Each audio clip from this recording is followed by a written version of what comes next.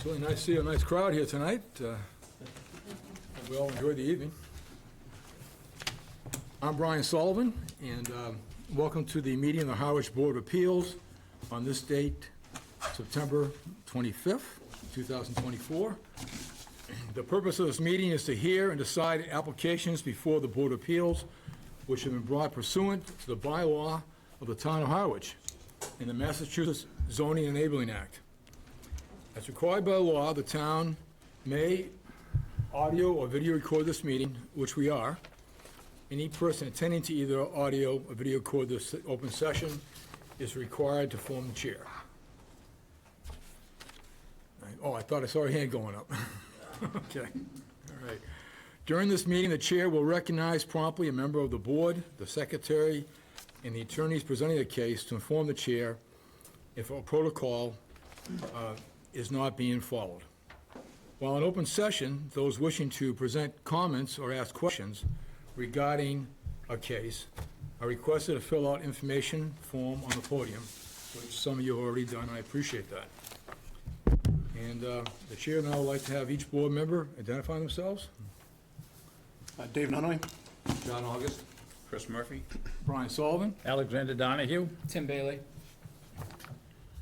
Okay, folks, and just want to go over for the board members as well as particularly attorneys presenting the cases tonight. We're going to make a little bit of change in our typical format, and due to the hard work of Rachel, she identified the fact at times all the information that's required in a decision and some of the facts and findings of facts that were presented during the case haven't always made it to the decision. Okay, so what we're doing here is that during open session, there'll be a moment in time when everyone's presented their cases, their thoughts, comments, as well as, and before closing open session, I will be going through to confirm and have the board vote on the documents that were presented during the case, the findings of facts, and as well as the any additional conditions that we're going to have for the case. Sometimes in the past, we've gotten to certain conditions, we've already closed open session, and we're back discussing it with the attorney presenting the case as far as conditions. So I'd rather, from now on, we're going to be taking care of all that during the open session period. Okay, so we'll be breaking that. And as during that discussion as open session, the board members as well as the applicant, or if it's pertinent, anyone else can bring up a finding of fact that has not been discussed for the board to vote that we, to approve the fact that those are findings of facts, documents, and conditions for the case. Okay, well, all that being said, I'd like to have the clerk read the first case. Case number 2024-13, 22 Ocean Avenue, LLC. Through the attorney, James Norcross. The owner of the property located at 22 Ocean Avenue, assessors map 6B, parcel L10 in the RH2 zoning district. The applicant seeks special permit or an alternative, a variance for 32554 non-conforming structures and uses 325 attachment 2, table 2, area regulation to construct a new shed pursuant to the zoning bylaws 325, 54, and 52, and that's Mass General Law, Chapter 40A, Sections 10 and 6. Before the attorney makes a statement, I did receive a letter from Attorney Norcross. Dear Mr. Sullivan, on behalf of the applicant, 22 Ocean Avenue, LLC, I am writing to respectfully request to withdraw without prejudice the pending variance application. As grounds, therefore, my clients have decided to reduce the size of the shed to less than 100 square feet and to relocate the shed on the property to meet the required setback. Therefore, the zoning relief will no longer be requested for the shed. Thank you for your attention, and please do not hesitate to contact me with any questions. Good evening, Jamie Norcross, representing the Harvey family. I think my letter explains Yes. the situation, so they didn't find a location on the property that will meet setbacks for the current They have, size of the shed. Have not. They're going to reduce the shed size to be less than 100 square feet, and they'll move it to a 5-foot setback. Okay, so, if I may comment, just real quick here. In discussions with, and I think I gave you a call regarding this, in discussions with the former building commissioner, Yes. as well as we had general discussion here on the board, and we can all pipe in here, that it's like a house. The setback and the square footage is based upon the foundation, Right. not anything else outside of it. The foundation on your shed comes under, that square comes under 100 square feet. Okay. So it's 98 square feet. I had met with the, Pine Harbor. I did go and see them regarding their sheds, because that size shed is fairly common. And at that point, and we went over the design, I discussed it with the building commissioner. And just like a house, after a house is built, people put siding on it, shingles, et cetera, and that it makes it actually a little bit larger than the actual size of the foundation. Right. So he felt that the shed, the pad or the foundation, whatever it's being built on, that he would consider that as the foundation and what it's measured. Okay. And that is the 98 square feet, which Pine Harbor, feels the fact, that's what they measure it on, Right. Okay. not the exterior. Sure. So, do what you want, but at least in my opinion, in the opinion of the past building commissioner, it is already 98 square feet, so you need just to move it, Right. and apply for a permit for that. Right, so I guess I'll advise my client of that, and then I believe the plan then would be to move it so we meet the 5-foot setback, file for a permit, and that can get reviewed and approved by the town. Correct, that's my opinion. Okay. Any questions by the board? Okay. I will open this up to open session. Is there anyone who wants to speak to this matter? Yes, sir. Good evening, Mr. Chairman. I'm Robert O'Neill. Mr. O'Neill? We're the abutter, 20 Ocean Ave. Just for procedural purposes, where it's withdrawn without prejudice, it goes back to the Buildings Department. So it would be, the Buildings Department would be the authority that would determine the 5-foot setback. And Yes. so basically, you'd have no jurisdiction right now. So Correct. that I'm aware of. So I guess my next, what I'd do next is just, I would request maybe an as-built be performed so that it's not on the septic system or any of the components, and they meet the 5-foot setback. First of all, the building inspector will require, and the Board of Health will require it not to be put on any septic system. So that's Yes. part of the process on a permit. Yes. That in this particular case, I believe the Board of Health will have an opportunity to take a look at it, but, and if the building inspector is concerned, or the building commissioner, on its location, he'd advise the client accordingly. So but this board cannot, at this point, it just goes strictly to the building commissioner. Understood. And he'll have to designate what steps the applicant would have to do, whether it's Board of Health, conservation, whatever it might be, he'll make that determination. Understood. Thank you. My I pleasure. appreciate Thank you, sir. Okay. Any other questions, comments? Okay, well, I'd like to make a motion, we close open session. We'll move. All those in favor? Aye. And I think the next step is that we just vote on the request to withdraw the application without prejudice.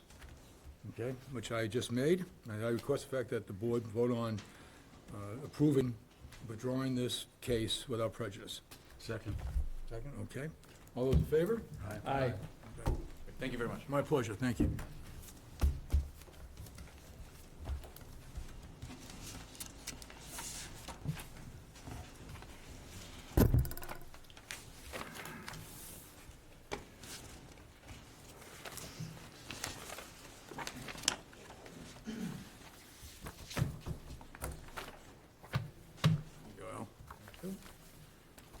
Al, I'd like to have the clerk call the next case, please.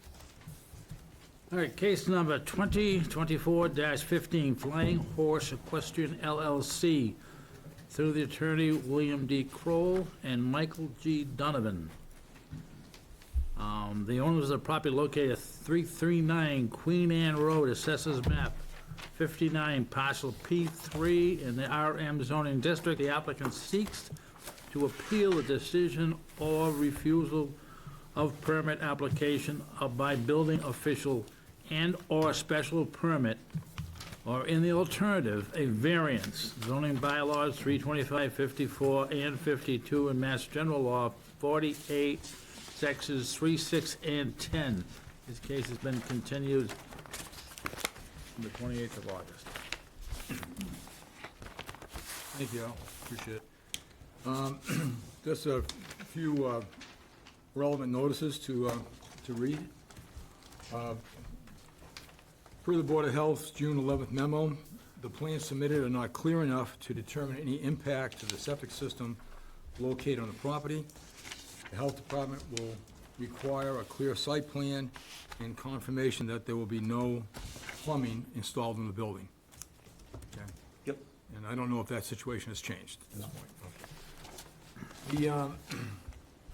I had sent a letter, a memo to the town council with questions regarding this case, and how the board should handle any motions to approve the request or deny. And a copy of that memo has been given to the applicant's attorney, and I think everyone on the board here, you've all received it. I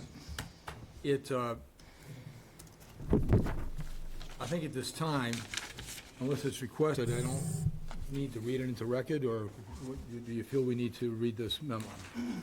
Okay, John? Okay, all right. You know, okay, all right. All right, good. Okay, just want to, but it will be part of the record. Christine Flynn, Director of Planning and Community Development, submitted a memo on September 17th, which indicated that the Planning Department still supports the former building commissioner's finding that the 6-foot setback was not reasonable for the proposed structure. And I believe the board members all been given a copy of that memo as well, and the applicant, okay? And so I'll not read the full memo into it unless it's you request me to do so. Okay. None being heard, go forward. The police and highway departments have no concerns. No other comments from other town departments were received, but abutter letters in support of the project were received from Don and David Moran of 13 Samuels Path, and Kelly Meway and Derek Hardy of 9 Samuels Path. Since these letters appear to be primarily similar, would you like me to read one of the letters into the record? Okay. Yes, please.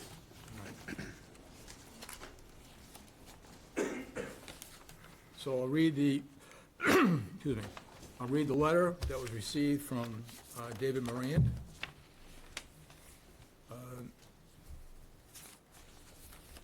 And this was actually addressed to, I believe, the applicant itself, to Todd and Amanda Phoenix. We understand that it is your intent to construct a new wood frame, single-story barn garage building on your horse barn property, which abuts lengthwise the rear property line of our residence. The proposed building, designed by Builder Direct,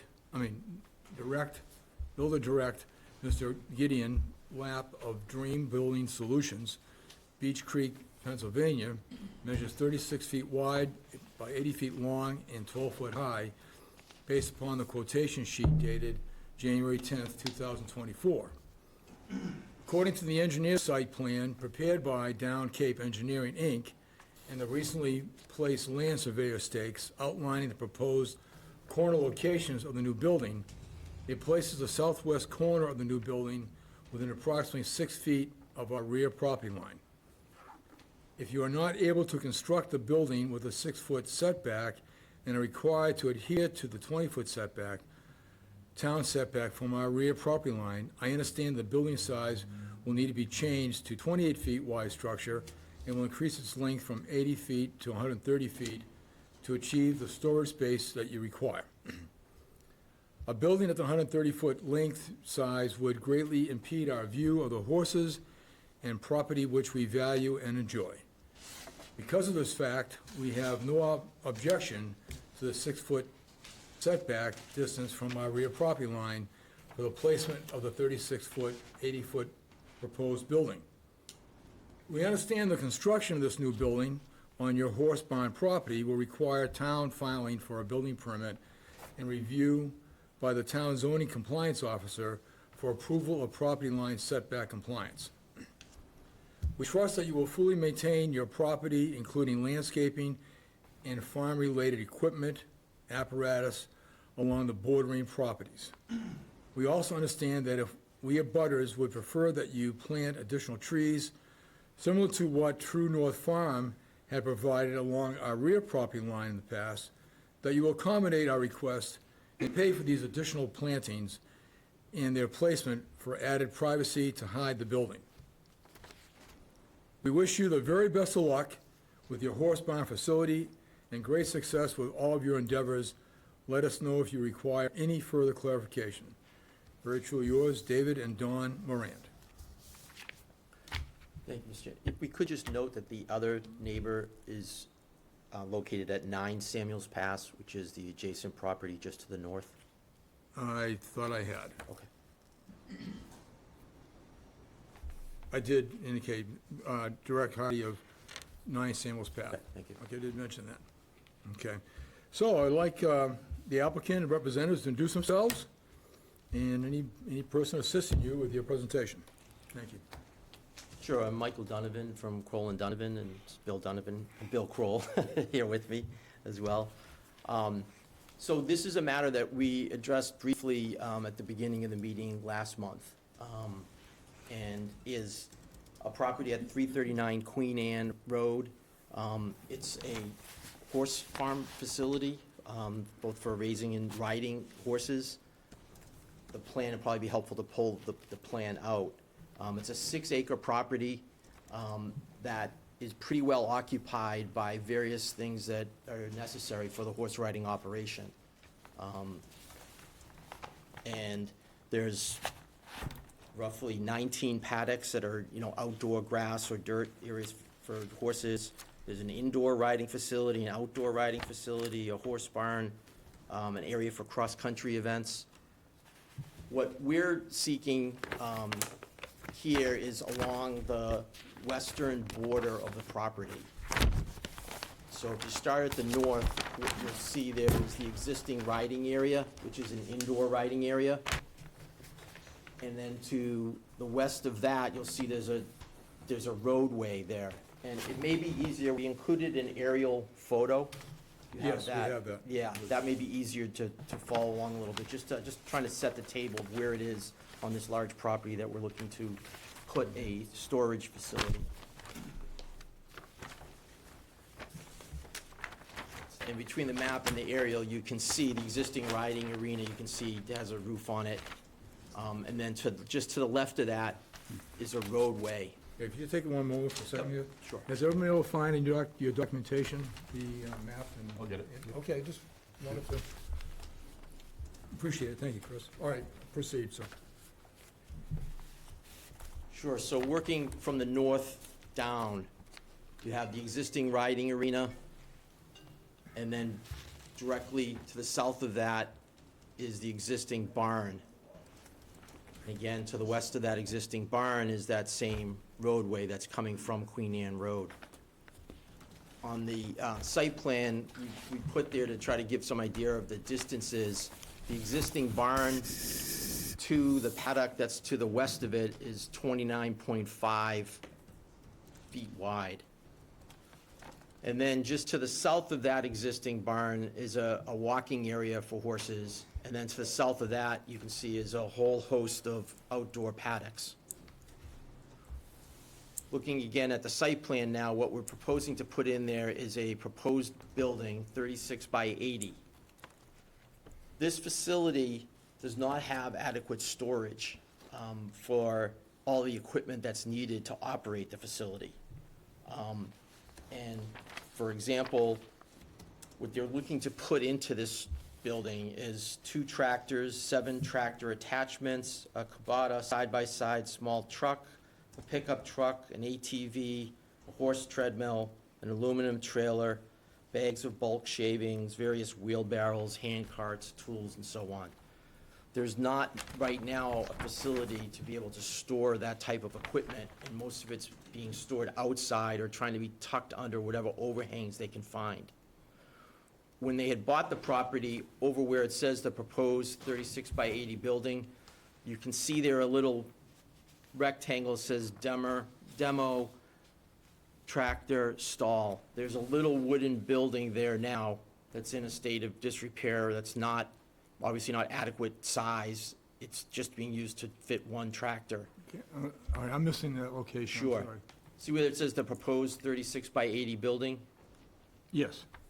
And then at the south end of that, there's a Oh, little okay, yeah, rectangle yeah, there. okay, thank you. Yeah, so that's an existing building there. And in that same general facility, there was another structure there that was in disrepair that's been removed because it was falling apart. When they had bought the property, it had blue tarps over the roof because it was leaking and it wasn't a safe position. So what they're trying to do is be able to put a building there, house these pieces of equipment that they need to be able to operate the farm. And when you take a look at the site plan and you look at the aerial view, that area was the area that was chosen before to try to have some buildings there to try to store some equipment, and is again where we're proposing to put the building, because that's really the only where that equipment can be stored, given the use of the facility. When you look to see what's there, the roadway, as I was mentioning before, is a major issue here, because we need to be able to have emergency vehicles get onto the facility through that roadway to get to the back, to the southern end of the property where all of the paddocks are. And so we're trying to keep that roadway with a sufficient width to be able to allow emergency vehicles, whether it be fire or ambulance or whatever it may be that needs to get back into that area. And so that's why that same area is now, again, where we're trying to put the proposed building. To do so creates the issue that we have with the setback, because to be able to put the building there, if we move the building to the east, we're cutting into that area. We had them put on there, the site plan, you can see it's 28 feet there from the corner of the existing barn to the corner of the proposed building. And that leaves us with 6 feet as a setback on the western lot line. So that's what we're trying to do. As the chairman had issued, he had asked the town council to give some input into this, because this isn't a garden variety. We're not asking for a special permit or a variance. This is under the Dover Amendment. And as kind of very simply put, I'll just quote from the town council, question number 1, about halfway down her answer, she says, "Therefore, in my opinion, the ZBA should limit its review to determining if a 6-foot setback is reasonable." That's the test here under the Dover Amendment, is it reasonable in the circumstances that you're presented here to enforce the 20-foot setback? So it's a different standard than the special permit standard or a variance standard. And we would submit that here it is, because not only is the building needed to be able to operate the farm, but we're trying to keep the safety concerns of having that roadway open to allow vehicles to get back into that area. As you can see, there's a large area in the southern half of this 6 acres that would need to be accessed through that 28-foot, 29-foot roadway area that comes back down through there. Now, you already read the letter, so I don't want to, belabor the point, but the neighbors, as you can see, that are listed on here, to the west, there was Moran, who read the letter, and then just to the north of them is Mr. Hardy. So those neighbors have been there, are used to this horse facility being there, and are supportive of this building being placed in there, as you read there. So what we were left with is, the only articulated reason for saying that it's not reasonable was concerns with the stormwater drainage issue, the management plan. And that's valid to raise that as an issue. And when we first submitted, we didn't put a stormwater management plan within the filing. And what I would note is, you had mentioned the last letter from the planning department. But there were, and I'd just like to make clear, there were two comments prior to that one. So there was a June 17th comment letter from Ms. Flynn. And that letter said, I'll just quote a small portion of it: "The proposed building renderings did not address stormwater management drainage, or at a minimum demonstrate how stormwater would be retained on the property. Therefore, it is not unreasonable to require the proposed building to meet the town's side setback of 20 feet to help mitigate potential stormwater runoff and minimize potential stormwater impact to abutters." So when we got those comments back, we took heed of that and said, okay, let's go in now and have that analysis done, do the calculations, revise the site plan to include what the stormwater management is. And that's the plan that you're looking at now, that has that on there. And as you can see, just let me point out, where the existing barn there, it says, if you look on the west side of that, there's an arrow going up, it says new gutter and roof drain, west side pipe to the new dry well. And then below that is a description of a 1,000-gallon dry well that's gonna be installed, that's being proposed to be installed here. That's gonna run, that whole west side of the existing barn is gonna run into that dry well. And the whole proposed new building is gonna have gutters, and as you can see there, those are running into that dry well as well. So the plan here was done by Dan O'Hala of Down Cape Engineering. Dan is here. If you have some questions, once the presentation is on, he's more than willing and happy to get up and explain whatever you need explained, or answer whatever questions or concerns you might have. But he put together the plan, he did the calculations, and it's all on the plan now, and it addresses the concerns, which was the reason given by Ms. Flynn. So when we submitted the new plan, we got another set of comments now. This is July 29th from Ms. Flynn. And what she indicated is, she herself is not capable of checking what's Mr. O'Hala done as far as the stormwater management. And so she said there's been no peer evaluation of the plan by the town's consulting engineer. And because of that, and she's not qualified to do it, she said, I'm still in the same place I was before.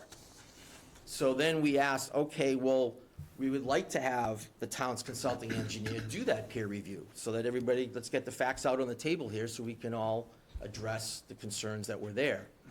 Unfortunately, what she got back to us was that when she went to the town consulting engineer, and this is what we talked about last month, so I don't want to belabor it, but that they said, well, that's not what our contract is with the town, because we're under the Dover Amendment, we're not required to go through the whole planning process. That's the whole purpose of the Dover Amendment, is to try to shortcut, or not shortcut, but to streamline the approach for agricultural uses. So our clients are kind of left in a quandary. It's kind of a circular argument. We're not approving it because we have concerns about the stormwater management. Those concerns can be alleviated by a peer review, but we can't do a peer review because you're not part of the planning department process, because you're under the Dover Amendment, and therefore it's not required. So at that point, we said, well, all right, if there's still some concerns, we have a professional engineer that's done the calculations, that's stamped the plan saying, this is the stormwater management plan, this meets the requirements. We said, well, we'll go out and hire another professional engineer to review what Dan O'Hala did, to see what he has to say. And that was what was submitted from Strong Tree. And that was September 18th. That should have been sent to you at some point after September 18th. Rachel had forwarded it, I believe, to each of you. And if I could, just briefly, it's only a couple of sentences. It says, "We have conducted an engineering peer review of the roof drainage system proposed for the new 36 by 80 building and half of the roof of the existing barn at 339 Queen Anne Road in Harwich, as per the site plan of 339 Queen Anne, Harwich, dated May 24th, 2024, prepared by Dan O'Halloran of Down East Engineering. And find that it is in conformance with sound engineering practices. The applicant's engineer sized the system based on the rational method, which is an approved method per the town of Harwich's rules and regulations. Tree Engineering conducted an alternate sizing review using the SCS TR55-based HydroCAD program and found the sizing adequate to contain and recharge the 10-year, 24-hour storm event.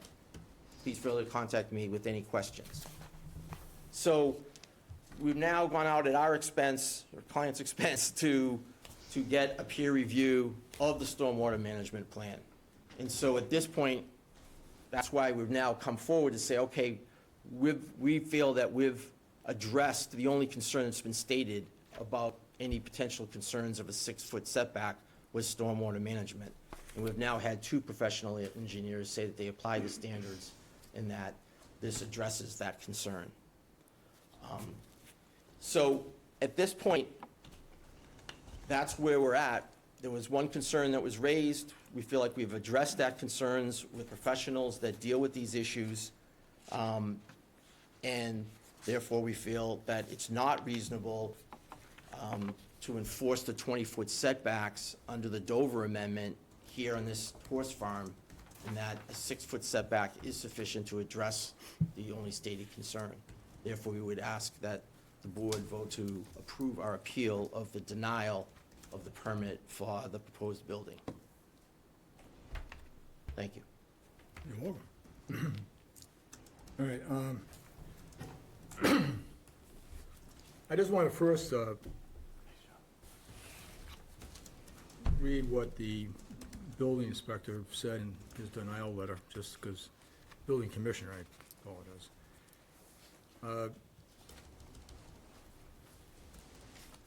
The denial is consistent with MGL Chapter 40A, Section 3, where it states zoning exemptions for land primarily used for agricultural purposes. Section 3 states any new construction cannot be unreasonably regulated where, in this instance, it is determined that the proposed 6-foot setback is not a sufficient reasonable setback from the side lot line. When this determination was made by the building commissioner, as well as I mentioned at the last meeting, it had no, it was not based upon stormwater management or producing a stormwater management report. And as I mentioned at the last meeting, we're continuing this thing, that at least in the board's opinion, and I believe it was the opinion of the whole board at the time, that, we felt that it wasn't necessary for us to be reviewing the stormwater management because it's out of our jurisdiction. Any kind of stormwater management comes out of other departments in town. Okay? In my opinion, and we can all gonna, discuss what we have here is, we're here today to, at least to look at, was the denial of the building inspector unreasonable? And, and I think, looking at and I think when he did this, he was looking at that point, the property itself, and reading the property itself and saying like, well, on this building here, he didn't see where a 6-foot was reasonable because there was ample land, in his opinion, to place the building to have a bigger setback. Now, as I understand the Dover Amendment, and from reading, and I've done a lot of reading on this, a lot of the uses for it have been when there's been particularly educational situation, but it does still apply to agricultural, that someone want to put up an educational facility, or in this case agricultural, and there was only they can only do it with a 15-foot setback or whatever because of the size, because of the amount of land available, that couldn't be unreasonably denied. So if all you had, based upon, because of the slope or topography, whatever it might do with the land, if all you had the ability to do was to place it 6 feet from the lot line, then it would, in that case, it would be reasonable for, that to happen, for the building commissioner to approve it. I believe when he denied it, he was looking at the size of the property, not basing anything upon, water situations, et cetera.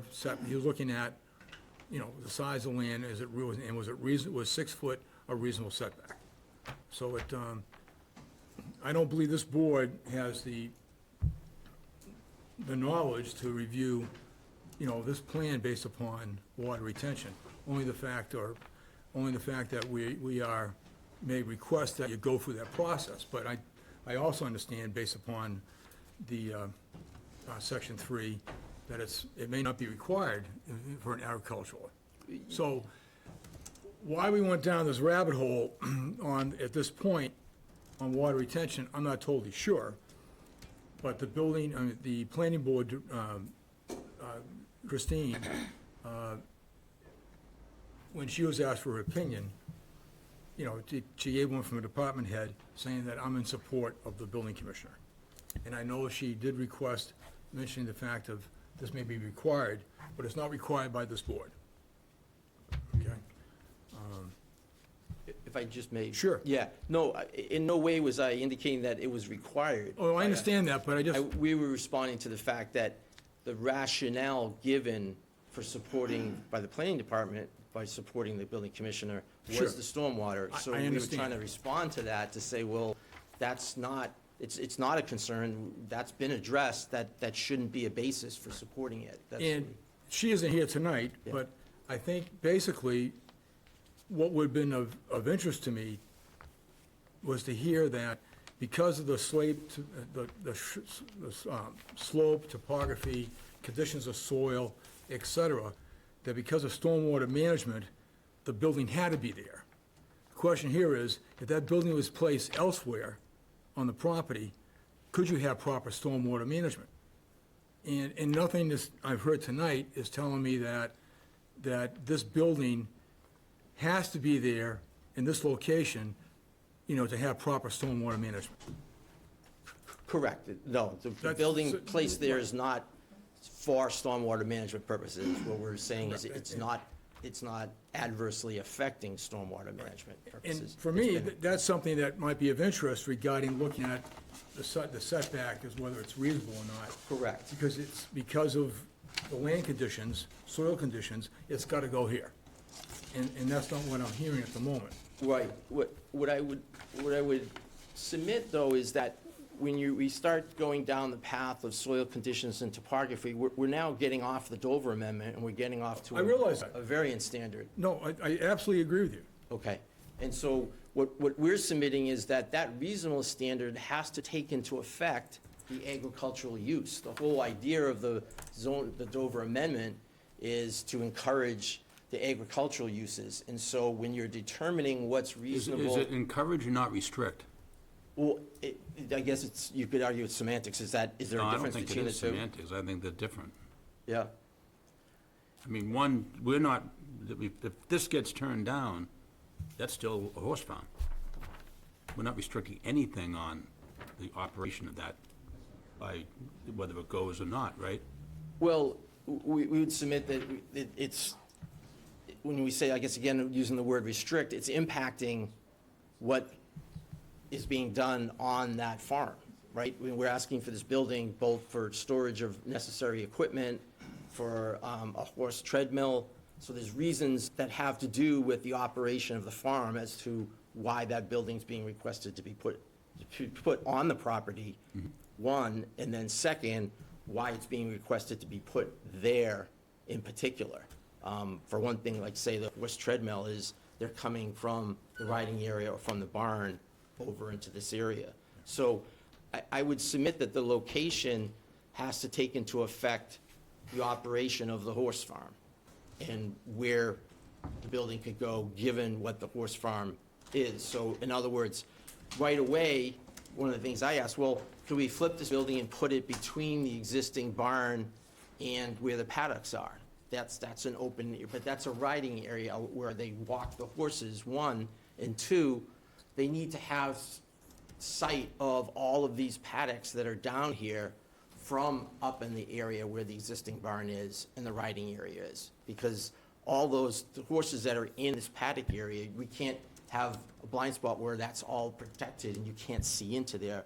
Again, there's the pun, but horseplay that's going on. There's horses, they need to make sure of what's happening in those paddocks, so they need to have those sight lines open. So that's why it's over to the side, that's why it was there before. Because that was one of the first things I said, well, isn't there an open area here? And they're saying that doesn't work for the operation of the horse farm. So when we're talking about the placement of it, those are the things that we're juggling here, is the operation of the horse farm and being able to see the paddocks, as well as keep this lane open for vehicles to come down through. And it's for those reasons that we're saying, we're not saying it's put there for stormwater management, we're saying it's put there to be able to have reasonable operation of this horse riding facility.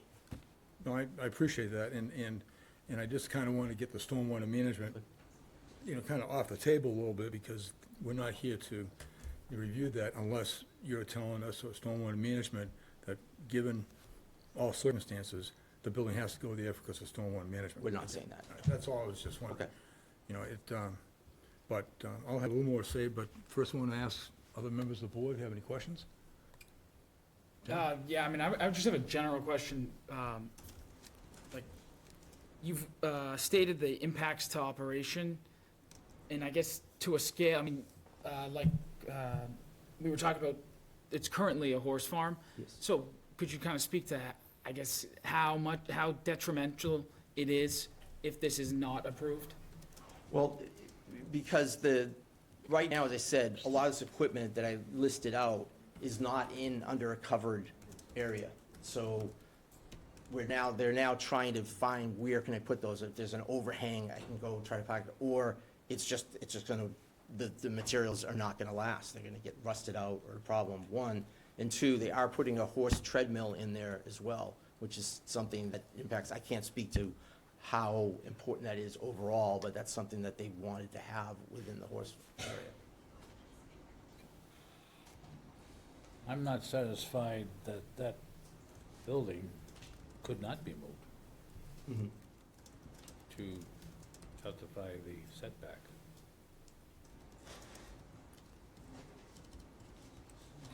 It's, there's certainly sufficient land in that area. I realize stormwater is going to be an issue. But I'm not satisfied that that building could not be moved to justify the setback. David?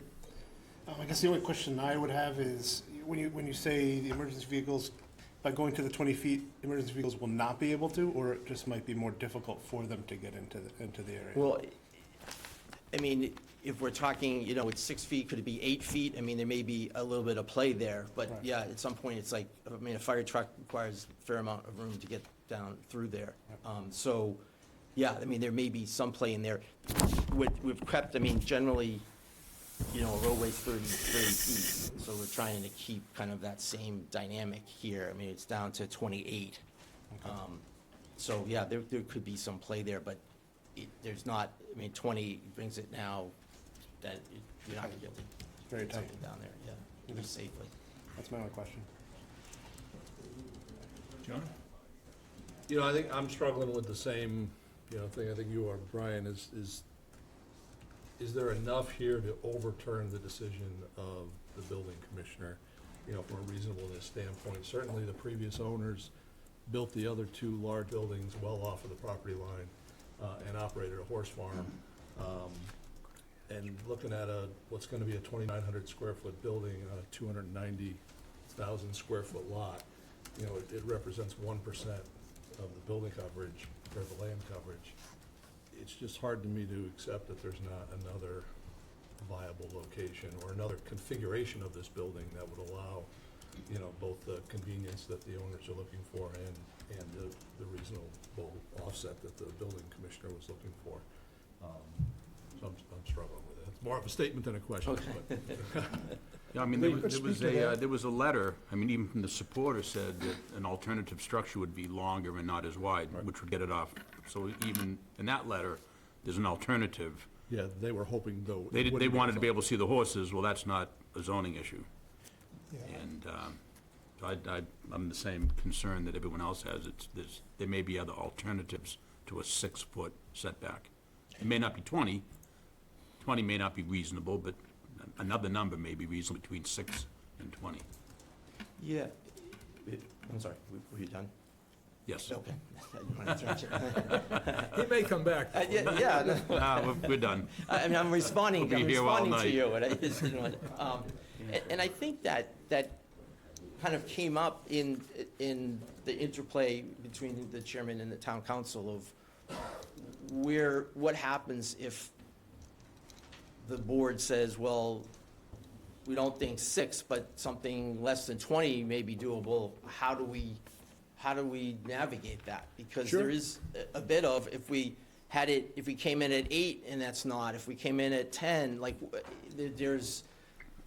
where is there that, oh, and this is what was proposed, this is what we were looking to do. What I'm hearing to some extent is people have concerns about 6, but there may be something between 6 and 20.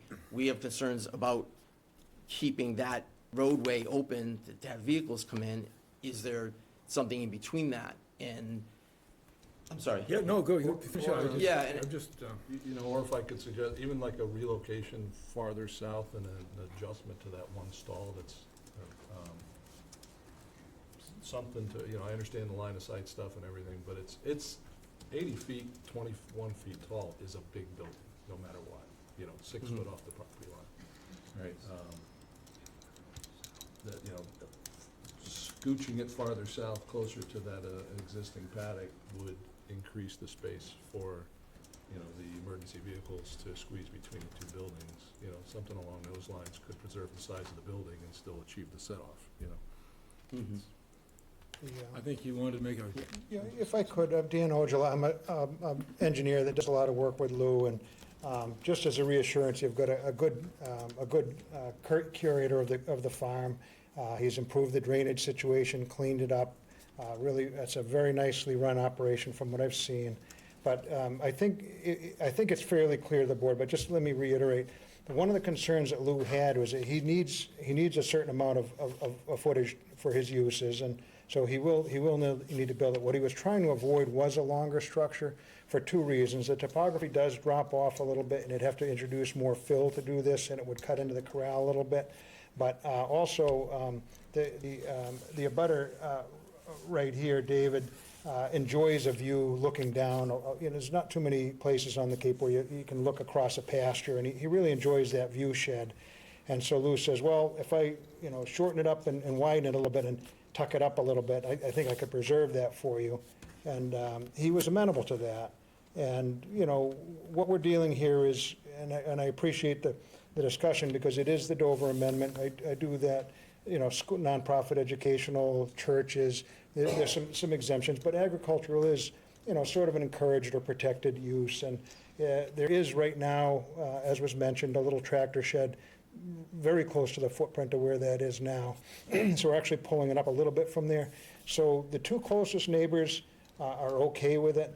Say we go to 8 feet or 9 or, you know, whatever you guys would like, but whereas it's a judgment call, I can see the building commissioner not really wanting to make a call like that without a public hearing. This is the forum where you get all the abutters. If he just made a rash decision, it could be appealed easily. Here, you've got the abutters, parties of interest have all been notified.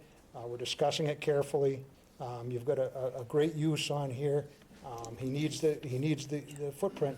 So, but that's the real reason it drops off. It's more earthwork, more expense, and be much longer, and would block the view shed. So, if we could compromise on that, I think would really appreciate it.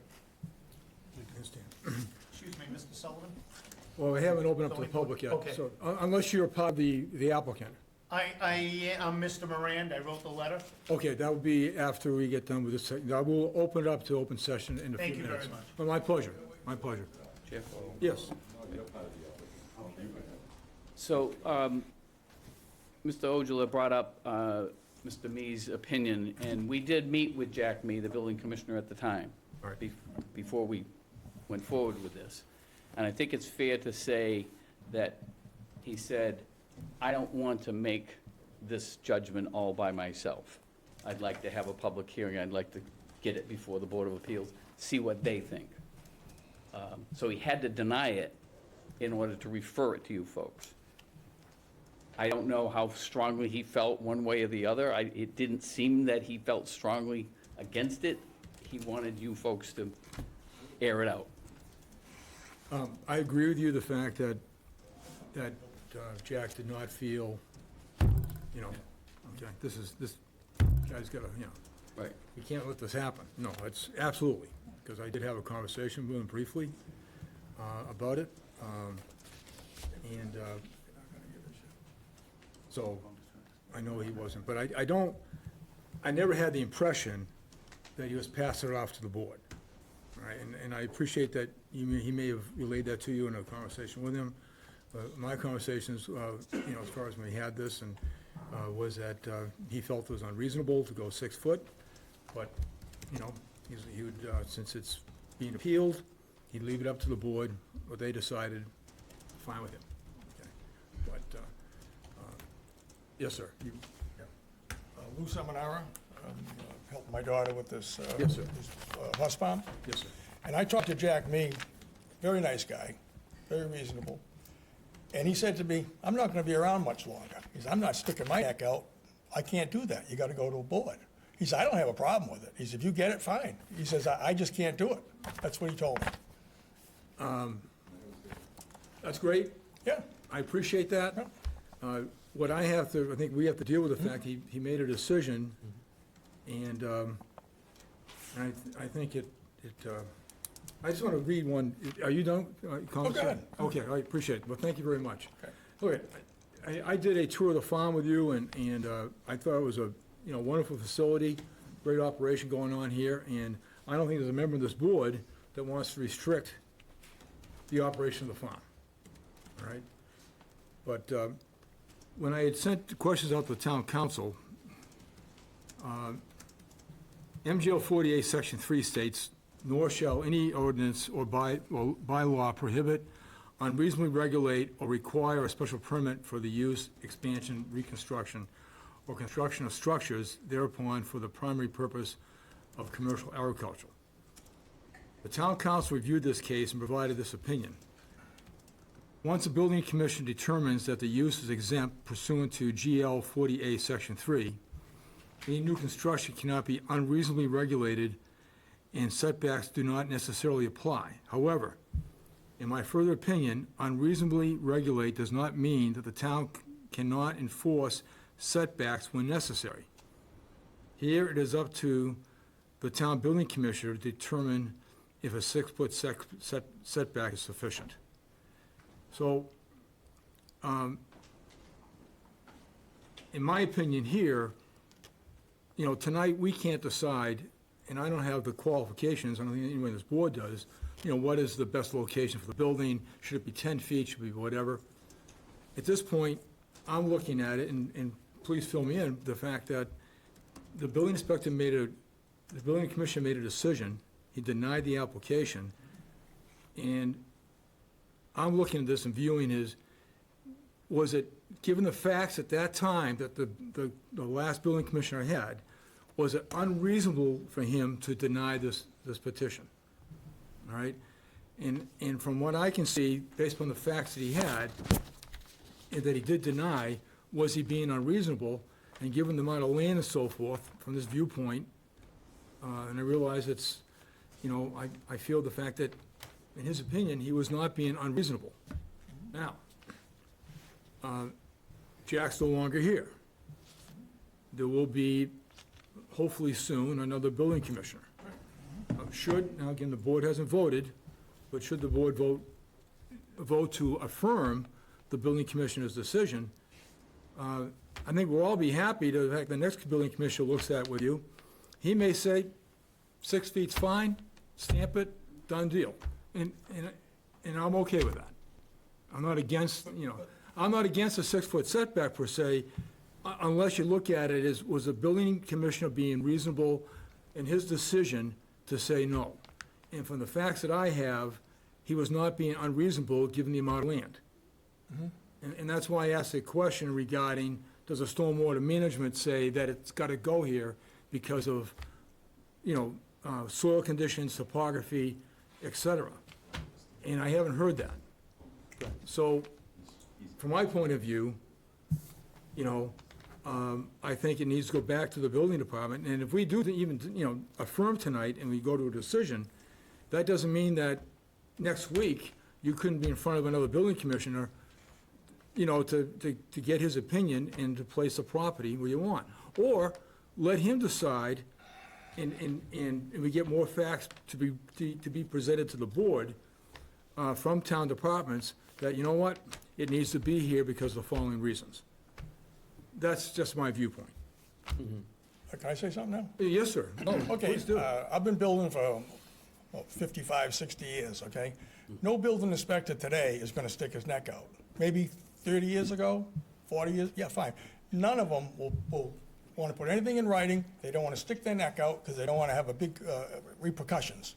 So none of them will do it, by experience. It'd be a very rare guy that would say, oh, I'm gonna, just for me, I'm gonna take the whole load on myself and say, I'm gonna approve it. I can't, because he says, I don't want the neighbors coming in. He says, I can't do it because I don't want repercussions and I'm leaving town.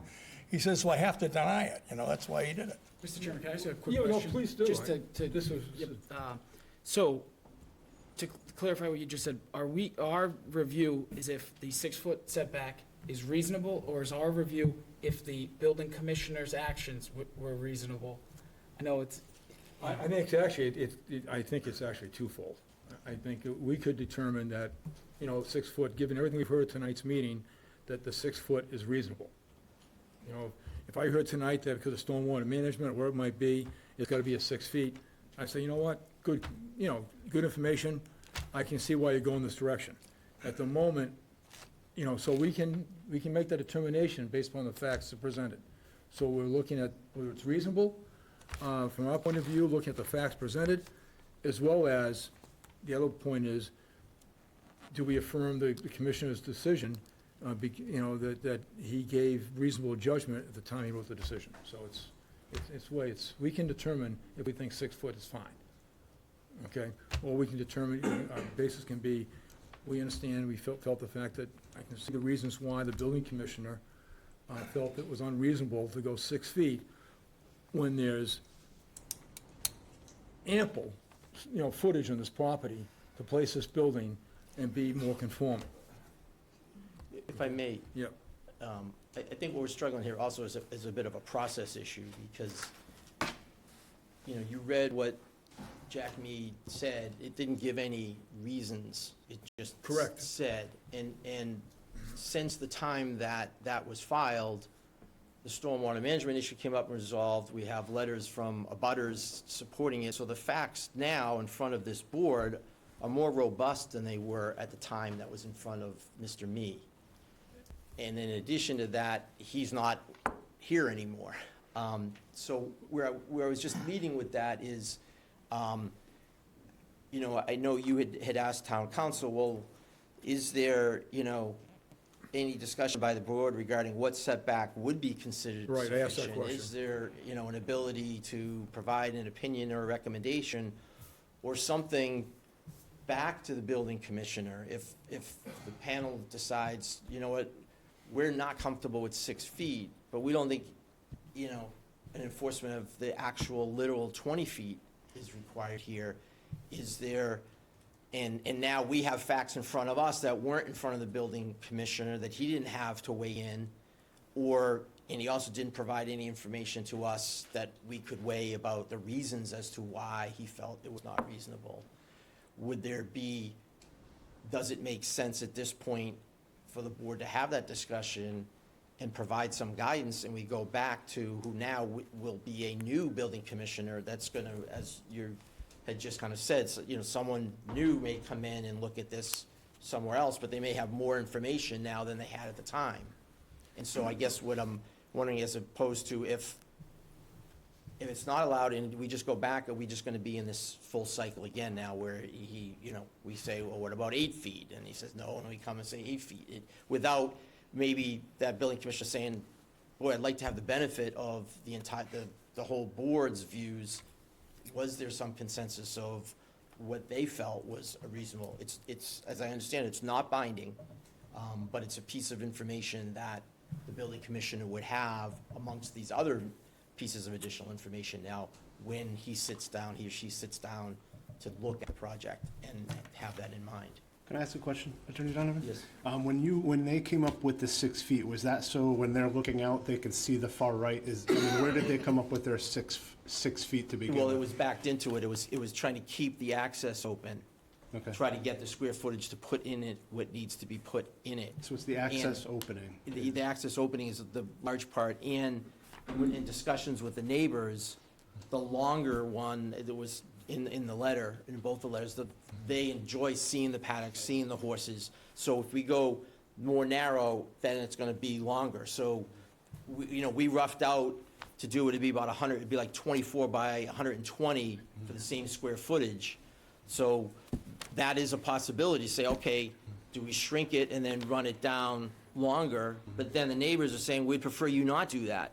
And then we're saying, okay, but if we move it in, then we get the access. So we kind of have it, you have it coming in and you're trying to do the best you can of what's working out for you, what's working out for emergency vehicles, what's working out for the neighbors. And I hate to ask, but is there a number for the emergency vehicles that, was 6 foot the number for emergency vehicles as well? Or is there a number that, okay, we've looked and we think 13 would be, to answer your question, Yeah. a number we might come up with to help the next building commissioner access vehicle entrance allowance? Yeah, frankly, no, we hadn't sat down and said, okay, we need 18 feet. I think we were just looking at the 28 feet that was there and trying to maintain that.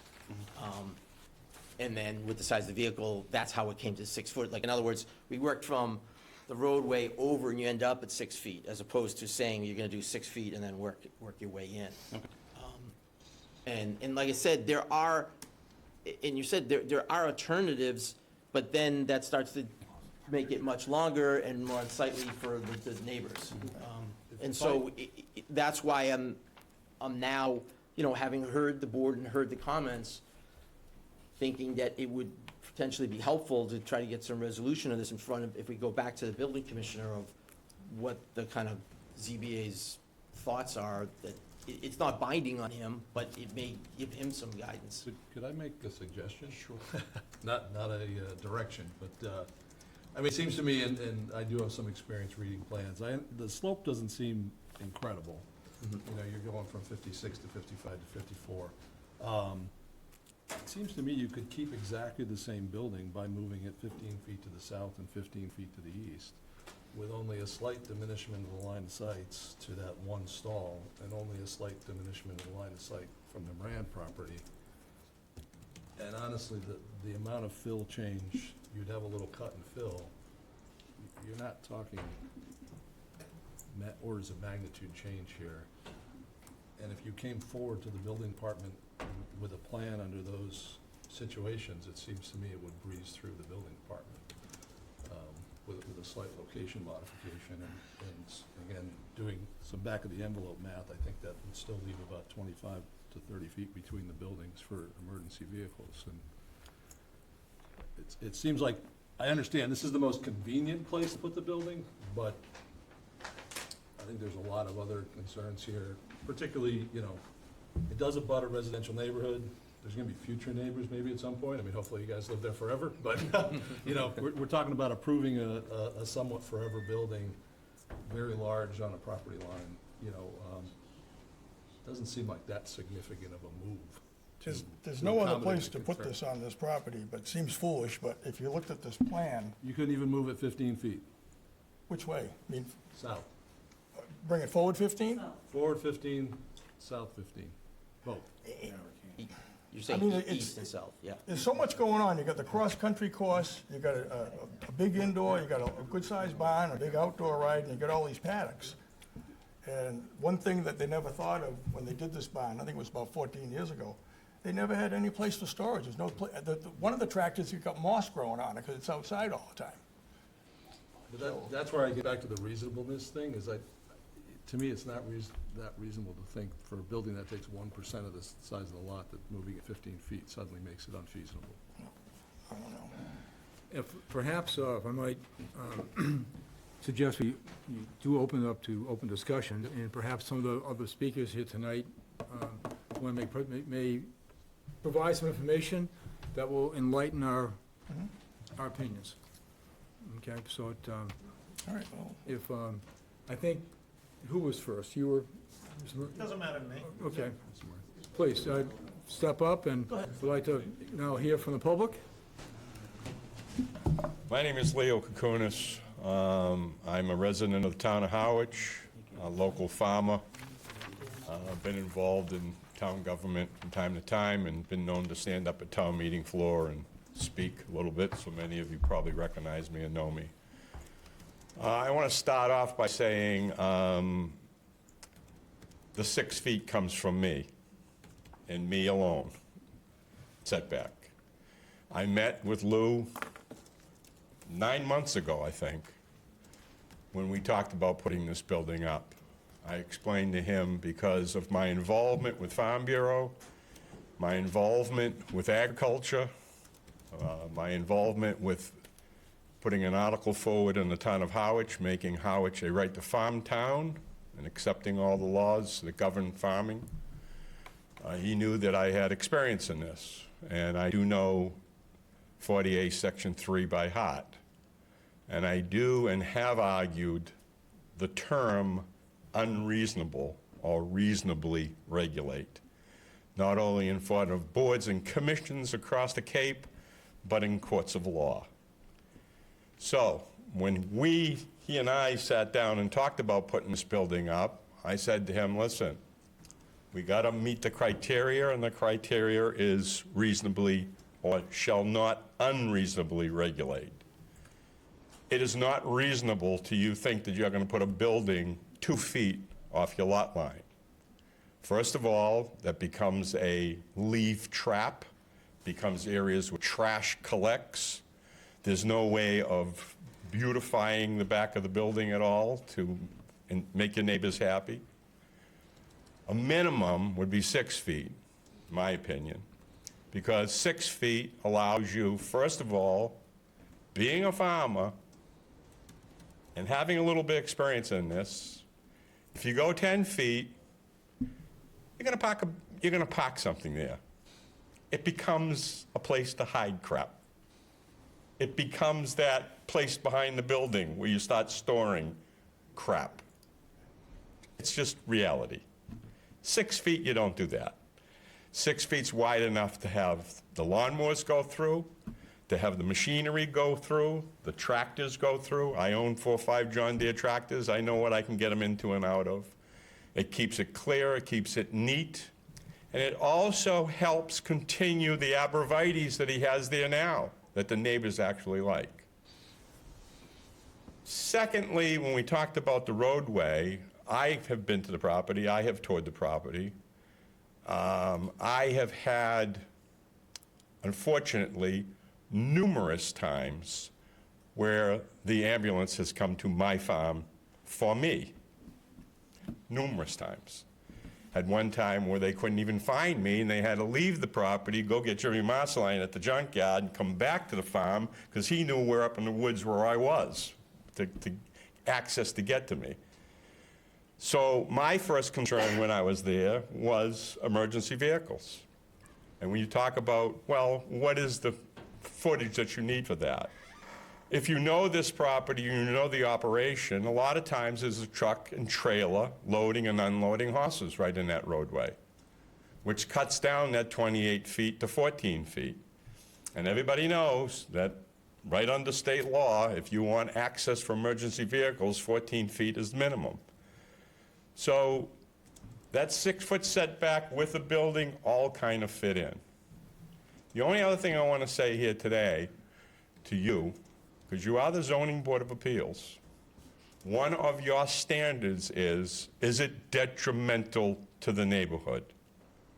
Is this action that you're going to hopefully approve tonight, this 6-foot setback, is it really, truly detrimental to the neighborhood? If you think it is, I hope you join me on town meeting floor to vote against the town of Harwich selling the only 3 industrial lots on Queen Anne Road left, which today are completely covered with trees. Because if you didn't, and you supported to sell them, you know within a year from now, they're gonna be clear-cut, metal buildings will be put up, and hot top, from property line to property line. Because that's what this neighborhood is. This neighborhood is Queen Anne Road. It is industrial zone, majority of it, except for sections at the beginning and sections at the end. We have a neighborhood that abuts this property. I was here, I guess, 25 years ago when they built that building. There were many of the neighbors that wanted that big horse riding building up close to Queen Anne Road. Today, I have people who ask me all the time, why is that building there? Why isn't it way out back and the horses up front? Well, at that time, people thought it was detriment to the neighborhood to do that. And because it was kind of an industrial road, put the big building up front and have the horses and paddocks and pasture down back that abut the neighbors. I think today, and we've heard from the neighbors, and there's a couple here, they're happy with that. I don't find that you overriding the building inspector's decision to give this to you as being unreasonable. I think it'd be unreasonable for you to deny their application tonight. This is an excellent use of this property.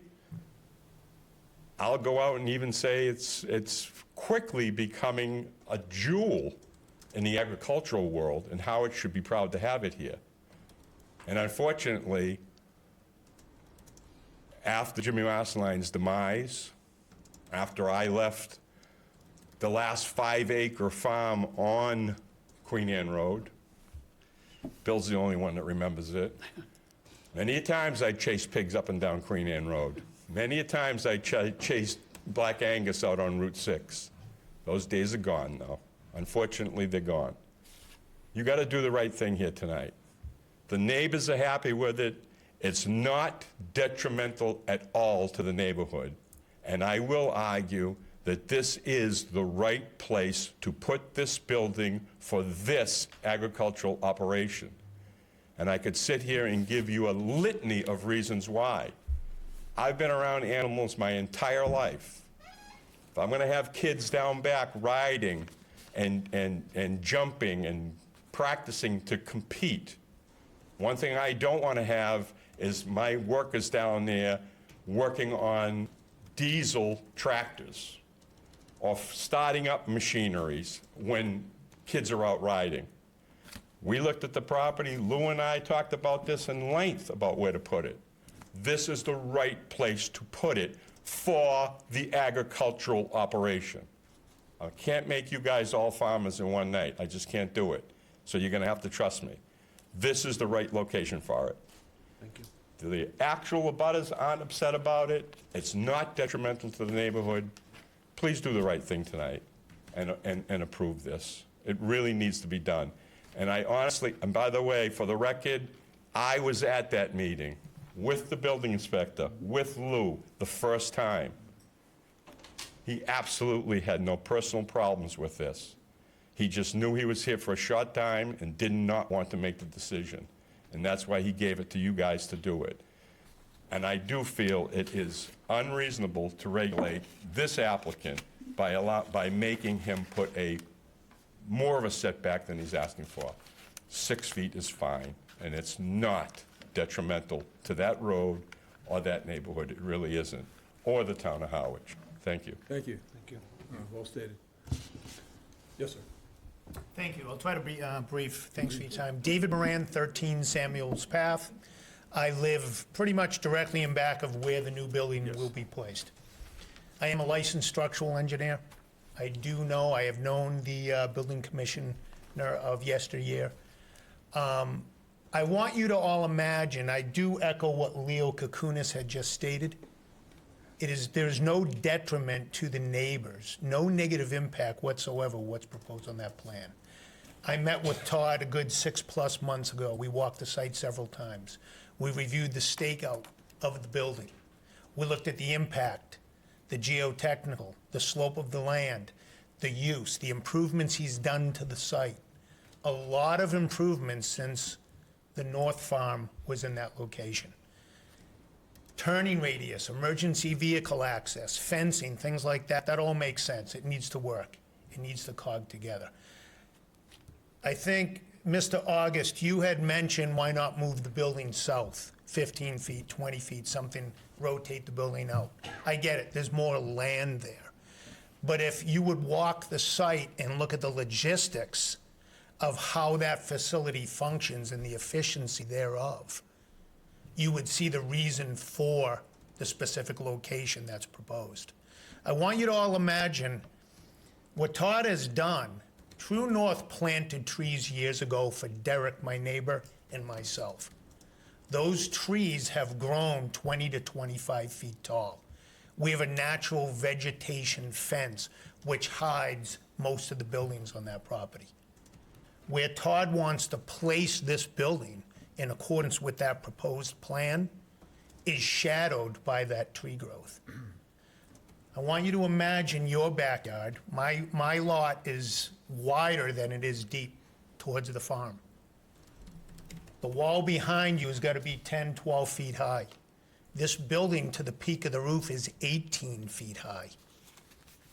If we move that building to the south, it comes out of that natural tree growth, is fully exposed of my whole backyard, and I'm looking at a wood wall every day of my life. The position he located at the building is ideal.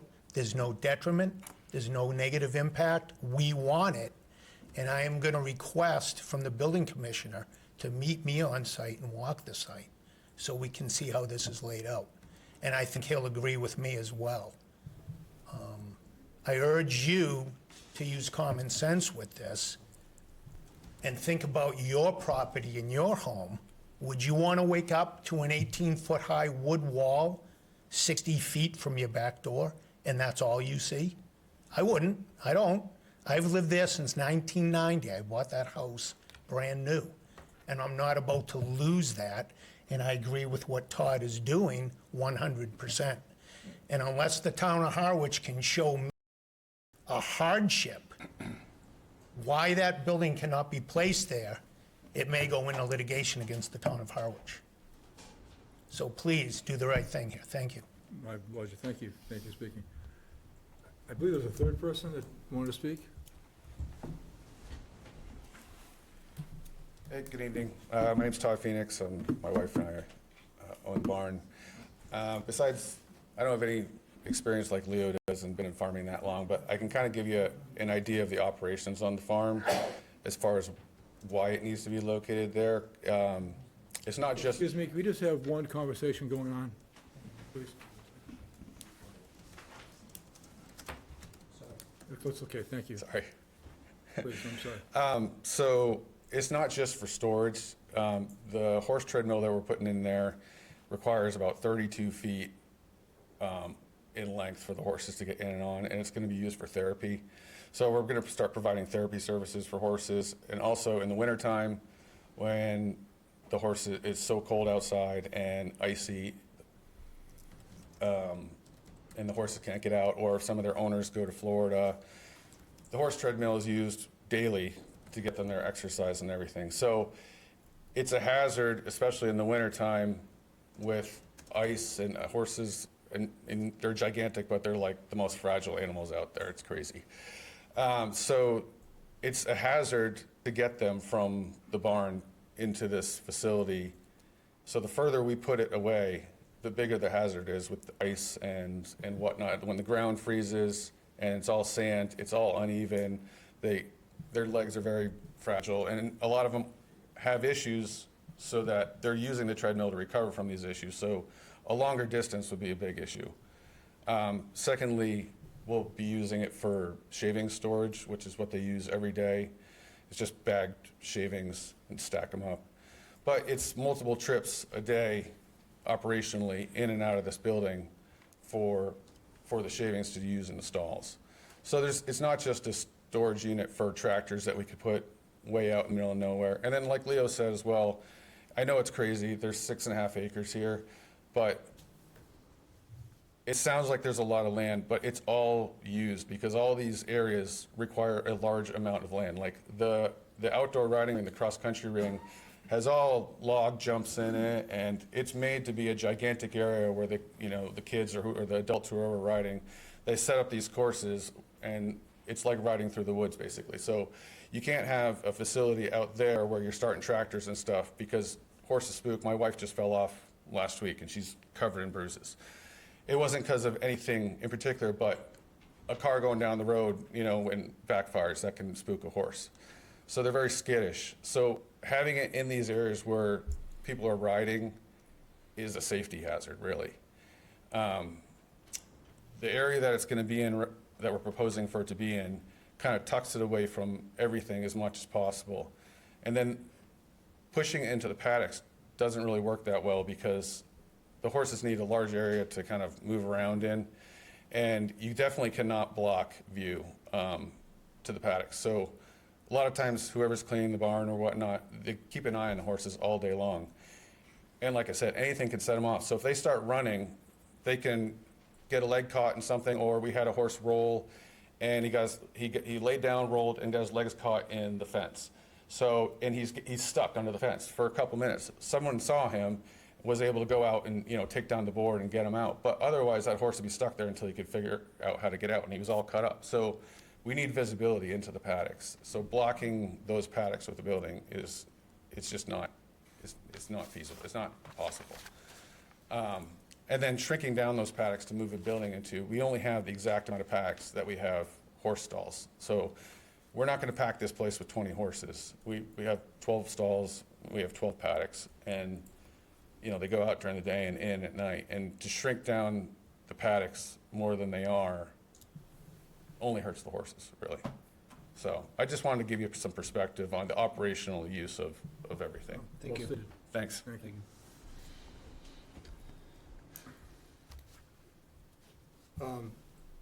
Just a few questions, and then we'll get to, I'm assuming based upon what the Board of Health requested, there's going to be no plumbing in the new building? Dan Odula from Down Cape Engineering, I could speak to that. The septics, she may have had a small print, it's a 40 scale plan, it's a huge site. Sure. All the septics are way up on the north, no water at all, and no septic systems are impacted whatsoever. And would be happy to live with a condition on that if needed, but it's not a factor. It's, the only condition that I think we'd be doing here is that you abide by whatever the Board of Health requested. Okay, so. 100%. Whether you want to have plumbing or not have plumbing. No. That's between you and the Board of Health. Nope. All right, just, but, None needed. I can't none requested. imagine, I mean, I figured there'd be some sort of watering station or whatever to assist in cleaning the horses, but if that's the case, Yeah, So in it's other okay with areas us. of the Either site, way you want to go. Yeah. That's not an issue. fair enough. What's the time frame? Should there be approval, at some point here? For the construction? Just,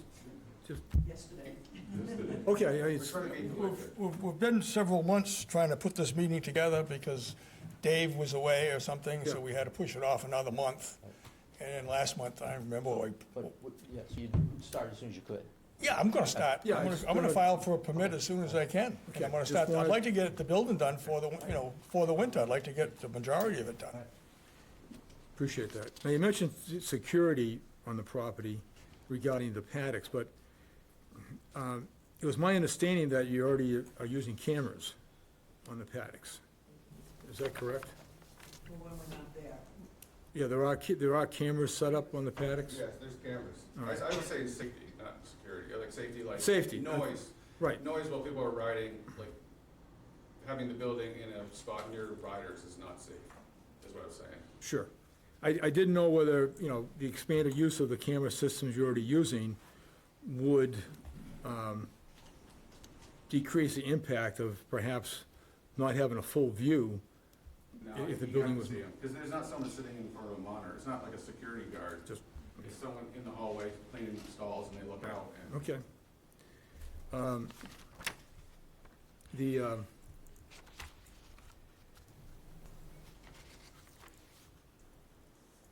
First of all, any other questions this time from comments? Board? Okay. All right, I just wanted to kind of just go through, make sure that as the board considers everything, that we've got everything in our, we've considered everything that we need to as far as documentation and findings of fact. So I'm going to briefly just go through what we've done so far. There was a notice of appeal for the application petition for public hearing, and we have in possession for the record a project narrative and supplement petition. We have a site plan dated 5/24/24 that was revised on 7/12/23, so that's the latest site plan, is 7/12? Yes. Okay. And the construction drawings that we have, which didn't go over, but we do have construction drawings that were submitted, and then those are dated January 10th, 2024. Have those been changed? Okay, all right. No. We also have the engineering letter from Strong Tree of 9/18 regarding the stormwater management situation, all right? And we had the aerial picture of 339 you presented. So I believe, is there any other information that was submitted that I just didn't list? With the two letters. About his letters, but About that's, his yeah, letters, that's, okay. And then the, I mean, we discussed the town councils. Correct. Okay. Okay.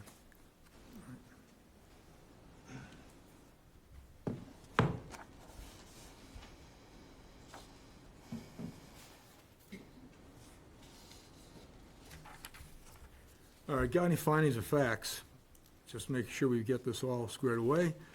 We have the lot is located in the RM zoning district.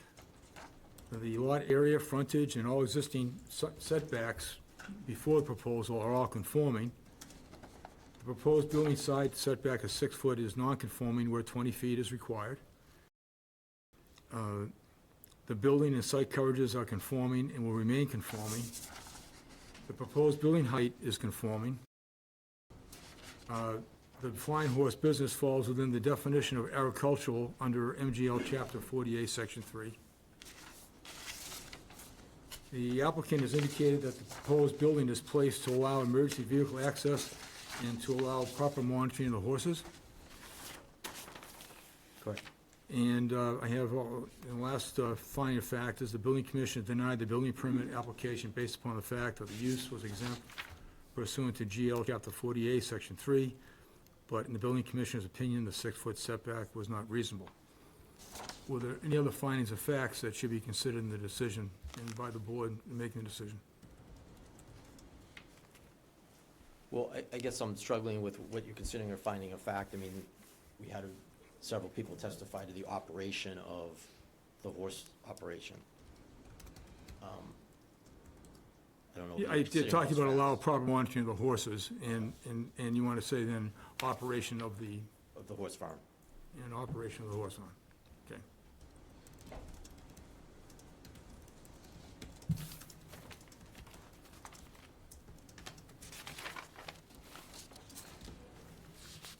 Okay, any other discussion? Is there anything we've missed here?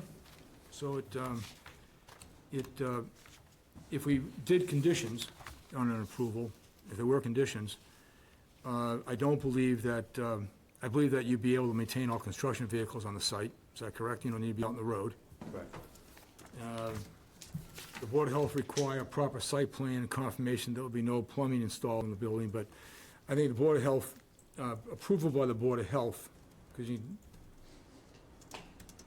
by the Board of Health will be required, okay? Could we phrase it health department? I mean, they will go to the board if they need to, would that be? I have- Usually it's I have- administrative. Okay, so approval by the, yes, thank you. Approval by the Health Department.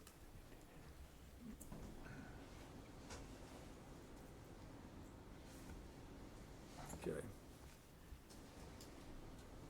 Of the site plans. Okay, so then they can open up anything they want regarding any other aspects of it, but it has to go in front of them. And we don't need any type of date situation, because it's not gonna conflict with holiday hours of the town. And the only other condition I have would be the violation of terms and conditions of this conditions may be enforced as a violation of the Howard zoning bylaw pursuant to GL Chapter 48. Yes. Brian, are the conditions applicable here? Because the only request is that. Actually, you know what? Overturn. You're absolutely right. Okay, we'll put a line for that one. All right? We've already made for a better decision if we do one. Okay, so there should be no conditions here. Request is just to. Yep, that's correct. Appeal the decision. Thank you very much. Okay. Well, a discussion by the board that we've included all the documentation and in fact, no conditions, and as well as findings of facts. So I'd like to present those as a finding of facts and documents. Can I have a second? Second. Okay. And all approval? Aye. All right, full approval. Okay. And at this point, I'd like to ask for a motion to, unless there's, anybody have any further discussion? No. Okay. I'd like to have a motion to close the public hearing. So moved. Okay, Chris, and a second, please? Al? All those in favor of closing? Public? Aye. Okay. All right, first of all, if we get to a vote here, I just want to comment the fact that since the first time this was presented was in June, and we did have people absent, but since everything was continued before there was any discussion or presentation, that all the members of the board are available to vote on this tonight, okay? So, that being the case here, the full members of the board are all here. There'll be Al Donahue, myself, Chris Murphy, John August, and David Nunnally.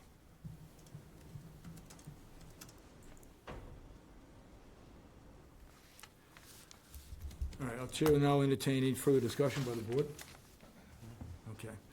I will myself, if, at the end of the day, at least in my opinion, the location of the 6 feet on that building may in fact be the best location. Okay. But at this time, I'm uncomfortable in myself personally, in not affirming the building commissioner's decision. And I would hope, and I don't believe, and again, this isn't part of it, I should have asked this in open discussion, but I don't believe the building commissioner came out and walked the property at the time, okay? I guess I would like to defer this myself to the next commissioner to get engaged, be out of the property, understand the operation, and then consider the proper, what is reasonable on the setback of that building. That's my opinion, okay? Any other further discussion on this? I just wanted to say thank you for the speakers that came up with regard to the information that's been provided to us. Appreciate that. Attorneys, we will, now, you'll have to help me out on rules of order here. Now, ahead of time, I prepared 2 motions. One affirming the decision, and one approving, the 6 foot, denying, approving the 6 foot setback. We can certainly, I can propose each motion and have the board vote on it. You can ask for a straw vote, but I don't believe denial, impacts you going next month back to the commissioner. It doesn't change things. And I'm just asking you what the rules of order should be regarding how the motions and the vote should be, if I should be putting up both motions for a vote, for affirming or the building commissioner's decision, or not affirming it. Yeah, I'm sorry, you're asking? Yes, I'm Yeah. asking you the Sorry, I question. just want to answer. I'm sorry. I guess what I'm struggling with is if the vote is to affirm it, yet there's a view, well, we just want the next building commissioner to be able to weigh in on this. That could be misread by him as saying, no, that's You're not right. it. I understand. I personally feel that, when I understand the property, that the 6-foot is not reasonable, based upon the Dover amendments and Section 3 and so forth. That's my opinion. Okay? And so at this point, the board, I'm going to, I guess, read each motion. The first one is the building commissioner's decision is not affirmed, meaning the fact that we're overriding it. So I'll read that motion, and then the board can vote. And then I'll read the other motion, and the board can vote. We all set on that procedure? Yes, Attorney. I mean, is there a third option, Go ahead. which is not vote on either motion? You're talking about deferral to the next building commissioner, to have him walk the property, educate him about what took place, what has taken place, and then get his input, then vote, I'm fine with that. as opposed to, So no, we we So don't think it's if we do a reasonable. continuance, so do I just do a continuance from the board members doing a continuance? Or do you want that, we already have a continuance on the case, but I think in this case, I would have to do a continuance, by the board to continue this case to the next building commissioner. And when is he due in? I have the slightest idea. I understand he's in Florida.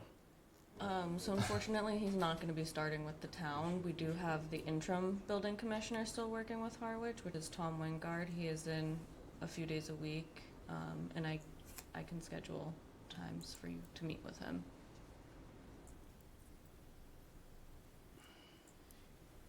Could we have a moment to?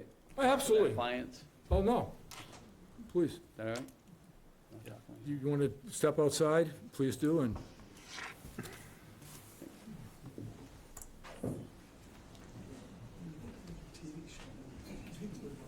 Is he not coming?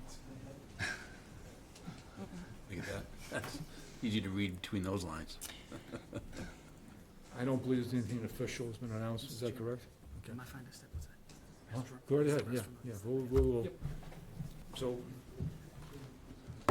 there is an adjournment for at least 5 minutes, okay, then we will proceed back with the meeting, so anyone wants to, we won't adjourn back till my board is back with me, so.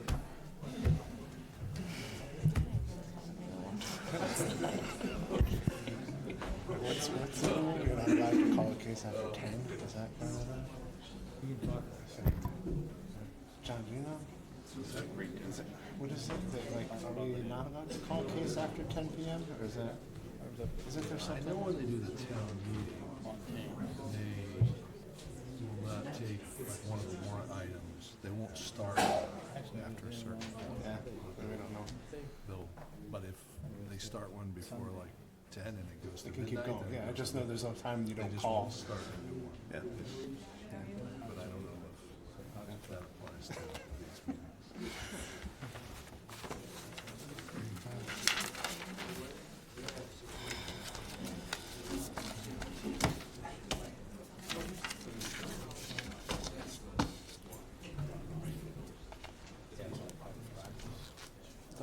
meetings. We schedule something. No, we just walked in. He wound up.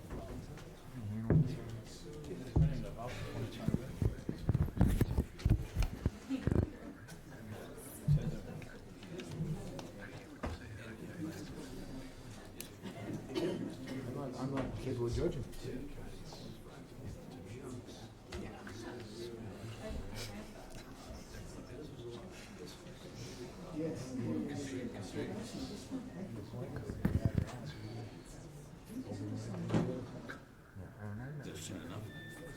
Yeah, I'll let you know.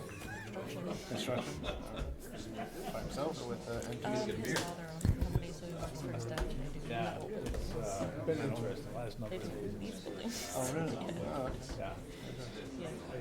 I told They're him, doing you a might large one on not Midtown. necessarily enjoy this, You know where that is, by said, the old and I was talking to him, middle school, Yarmouth Middle School. just going out to friends.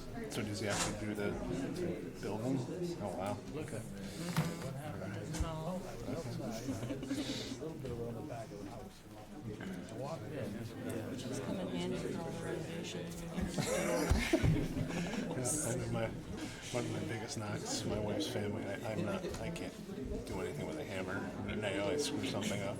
And like my father-in-law doesn't talk to me because of it. I just have no motivation to do anything. I can't pass the tools.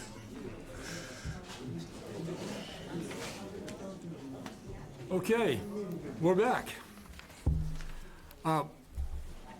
Folks, I should have mentioned this earlier tonight, but if there's anyone here for 23 Snowman Road, I don't believe there is, regarding that application. It is being, at this point, withdrawn, I believe. So if you haven't been here for the last hour plus, I apologize for not mentioning it earlier. But on the way out, you speak to Andrew Singer for your complaints, but that's okay. Okay. All right, so, Attorney Kroll. Yes. So, our clients, Mr. Seminara, Mr. and Mrs. Phoenix, who run the farm, Yes. and Mr. Kukunis and the neighbor, Mr. Moran, would like the board to take a straw vote on having a 10-foot setback. Yeah, that was one of the questions I asked the attorney. And the attorney said, basically, keep away from it. I mean, She said you can have an opinion. you can have an the board opinion, can- but okay, no, that's right, I understand what you're saying, we can have an opinion. Because none of this fits in, this round peg does not fit into the square hole.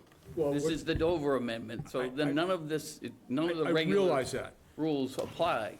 And again, we'll pose this to the board, I mean, a little discussion here, but I don't feel qualified to say that, gee, I think 10's good, or 8's good, or 15's good. Why not? Because I don't It's a know enough judgment, about. it's what the board does, is exercise its discretion. I realize that's my discussion, but as far as the moment, and maybe the rest of the board feels differently, to me, the question is, where else could it be placed, for reasonable placement, and what does that 10-foot mean as far as where it would go? I'd have to see the building location to look at 10 feet. Would 10 feet, is that better than 6?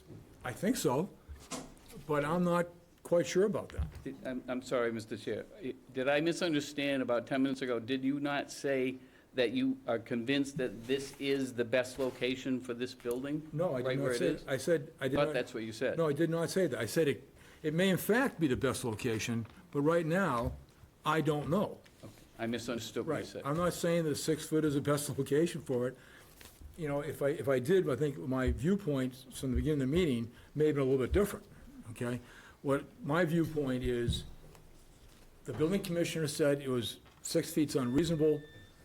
The appeal is whether or not the building commissioner decision on the reasonableness of this was sound. And based upon what I can see, it was sound. Now, if additional information comes up regarding, why it has to be here because of water, soil conditions, We whatever it don't might have be, I might feel different. And I think there was a compelling argument regarding the site view and the safety of the animals, I thought was a very compelling argument, okay? And the lack of a detriment to the town, that Mr. Kukunis, I thought was very. Yes, I absolutely agree with that. Okay, so, with all due respect, I don't think one needs expertise to make this judgment as to whether 10 feet is reasonable. There's no rules to go by, there's no expertise. The board can overturn the building inspector without hurting feelings or thinking that you're overriding what he had to say, nor the town planner, because they don't really, no one has the expertise, so they want to know, what do you folks think is reasonable? Exactly, and I promise you, there's not a member of this board that is worried about upsetting Jack Mead's feelings or Christine Flynn's. Right, We're okay. not. So my point is, it doesn't take, under the circumstances, I don't think it takes expertise to, any kind of engineering expertise, right? We've laid it all out to you, and we've said, okay, Right, we can move this 10 feet. I accept your argument. Okay. All right, so it's first of all, we'll pose a question here to the board as far as for general discussion, not a decision. Does the board want to, first of all, make a recommendation to the next building commissioner as to the setback that it should be? Do you want to make that recommendation? I would not feel comfortable giving a definitive number. I mean, personally, I would feel comfortable moving forward on the 6 feet. I would probably, is this a straw poll that Yeah. we're taking? I would It's move not the forward. mo- Yeah, I understand. Yeah, I would move forward at the 6 feet, given their expertise and knowledge of how one of these farms should be laid out to the optimal ability for the horses' protection and clients. So I would feel comfortable moving forward at 6 feet. Point of order. I'm not clear. Is that saying, Mr. Nunley, that you're okay with the 6 feet? Yeah. That's what I gathered, That's what I thought. you know. Wanted to be clear. Sure, no, I think we're on a roll here. Every vote's important. No, don't we know it? John? I mean, this is a tough one, because I think with the agricultural exemption, I don't think anybody knows exactly what the right number is, right? We've heard a bunch of different numbers of how wide the through area needs to be. You know, my question to the 10 feet would be, we made a compelling argument that it had to have the distance between the buildings, and now we're saying, well, maybe we can shorten the distance between the buildings, right? So I think, it's clear, there's a lot of experts. I'll tell you in full disclosure, my daughter-in-law is from a horse family. My granddaughter is riding horses this weekend in a competition. So, I understand, somewhat of the operations and everything. Having said that, my first impression when I saw this is that's a big building to be 6 feet from the property line, right? Whether it's agricultural or anything. Would 10 feet be better? Yeah. I don't know what the right number is. What I, as I said earlier, to me, what we've been asked is to either overturn the building commissioner's decision or not, right? That's sort of what the question is, right? I think you guys have made some compelling arguments today. Quite frankly, I would probably be more inclined to say yes at 10 feet than I would at 6. I think you've been a little rigid. It absolutely has to be here, has to be this size, can't move a couple feet. I spent my entire life in construction. I'm sure there's an answer that would fit just as well. But I think if you would commit to 10, I could probably commit to saying yes. But, we are establishing somewhat of a precedence here for the next person that walks in and says, but you approved another building under this exemption, 6 feet. And we've suggested that 10 is okay with the petitioners. I'm not 100% happy with it, but I would say yes. No one is with any compromise, Mr. Arnold. 6 is, I was definitely not for the 6. John made a very, very good argument. Actually, early on, moving it 15-15, still have the sight line, still have the safety. That would be more than 10, but 10 is better than 6, as John put, and it's, I'd be more with analysis of the drainage or the stormwater situation. And the thing you had there was a 10-year rain event, so every 11 years it would flood. We're still waiting for the 100-year hurricane, Mr. Murphy. Hasn't come yet. Exactly. So 10 feet's better than 6. I'm in agreement with my other board members here. The 10 feet is better than the 6.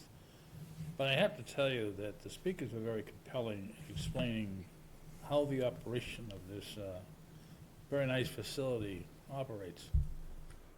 So as I say, I'm on board with the 10 feet.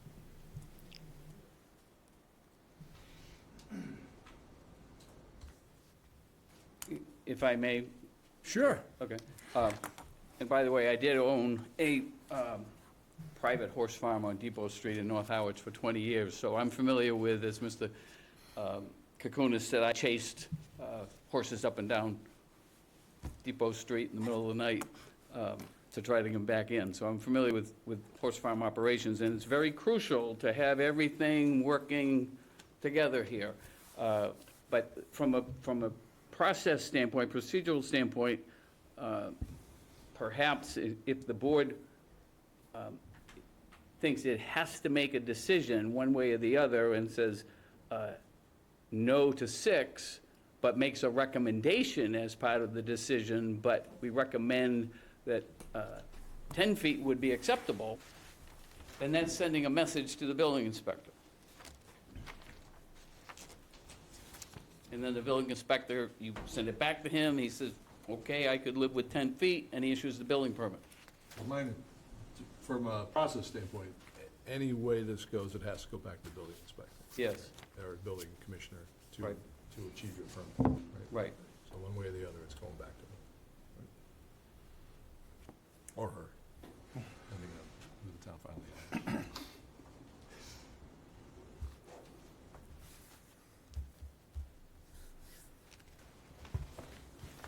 Just was looking for some paper to write things on. We could ask the town to send skinnier ambulances to get through They have those in Europe. Get on the treadmill. the treadmill. All right, so, I think a recommendation that the setback would be at least to the 10-foot range, okay? Would be, recommended by the board, okay?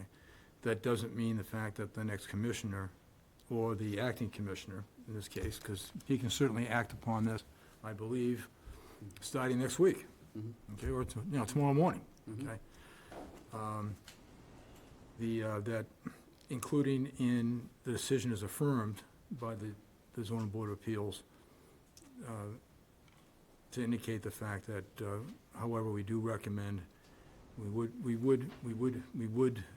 do recommend that at least a 10-foot setback be required.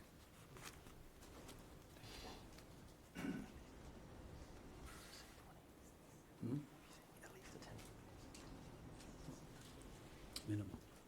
Minimum. Aren't we, just to be clear though, aren't we, by saying that, aren't we saying it's not affirmed? And that we're- I'm doing that, yeah. Right. Upholding the decision with a caveat.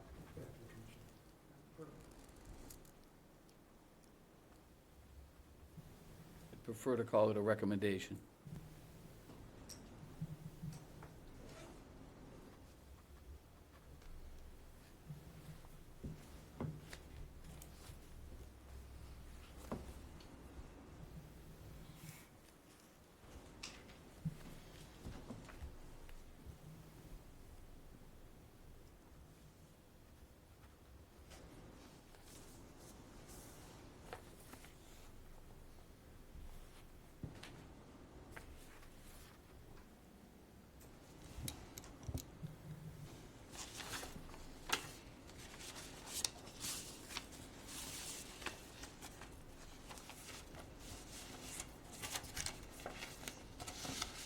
So I would be adding to this, and I'll read the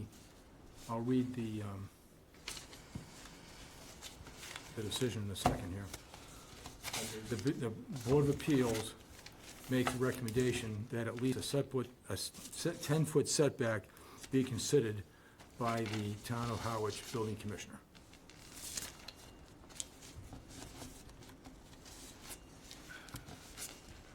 As opposed to considered, how about established?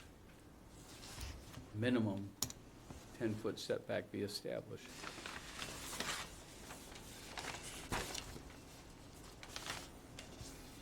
Recommends that at minimum, a 10-foot setback be established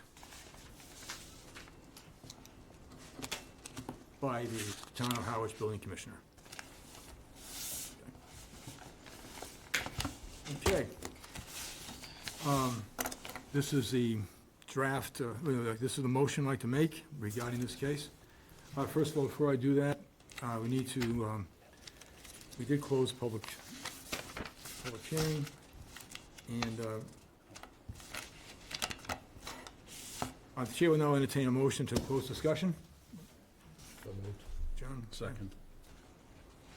Second by Chris. Vote on the motion to close discussion. Aye.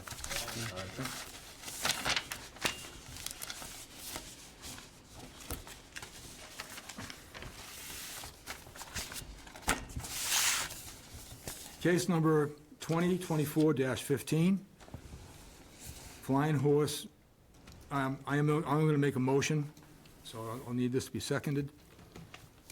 Case number 2024-15, Flying Horse Equestrian LLC, care of William D. Kroll, Esquire, and Michael G. Donovan, Esquire, P.O. Box 185, Howardsport, Mass. Owner of the property located at 339 Ann Road, Assessors Map 59, Parcel P3, in the RM zoning district. The Board of Appeals denies relief to the applicant and affirms the decision by the Harwich Building Commissioner to deny the issuance of a permit application to construct a new building. It is the determination of the Harwich Board of Appeals that the reduced building setback of 6 feet is not reasonably, whereby a 20-foot setback would be required for non-exempt users. A larger setback can be achieved, and that the Harwich Building Commissioner acted within his jurisdiction in denial of the building permit application in accordance with Harwich zoning bylaws and MGL Chapter 40A. The Board of Appeals recommends a minimum of a 10-foot setback be established by the Town of Harwich Building Commissioner.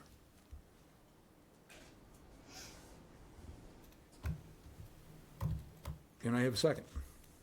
Second. With John. Okay, John? Any further discussion? Any revision required? Okay, all those in favor of the motion? Aye. Aye. Motion carries 5-0. Thank you for all your time and consideration. My apologies to everybody in the audience that had to sit through all of this. I've done it many times, and my apologies, No our problem. apologies. So you all have the attorney's address and phone number. So this one's now done.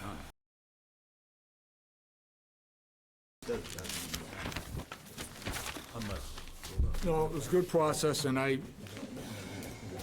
do hope things work out for the farm to go forward. Thank you. My pleasure.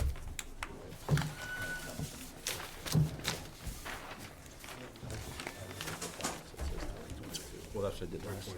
I'm grabbing things, and I'm grabbing two at a time. Yeah, well, I've got things I've studied.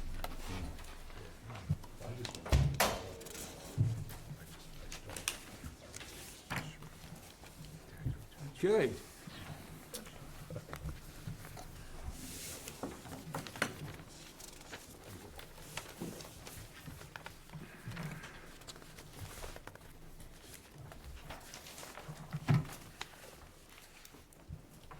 All right, case number 2024-24, 23 Mill Road LLC, through the attorney James M. Norcross. The owner of the property located at 23 Mill Road, assesses map 15, parcel U4-32 in the RL zoning district. The applicant seeks a special permit or any alternative, a variance of 32554 non-conforming structures and uses. 325 to Table 2, area regulation to raise and replace pre-existing non-conforming single-family dwelling pursuant to Harwich zoning bylaws 32554 and 52 and Mass General Law 48, sections 10 and 6. Let's see, there are Let's see, the Water Department has no concerns. The Conservation Department issued an order of conditions on July 8th to tear down and rebuild mitigating plantings. No other comments from other departments. Also, the police department had no concerns, and we did receive, actually, two. We did receive 2 letters from abutters. First letter is from Jack and Jennifer Robbie of 24 Mill Road. I'm happy to write this letter of support for Deborah and Mark Ellis of 23 Mill Road, Harwichport. Jennifer and I have reviewed the Ellis's construction plans and site plans for their new home. We feel they have done a great job in designing a home that will fit very well in the neighborhood. We live directly across the road, and I have been fortunate to live in the Witchmere Pines my entire life. We care very much about the integrity of the neighborhood, and I can honestly say that this home will be a great addition to the neighborhood. We are fully supportive of the project. Thank you for your consideration.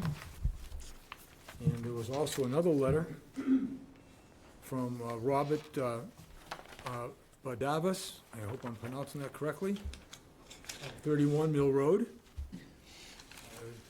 To whom it may concern, we are writing in support of the proposed new home construction at 23 Mill Road, Harwichport. We are owners of 31 Mill Road, which directly abuts the subject property to the north. We recognize that the current structure and proposed structure do not conform to the current building regulations in respect to the distance of the home to our shared property line. We have no objection to the proposed structure being less than the regulated requirement. Therefore, we support the building of the new structure. Sincerely, Robert P. and Callipy Badavas. I'd like to point out that they use very big print in their letter. I like to appreciate that. Okay. I'd like to have the applicant introduce themselves and representative and anyone that's helping you to present the case. Certainly. Good evening, Jamie Norcross on behalf of Mark and Deborah Ellis. With me this evening is Dan Croteau, the engineer for the project, and Mark Ellis. With the chair's permission, Mr. Ellis would just like to make a brief statement before we get into the project. Well, firstly, I'd like to commend the board for what I just saw. Your diligence is much appreciated, and I just want to mention that before we go into this. We've lived at 23 Mill Road for 5 years. It's probably the smallest property in the area. It was the sort of secondary bunkhouse to a much larger house, which is the Baghdadis' house at 31. That property has only come on the market once since it was built in the 1950s, and that was 5 years ago. And they were offered the opportunity to buy both houses, but they chose to just buy the larger one, which they rebuilt. And we were very, very fortunate to buy the smaller one, which we absolutely love and we plan to retire to. That house hasn't been modernized since it was built. It has a pink bathroom and a yellow bathroom and Formica kitchen and the original plumbing and only summer heating, and we have to close it in the winter. And so in order for us to live in the home year-round, we decided that we really needed to do new construction. We really want to have a garage, which allows us to park our cars in the winter. And we also wanted to make sure that the property stayed at a size that was not so dissimilar to what we had before, because it's very good for the two of us. We have 2 children, older children, but we could obviously have built a much larger structure. We could have gone 2 stories. We really only went 2 stories in the one area because in order to put the garage in, we had to take away 2 bedrooms, and so we have the 2 bedrooms upstairs. As you'll see, the nature of the property line is such that it has this kink in it at the front. And I think that was done many years ago and has something to do with the frontage of the other home needing to be a certain size. And so what it causes is this shorter distance right at the front of the property. But that is shielded by trees from our neighbor, who is a considerable distance from us and who we are very friendly with. And so there is no detriment to them. We work very much with Dan. Because of the nature of our property, we're very restricted actually on any movement of it. And in order to put the garage anywhere, it's actually the only place we can put it is where it is, because of where the septic system sits, because of the setbacks for conservation. So we work very much with conservation to make sure that everything was aligned and minimized. We actually shifted the house by 10 degrees, which took it away from the water and away from our neighbor. And so we've done everything to make sure that it continues to fit our needs. It's very similar in size to what it was, but actually helps everybody. So everybody's a winner here, other than we have this little square, this triangle, that's causing the issue. I think, Jamie, that's about everything that I have to say. But I would commend Dan, who's done a tremendous job in making sure this all fits. Mark touched on a lot, so I'll be just briefly go through some of the specifics on the project. In terms of nonconformity, the lot is nonconforming. It has 31,000 square feet, where 40,000 is now required, and 126 feet of frontage, or 150 feet is required. The existing home is nonconforming as to the boundary on the north, as it's 14.3 feet from the setback, where a 20-foot setback is required. As Mark mentioned, while the size of the proposed structure is larger than the existing structure, it's still well below the maximum building and site coverage permitted by the Harwich zoning bylaw. Also, as Mark mentioned, only a portion of the structure will be 2 stories. The majority will remain a 1-story structure, which will assist with views from neighboring properties toward the water. And even the 2-story structure is only about 25.5 feet in height, so well below the 30-foot height restriction under your zoning bylaw. The overall size of the proposed house is certainly compatible with the size and design of other homes in this neighborhood.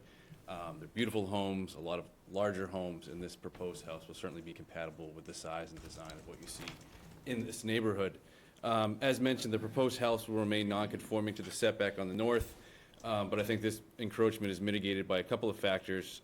First, the house will be located in an area of the lot that is screened quite heavily with vegetation, so sort of a natural buffer in that regard. Additionally, orientating the house in the proposed location will actually move it a bit further away from the house at 31 Mill Road, and thereby lessen any impact. And as you heard, the neighbor at 31 Mill Road is in support of the project. Finally, the proposed project will result in an environmental benefit to this area. The project was approved by the Conservation Commission. As part of that, it will entail significant mitigation planting on the property, and Mr. and Mrs. Ellis will also be installing a new IA septic system, which will assist with nitrogen release into the groundwater. So in conclusion, we would suggest the proposed house is appropriate for this lot and for the neighborhood, and is certainly not substantially more detrimental, and be happy to answer any questions. Okay, thank you. Well presented. Tim? I have no questions. Just out of curiosity, the 2 trees that you have located as you drive into the property. I drove in. That was difficult. It's a good thing I have a backup camera in my car. I was proud of myself getting in and out of that driveway. That's why we're making it circular, Yeah. so you don't have to back out. But you're absolutely right. But those trees are both staying. We love those trees. We're not gonna change them. I have no further. Well, that could impact his vote. I mean, this is it sounds pretty serious here. I know what he's talking about. Chris? I have no question. I mean, I mean, the nonconformities in some cases increase, but it seems to be well within the guidelines of the Gale ruling, so everything's fine. Just curiosity, the landscaping easement that's on the same side of the property where the offset is being reduced, does that continue onto the neighbor's property? The easement's for the benefit of that neighbor. Okay. So the neighbor at 31 has that easement over Mark and Deborah's property in that location. You gotta So imagine it's both allowed. these properties are owned by the same person. Yep, yep. And there's some nice trees there that overhang and their property. It's more for them to maintain them, but actually we do it together. Yeah, well, and actually, I'm asking it in a favorable light, is that, you know, the existence of the landscaping easement would tend to indicate that, you know, the, being closer to the property line is not gonna be as big an issue, you know? Right, they have control of plantings and everything in that area, so. There's a lot of space in between those houses. Between those houses. Yeah. They did build a very big house. They did. I had no further questions. Just one question, given the accent, I think we'll be okay here, but as a New Yorker moving to Massachusetts, any sports affiliations we have to be worried about? Pleading the fifth, pleading the fifth, but I am a Patriots fan. Okay. That's not gonna get a vote, Jim. It'll help. I have no I'm questions. sensing it wasn't New York. No questions. For me, this was, going to, when I first looked at the plans before I went out to the site, and I saw the 8'4" setback, and I was saying, wow, you know, it's, but then going to the site and looking at the situation, how that was cut, the fact that the neighbor's building was, you know, good distance, and then at that point, I realized why you had done what you're doing on that particular setback, okay? At that point, I didn't, you know, my concerns were relieved. It's also a beautiful location, looking at the water, and just congratulations on this home.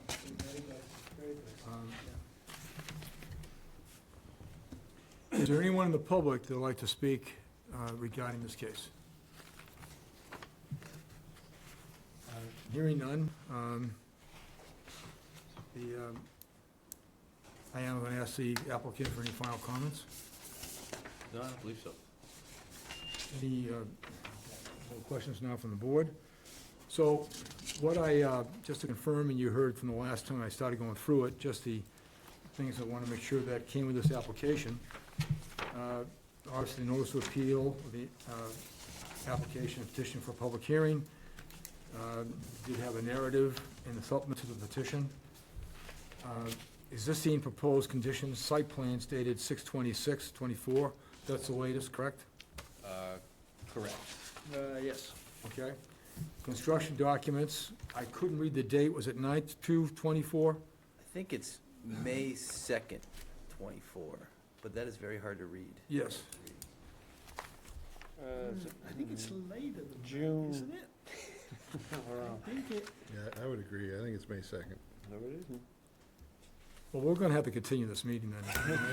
I got a June 25th. Oh, what I have is the engineer stamped plans, I the think you have the structural stamped, I have stamped. that, yeah, these are what we submitted The with ones- oh, the, then that would be, it would be. Let's that. have an agreement as a date. we'll go with May 2nd, 24. May Okay, 2nd, then May the 2nd. structural engineer stamped them a month. So I'm going to actually write it in on the plan, so it's be legible,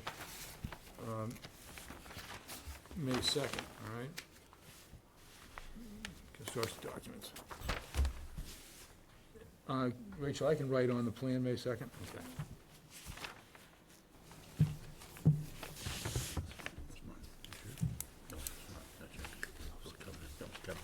Okay. So those are all the documents. Findings of facts. The lot is located in the RL zone. Okay. The lot is pre-existing, non-conforming in regard to area requirements with 31,340 square feet and non-conforming frontage of 126. The existing structure is pre-existing, non-conforming in regards to setbacks on the left side going from 14.3 feet to 8.4 feet. The right side setback is conforming, going from 49.8 feet to 43. The rear setback is conforming, 23.1 feet going to 27. The front setback is conforming, going to 41.1 to 25.2, where 25 is required. The existing building coverage will remain conforming, going from 5.5% to 9.3. The site coverage will remain conforming, going from 11.1 to 15%. The building height will remain conforming, going from 12.4 feet to 25.5. There will be an intensification of one or more existing nonconformities, no new nonconformity, and no substantial detriment to the entire neighborhood on a pre-existing nonconforming lot. The proposed structure will not create any additional negative impacts in respect to traffic, noise, odor, and congestion.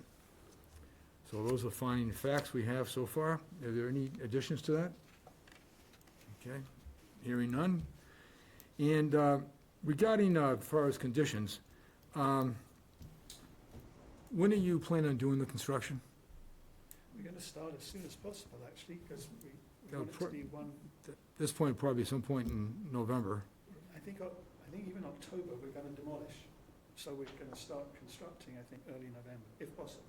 Okay. We have everything, we have bids and everything out. My question comes up to, seeing that street, so forth, do you feel you can maintain all your construction vehicles on site? Yes. I could speak to that if you'd like. Sure, great. So, You can go My up to name's- the podium.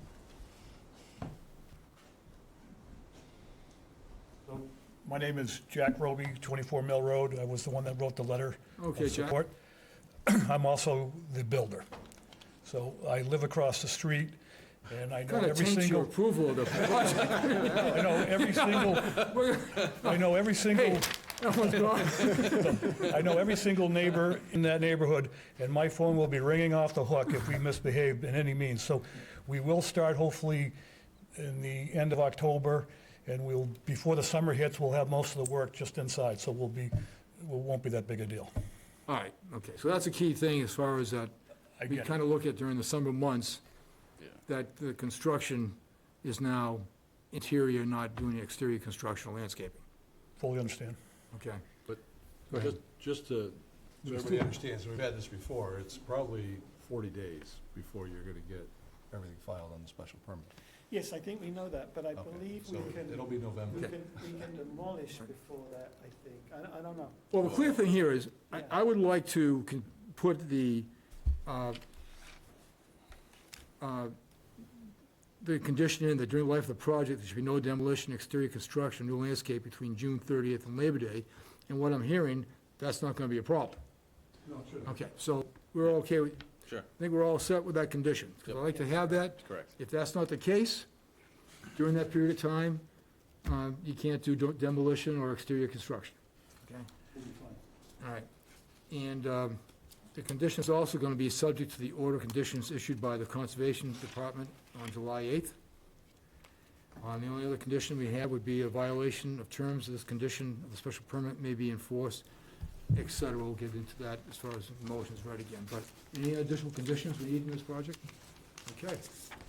And the chair asks for motion to accept documents, finding the facts, and conditions of approval as stipulated.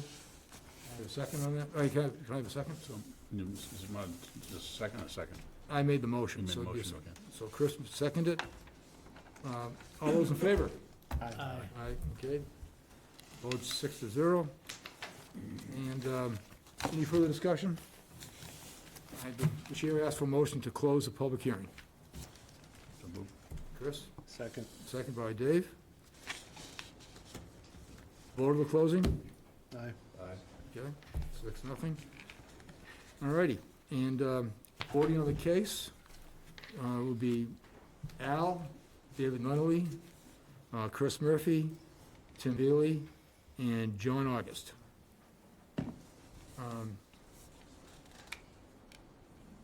Actually, now I'm going to entertain a motion to close discussion. Any further discussion? So I'd like to have a motion to close discussion. So moved. Dave? Second. Chris?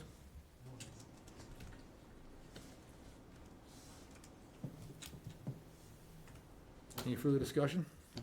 Okay, and, We got to vote on that? All in favor? no, we've already, oh, we're gonna ask now for a vote, a motion by the clerk. I think I did that. I did not do a public hearing closing, I thought I did. Did I have a motion to close the public hearing? Dave, Chris, all those in favor of closing? Aye. Public hearing is now closed. Thank you, Chris. Okay, case number 2024-24, 23 Mill Road, through their attorney, James Norcross. The owner of the property located at 23 Mill Road, assesses map 15 parcel U4-32 in the RL zoning district.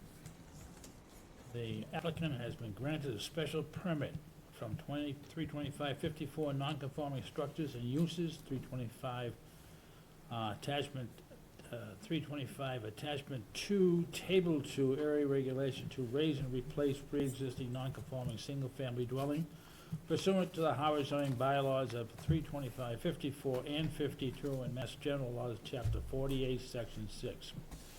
Granting is consistent with the Gale, Diedrich, and related cases as they are intensifications of one or more existing nonconformities, no new nonconformities, and no substantial detriment to the entire neighborhood on a pre-existing nonconforming lot, and as proposed, structure will not create any additional negative impacts with respect to traffic, noise, odor, or congestion.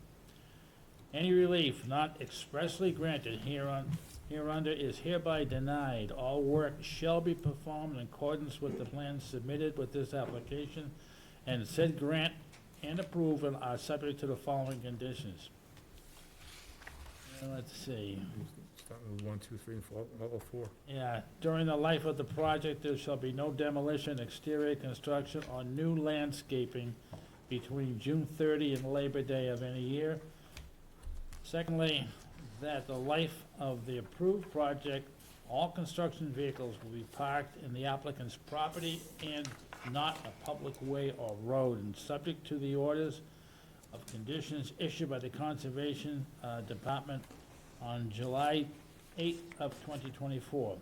Violation of the terms and conditions of the special permit may be enforced as a violation of the Harwich zoning bylaw pursuant to MGL 40A Section 7 and the Harwich zoning bylaws as they may be amended from time to time. Do I hear a second? Second. Okay, John? Any further discussion by the board? Okay, I'd like to have a vote on the motion. All those in favor? Aye. Okay, motion is approved, 5-0, congratulations. Thank you very much. Thank you. Good luck. Can we take a quick break? Folks, I hope you don't mind, but I'm just gonna take a 5-minute break. Perhaps it might be 6. We'll get back to the very shortly.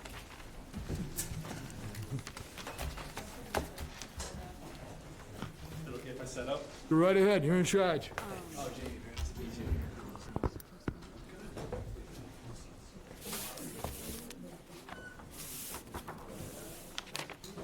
Not gonna take long, are you? Oh, yeah, that's good, yeah. I can't promise. All right. Yeah. Attorney Singer? Yes. Not that I prejudge meetings, saying this, Dory, this is conversation, not that I prejudge meetings, but Time curfew, you guys in the meetings or? I anticipate that So basically, all the cases have to be started. the case for, well, you're going to, 23 Stone Road, which we're going to, that's, okay. Then the last 2 cases, we have, and I don't know if Attorney Cole is still here. He's not. They're discussing having temporary go live. Okay, well, he's not, he might be outside. I kind of looked at those 2, that would probably be going fairly quickly, and then to get to 10 Colonial. I don't know if that would be, I'm not gonna make the Attorney change Kroll unless, just walked in. He's still there. He's still here. Oh, yeah, he's got 2 more cases. right. But I do, again, from reading it, I don't think there's going to be a lot of people here that came from the neighborhood. Printed zoning code, so there's the online version. You know what, we're just gonna go forward then. Okay, I think. There's a specific section that we printed up for you. All right, okay. You'll owe him one. All right, okay. Thank you for,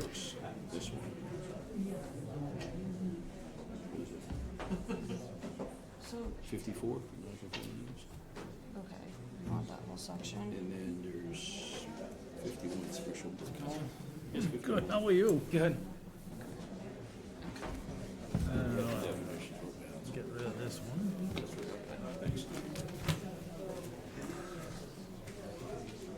How's work going? Good. Yeah, you we're been up to busy. Clinton recently? I'm actually going tomorrow. Are you? Yeah. Okay. Yeah. Running off the Cape, are you? Yeah. Kids, one of them lives in Shrewsbury. Another one lives up in New Hampshire. And The other one was here off Berkeley, which is down by Taunton, southwest of Taunton. They're all city kids, but they're all living in communities that are sort of small and cold. Yeah, it's been weird lately. Huh? Like, Anyway, glad to see you doing all right. Yeah, yeah, what about you? How was, and then like how was September, I guess? 10:30, it just seemed like it all of a sudden got humid So and good. warm, and I'm like, I pull it off, and then I went out to walk it again. Like to see the traffic not here. Shit, I need my watch. Yeah. Depends how thick the cloud Yeah, is, I yeah. think. I was golfing this Off of morning. Bank Street, and I wound up Started out cool, and then I had this on, going and back then probably 3 weeks. It's like 15, 16 also it was cars. nice. Actually, it was, I was short, I had shorts on too. So it was I try to perfect. keep. Sit there and wait till they all go by. Now I can pull off. I have no trouble at You know, all. the guys are saying, you know, I got shorts on. He In goes, fact, I "No, was taking we'll the be back at way down shorts." over Yeah. Parallel Street to get to, Well, that's, we try not, I have not turned. the other it road. on. I don't plan to. No. not going Although I through have shut the windows. town. I don't know if you'd seen I it, learned it's that sort of lesson. interesting. 1 year, I kept the windows open for a while, and It was a all of a sudden it complaint. was like 64 in the house, and it was cloudy for about 3 days, and it just never warmed up. So I I don't could have it, return but the heat my on. wife does. I don't want to do that You again. know, so complaining about the shut the line of windows. traffic going through Howard, It cools down really slowly. the speed that they do go. They do move like a light. Because as you know, they have the Twinston construction that comes out on 39. Or the butters. I had it, a couple of us out the following day, Yeah, sitting yep. right outside. Street. Over here, cruising. They're, I don't have it, no. slow the cars down. But, it's a busy road out there. Yeah. Good for them for going right out, seeing, and not just, you know, not even valid, you know, just kind of go out just to be seen. Yeah. That's one of those old neighborhoods, right? Yeah,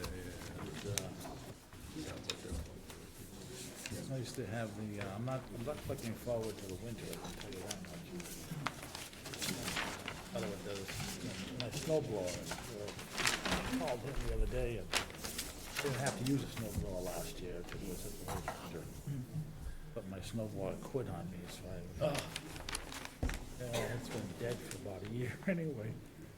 So I had him come up and pick it up and This is a slope lot. reluctantly. Oh, sure, right ahead. So the height of the buildings Really when want to they get get it points fixed, on I the just slope. want to jinx the weather, you know.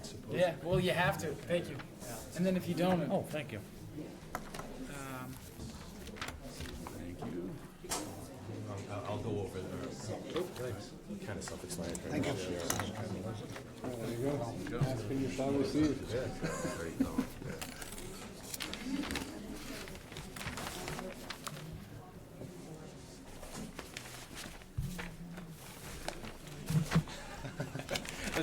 I miscounted. I have a short one tonight, so.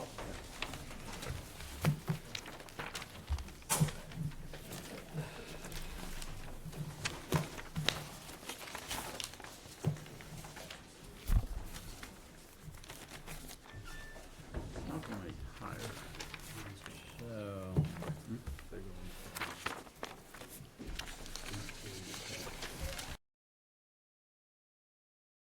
It's basically the same.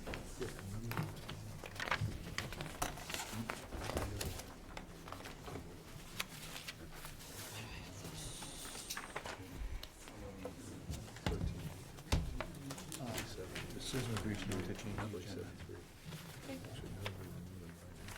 Yeah.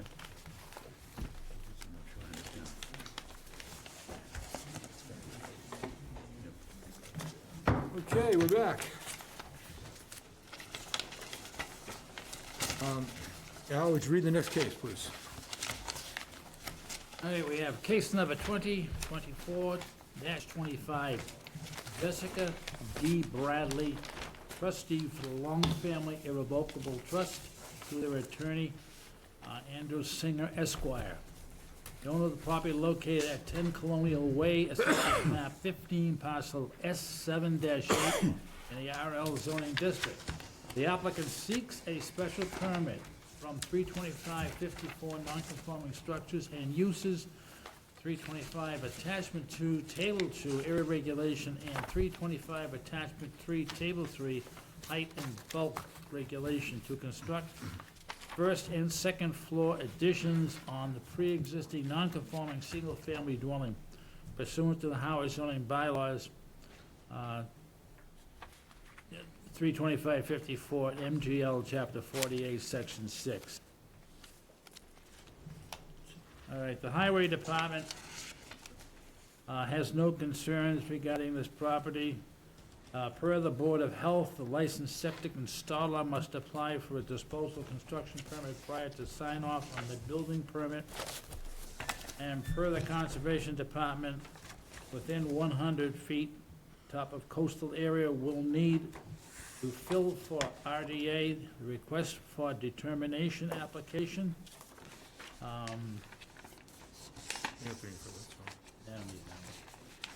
Okay, we have some letters of objecting to the granting of the special permit, and they're received from the following abutters, copies of which are provided to the board members.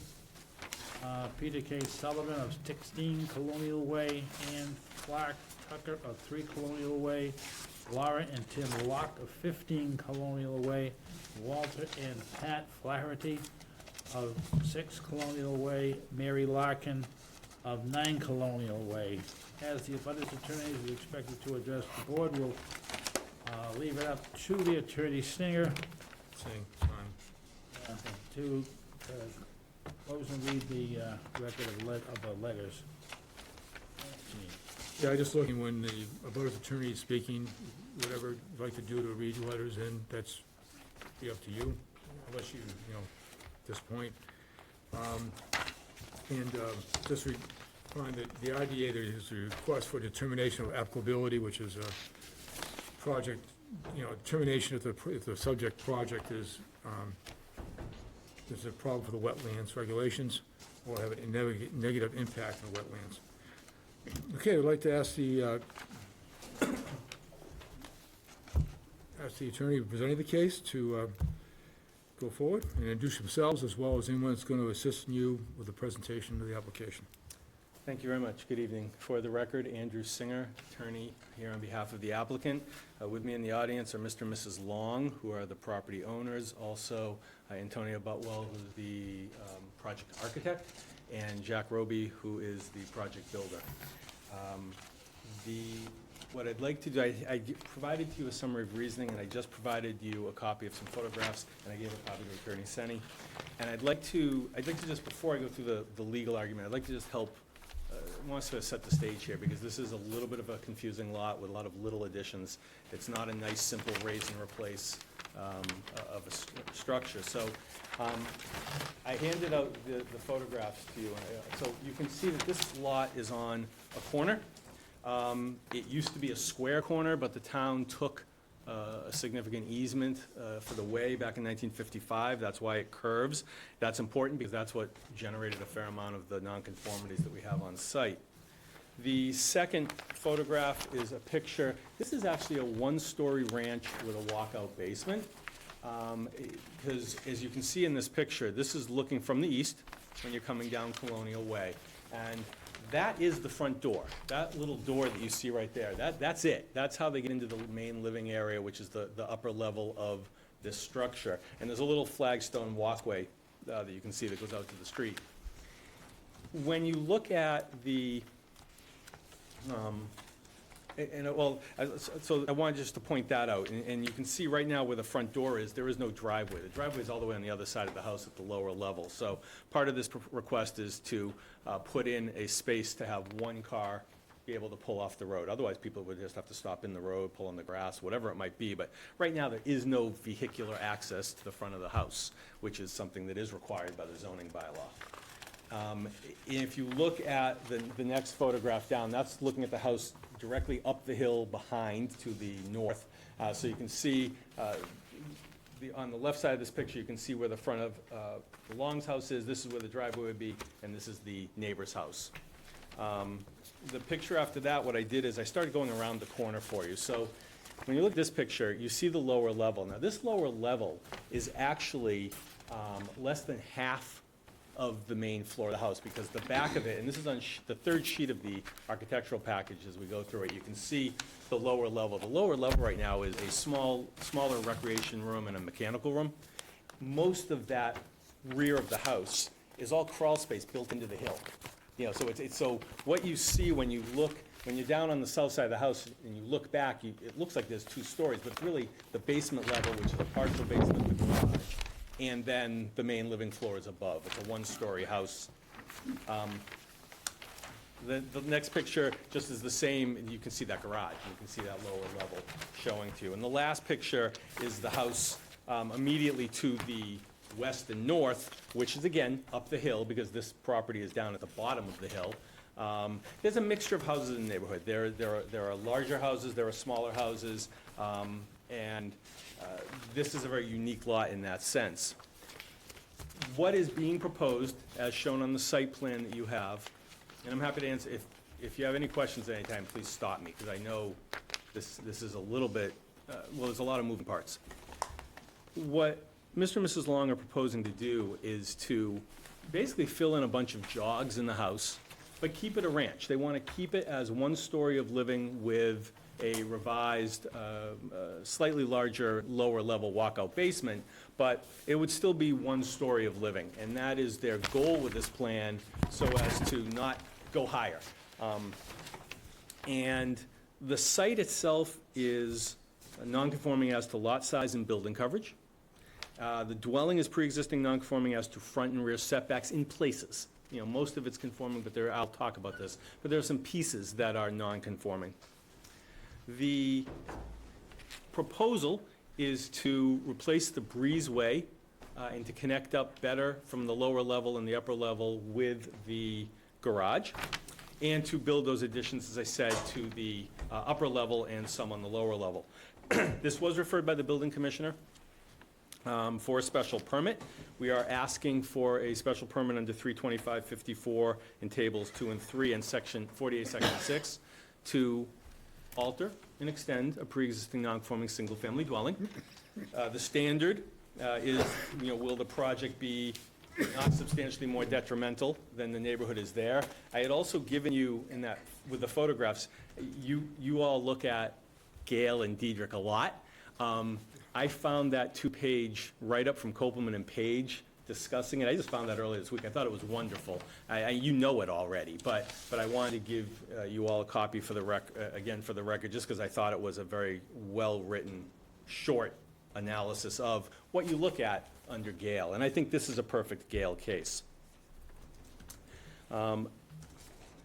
The applicant respectfully submits that the renovations that I'm going to discuss a little bit more will not be substantially more detrimental than the existing non-conforming conditions, and they would submit respectfully that it won't be detrimental at all, but certainly not substantially more detrimental, and that you can grant the desired special permit relief.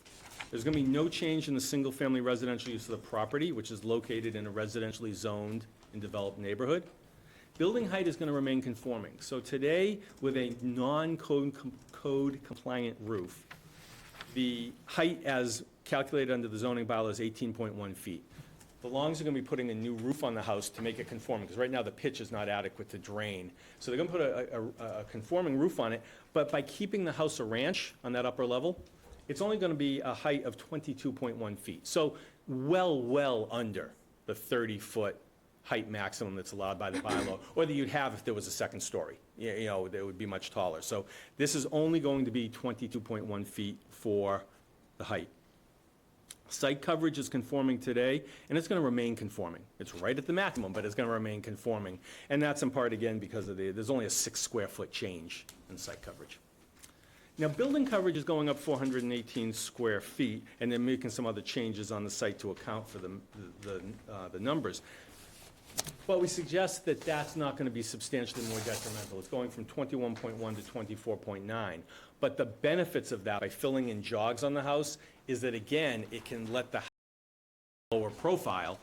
And so we submit that a modest increase in the non-conforming building coverage will not be substantially more detrimental to the neighborhood. In fact, most of the additions, and if you look on sheet C101, everything that's the little dark, the dark areas are where the additions are. And you can tell that most of them, the largest one's in the back of the house. There's a smaller one near the garage and a smaller one to make a better access mudroom at the front of the house. So looking at those, most of those changes are going to conform to the zoning bylaw. They're going to conform to setbacks. There are 3 minor exceptions that I want to address. The addition that is next to the garage, where the breezeway is today, that is only going to be 22 feet from what is now the front setback because of the taking, but the garage itself is 16.6 feet from the road. So this addition is going to be 5 feet further back from the road than the garage. So again, it's non-conforming, but it's much further back, so it's not creating a new non-conformity, and it's not even under Gale, it's not even exacerbating a non-conformity. It's going to be 5 or 6 feet further back. On the extreme, there's a little black, or a little shaded area you can see on the extreme front right of the house on this plan. That is a corner of the upper story deck expansion. So having an upper story deck on the main part of the ranch. And the house there, on the footprint of the house there, is currently 13.8 feet. The corner of that deck would be 13.1 feet, so 0.7 of a foot the ground level. It's going to be at the first floor elevation level, which is above the grade because it's a walk-up basement. So again, we'd suggest that that is not going to raise any sort of issues with site visibility on Colonial Way, nor with aesthetics. It's going to be, it's so minimal, it's a half a foot. It's not going to be visible to the naked eye. And again, if the road taking hadn't taken place and there was still a square lot there, it would actually be further back, so it wouldn't be an issue at all. And finally, the northern addition, which is the, where they'd like right now when you go in that front door I showed you on that picture, you're right in the dining room. They would like to build, and you can see on the floor plans, a mudroom, so that when they go in, there can actually be, a space to have a real proper entrance, right where that one car could pull in off the road. That, because of the curve of the way the house is angled on the property, right now the house is 12.2 feet away. The corner setback of this mudroom would be 6 inches closer, it'd be 11.7. Again, that falls, I'd respectfully submit, square within the Gale case, which is, yes, it's increasing a nonconformity slightly, but it's 6 inches at a corner. So we'd submit that that's not substantially more detrimental. If you look at the photograph of the Google Earth image, and if I know you've been down to the neighborhood, we believe that this renovated dwelling as a ranch will be architecturally in keeping and compatible with the character of the neighborhood, and it's not going to have a negative impact on what is the mix of 1- and 2-story structures and houses in the neighborhood. The dwelling is not located in a regulated flood zone, and to answer the question, Mr. Sullivan, that you had raised, the Conservation Commission has granted the relief. They did so last week. So Conservation has approved the project. Clearly, as the Board of Health wrote, they need to issue a septic permit. No questions with that, absolutely. There will be an increase of 1 bedroom from 2 to 3. There is no master bedroom in the house today, so the Longs would like to have a master bedroom on the main level above the garage at the lower level. So, but there is more than enough space to have such a system. All stormwater runoff is going to be contained on the site. There's going to be no increase in traffic, no decrease in traffic safety. In fact, we'd argue there'll probably be an improvement in traffic safety because there'll actually be a place, again, whether it's a FedEx truck or someone visiting, to actually be able to get off the road with a small pull-off area by the main entrance. Utilities are serving the site and will remain. There's going to be no negative impact on water supply or the environment. And we do not believe that the proposal will negatively or adversely affect the public health, safety, convenience, or general welfare of the town. For all of those reasons, the applicant respectfully requests that the board make a finding that the proposed work as shown on the plans will not be substantially more detrimental to the neighborhood, and grant the special permit to allow the house to be renovated as shown on the plans. If you have questions for any of us, we're happy to answer them, and we appreciate your time.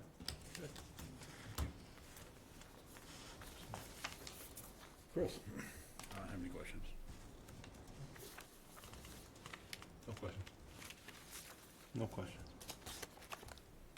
I have no questions. No question. God, I can't let that go. You can try.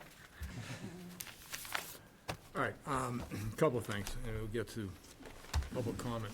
Sure.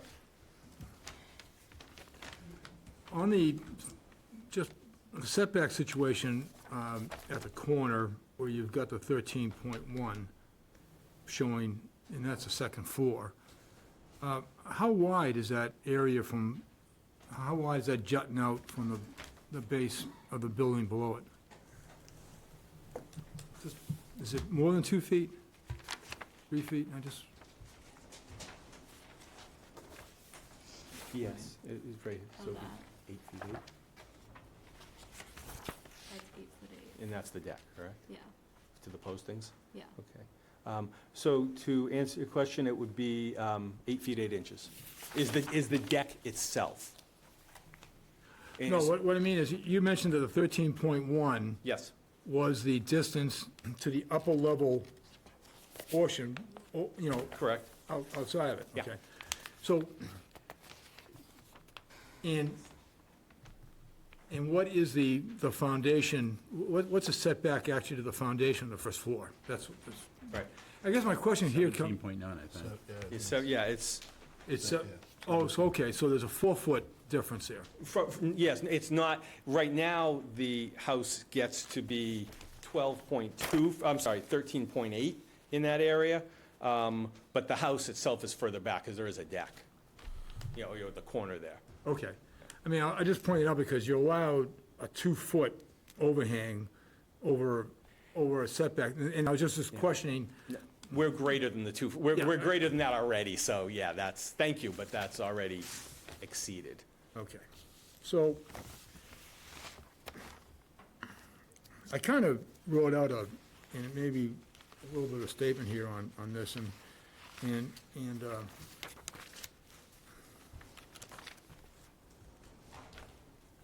I guess when I looked at it and they realized that, you know, this is a residential low-density zone situation, okay? So, and I know we're going to hear from, I believe, during public discussion, you know, from the abutters and the abutters attorney, but just want your comments on this, that, you know, the site is an RL zone for residential low density. When the zoning districts were established, I assume the goal was to maintain the low-density character of the area and neighborhood. In other zoning districts, the increase in the building coverage requested would typically, you know, not be considered an over-intensification. But of course, most districts require 30% coverage. The RO district is only 15%. And I have concerns that the renovations planned for the structure on 10 Colonial Way might impact the neighborhood and its character. The abutters and the representative, Attorney Sini, is that? Seni, thank you, I apologize for, Attorney Sini, have requested an opportunity to review construction and site plans, as well as discuss conditions that they consider might mitigate some of the impact of the proposed renovations. If the abutters and the applicant were able to reach a consensus, this would impact my confidence in the board arriving at a decision, my personal confidence. It's not, I'm not speaking for the board. Arriving at a decision which will maintain the character of the neighborhood and the goals of the RL district requirements. So, but I do understand that perhaps this, during the meeting tonight, that the neighbors have met, but I'll let that, you know, so I guess I haven't arrived at a decision yet, all right, but I am concerned because, you know, there was a reason why they had a 15% building coverage area to make this, you know, residential low density. And again, on any other street in town that wasn't that zoning, I mean, this, I'd have no problems without other considerations. And I do at the moment because I'm concerned once we approve an 18% increase in the building coverage, and everything you've shown here on the plans, to me, it looks very reasonable regarding what you want to accomplish for this house. And it looks like, to me, it's going to be an excellent improvement to that home. We're not requesting an outlandish amount of square footage increase, but, you know, I would be more confident if the neighbors and the applicant had an opportunity to meet together to discuss, you know, what can be done here to make everybody happy, okay? So it,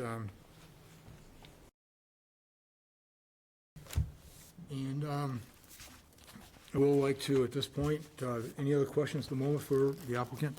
So it, would like to open up, you know, this meeting to the public, and anyone who likes to address, please feel free to. Attorney Seen, may I start with you, sir? Good evening, members of the board. My name is Christopher Senni. I live in Brewster and have a small land use practice there. And I represent 4 neighbors who are identified below my signature on my brief email letter asking if I could address the board. I don't want to take time away from my clients, so I'm going to be very, very brief. I would rather that my clients tell you the ways in which this plan might be, not dramatically, but somewhat adjusted to make it fit a little bit better into the neighborhood. This is the first time the matter's been on the agenda. This has not been continued yet. I did reach out to Attorney Singer, who I know well, and we talked about, can we get our clients together? Our proposal was to continue and meet on-site this evening, because everybody had set aside the time to come to the hearing. The applicant understandably wanted to open the public hearing and make the presentation. So what we agreed instead is that we would meet at 6 o'clock in the lobby, just for half an hour, to see where we might be able to come to agreement on some adjustments. There was that discussion. It was without attorneys. I came at 6:30 and Attorney Singer wasn't there. We thought it was best to just have the neighbors talk about, you know, what might be done here. I represent Peter and Katie Sullivan, 16 Colonial Way, Ann Clark Tucker, 3 Colonial Way, Lori and Tim Locke, 15 Colonial Way, and Walter and Pat Flaherty. As the chair pointed out, we are increasing building coverage. Not dramatically, but from 21.1 to 24.9. So in an area that's quite compact, this is a rather small lot. I do understand what Attorney Singer is saying, that it's particularly small because the town took a right of way. But this is a small home on a small lot, and of course our laws do allow us to expand somewhat. But when you take building coverage up a bit, it's a reason to pause and a reason to make sure that we're going to do everything as a neighborhood here to make sure that it fits well. So my clients will address things like fencing, trees, plantings, and parking. These are small issues, but I hope the board will allow my clients themselves to tell you what it is about this that might be changed that would make it a little bit more palatable for the neighborhood. So if it's okay with the chair, I'll stop, and if my clients are allowed, and they know you have 3 more matters. They sat through the long matter just before. Every case is its own day in court, so Well, thank you very much. we're not going to limit your They will be brief. presentations. They No. promised to be brief. Thank you very much.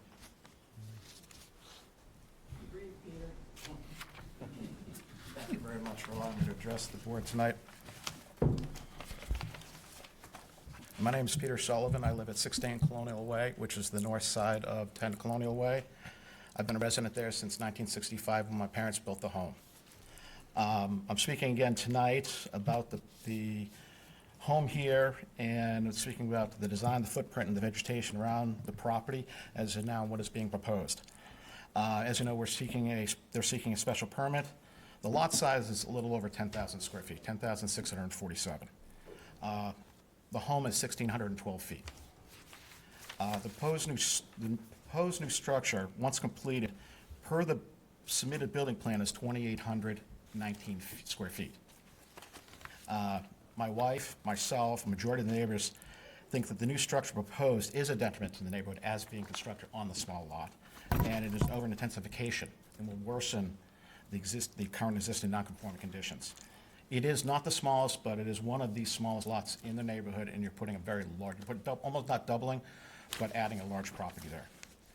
I do have to get a clarification from the board, also from Attorney Singer, with regards to if you have the over-intensification of a lot from a spatial view of what we're looking at, there needs to be some clarity with regards to the structure proposed.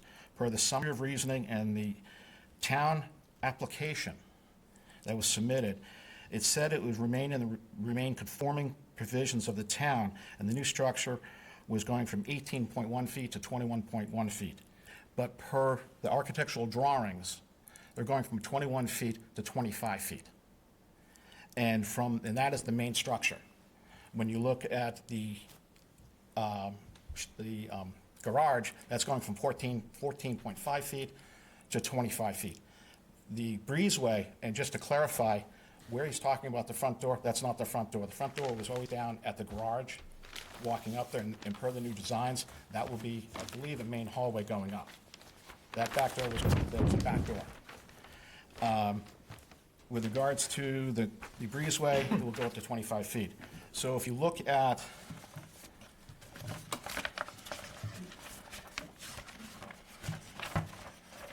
this picture right here, which you have, that is the bottom drawing. That is the house as we exist. If you look at the upper top, I believe the length of the roof line now is 74 feet by 25 feet high. So it will change the character of that part of our neighborhood. Some of the design elements, we want to, first we want to work with them. We have value in our neighborhood. We would like to work with them. One of the design changes we'd like to do is remove the elevated parking space. That is a hill. If you've walked the property, it's not straight. It goes up over a hill, and then you go there, and it's within the lot line, within probably 10 feet of the lot line or less. So we'd like to have that removed. I do not want to have an RV sitting in there or a boat. We do have sort of an agreement with all of us. We don't put boats in our driveways. I don't want to have a boat there. I don't want to have an RV there. I don't want to have a camper there, which if there is, you could have one there. So I think we can have that removed. From the vegetation of the property, during construction, we're concerned there are border vegetation there. What will happen to that? We would like to work with them to figure out how they're going to take care of those things. And from the construction, I know you already have a June to September timeframe. We would like to know how it's going to be dealt with on the property, because it is a very narrow street, a dead-end street. We have enough problems with landscapers backing into people's yards, into driveways, and talking about the UPS truck. Be down there when the two UPS trucks down there. There's no room. So we would like to understand how the construction is going to be done. Is everything on premises? What is the timing of it? And then also with the landscaping. Again, we would like to work with the Longs and go forward. We've actually put together some things that we'd like to do. We'd like to do a walking of the property, because again, we only learned of this 3 weeks ago. And this has not been continued at all. We'd like to look at the rear setbacks, because they are changing. We'd like to again talk about this new driveway, the height review, because they're not clear in between what I spoke about. We want to understand about the fencing that's going on right now, landscaping on the west side and the east side. Are they looking to grow 100-foot arborvitaes there to try to get rid of views? So again, I would like to, again, express that we want to work with them, and we'd like to get a continuance, if we can, to go forward. Thank you. Thank you. Well spoken. Is there someone else who'd like to speak on this?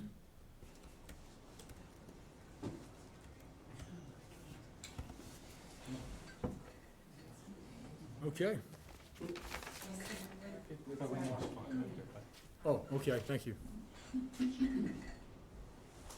In the interest of brevity. Could you state your Yes, I name? will, yes. Good evening, Mr. Chairman and Board. My name is Ann Clark Tucker. I live at 3 Colonial Way. I'm an adjunct professor. I'm a volunteer at the Family Pantry. I volunteer at the Brooks Library, and I have to disclose that I am a member of the Harwich Planning Board. I informed Christine Flynn and Duncan Berry that I am in a butter on this matter, and I'm here speaking only as a neighbor and a resident. I want to say that the first indication that something was going on at this property was a 3x5 postcard that arrived after Labor Day in most of our mailboxes. That can be easily missed. From that receipt of the card, neighbors began to research application plans, trying to understand the potential impact. Deciphering zoning regulations, mass general law, setbacks, building height, and what is permitted is a complicated task. Our intention is to be informed and engaged in this process and have an open and respectful exchange of ideas with the Longs. But we believe we can come to a speedy and collaborative resolution to the concerns outlined in our letters to the board and the Longs.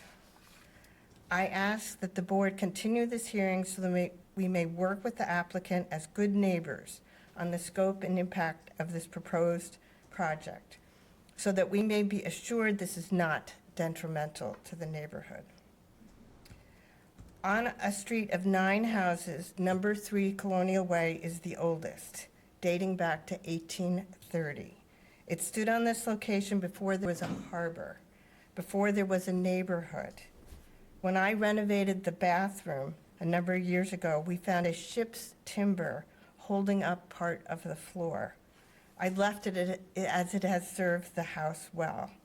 In my deed and documents, there are stories of neighbors working together on rights-of-ways, setbacks, easements, and most importantly, where to place telephone poles. They were convinced that telephone poles were going to be the most significant issue to address and solve.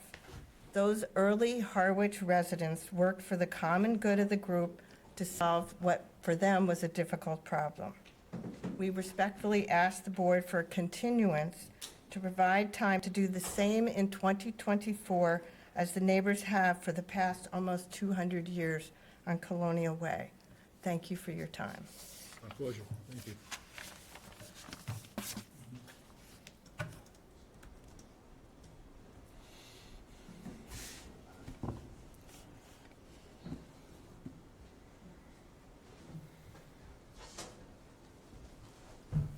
I didn't want. No, more doing public. fine. It's okay. Is there any other public, or? Anybody else like to speak to this case? Okay. You can come up here if you want.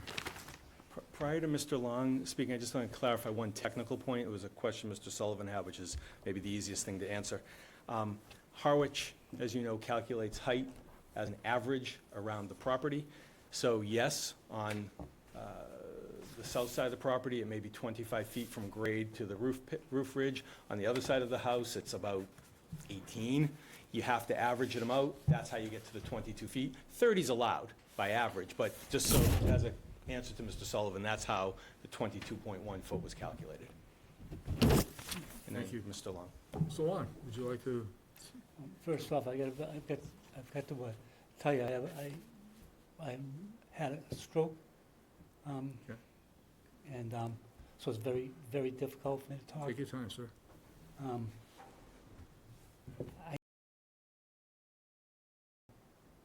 What the neighbors are really talking about. I can understand what they wanna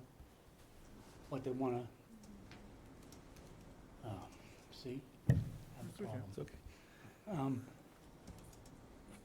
I understand what they want to do, but I don't understand how that affects the house at this point. They're talking about fences, they're talking about this, well, we can talk about that anytime. I just think they're wrong. I don't disagree with them, but I think they're wrong. I think you guys do too. Okay, thank you. Appreciate all I it. can really say. Okay. No, so thank you very much. I have a few other responses if, Please do. okay? Please do. Okay, thank you. Okay, thank Oh, you you. can stay or go. I'll stay. Okay, you're allowed to. So just a couple of responses to some of the things we heard. The, Attorney Senni noted that the increase in building coverage is not dramatic, but yes, it's a smaller lot. But I would note as you look at the Google Earth image that, there are other small lots in this neighborhood, and there are some houses that are as big or bigger, and some that are smaller, certainly. That's what makes a nice mixed neighborhood. And, as Mr. Long said, things about fencing, landscaping, preserving vegetation during construction, those are things they could either discuss afterwards, or we could actually discuss them tonight with you. You frequently do that as part of conditions. But the house itself is the house itself. And the comments, construction trucks, again, that's a simple one. You have your standard condition, you're gonna impose that, and the builder is in the audience listening to that. So, for the second time tonight, because he was the builder for a prior project as well. And, obviously the Longs would prefer not to have a continuance. Certainly, they want to work with the neighbors. I think it was good that everyone was able to speak earlier. But, in all fairness to them, there is not a neighborhood homeowner subdivision, architectural review in this neighborhood. Everyone has the right to request changes, on their property. And we have a public hearing process like this, and everyone has the right to give their opinions pro and con. In this case, what I'd ask the board to, consider is that, raising the building coverage, which was the issue, for the house itself, forget landscaping and other things for a moment. Raising building coverage 3.6%. 3.8%, thank you, whoever said that. Raising it 3.8%, when you think about what the alternative could be, which is you could do a house here with a smaller footprint and a full second story. I mean, it's allowed under the code, and it might even be allowed by right. But arguably, that might not be, I think neighbors, and I think the Longs agree, wouldn't be the best for the neighborhood. Here, most of those additions are tucked, big ones in the back. Yes, will there be a change in the view on the south side? You saw the elevation, absolutely. That's not uncommon. But even if you reduced one of the building changes somewhere else, the change on the front there, which is what Mr. Sullivan was referring to, is the part where the breezeway is. So so that's the part that's set 6 feet further back than the garage. So again, yes, is it going to be somewhat taller? Yes, but everything there is, it's not getting closer to the street than the house that's there now, except for that corner of the deck, albeit on the other side there. Again, happy to talk about, vegetation, and I don't know that there are fences now. One behind. Correct, the one to the house to the north. And I also, as far as, thank you, that was one thing I wanted to also mention. The driveway, having access, I'd like you to look at the second picture in the profile I gave you. That part of the road, it's starting to go down after the walkway. You can see it in the picture, but it's pretty level there. It's starting to go down, but it's pretty level. That would be just like the neighbor to the north, and you can see their car in their driveway.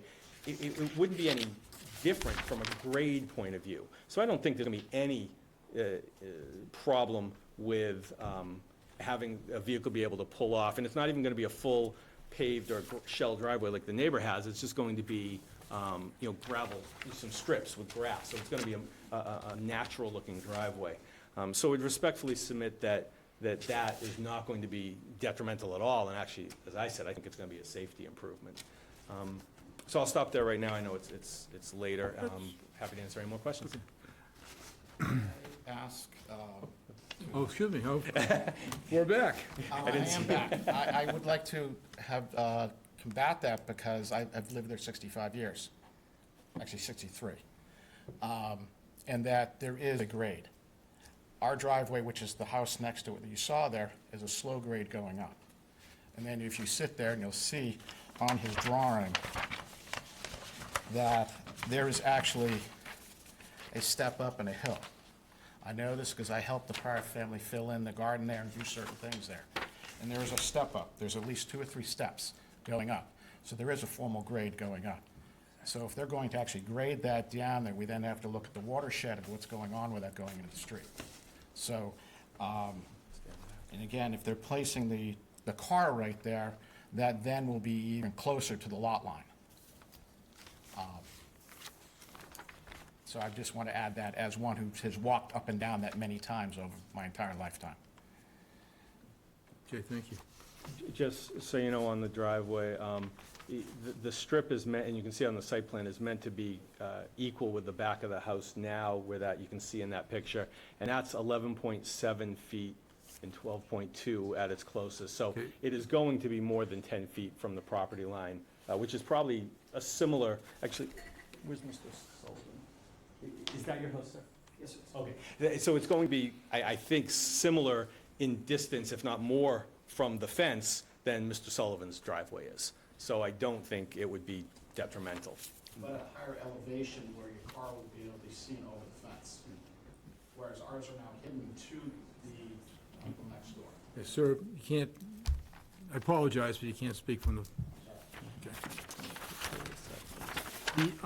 Okay.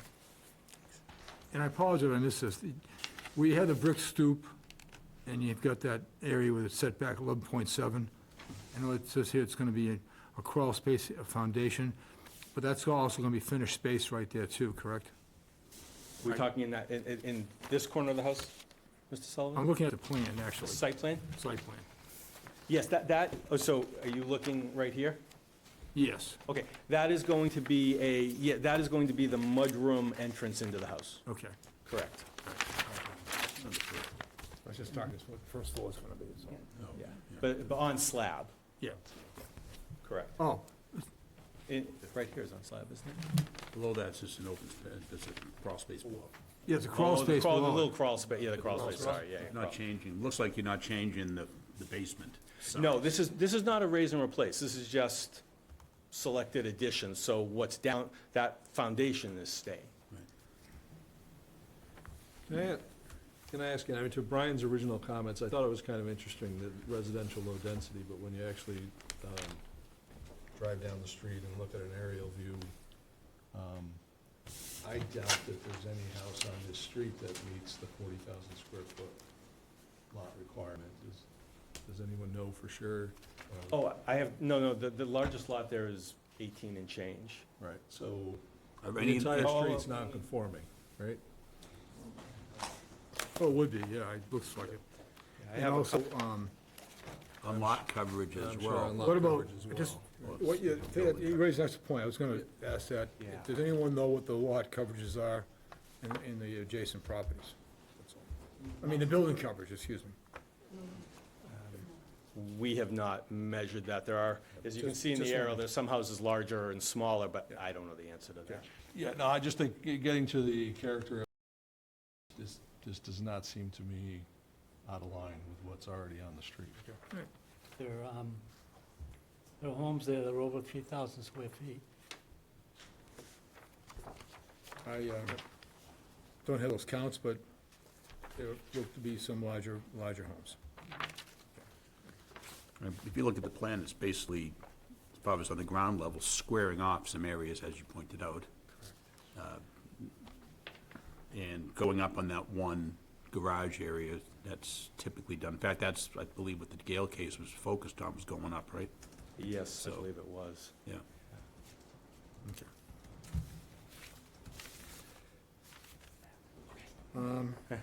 Any additional comments from the public? Okay.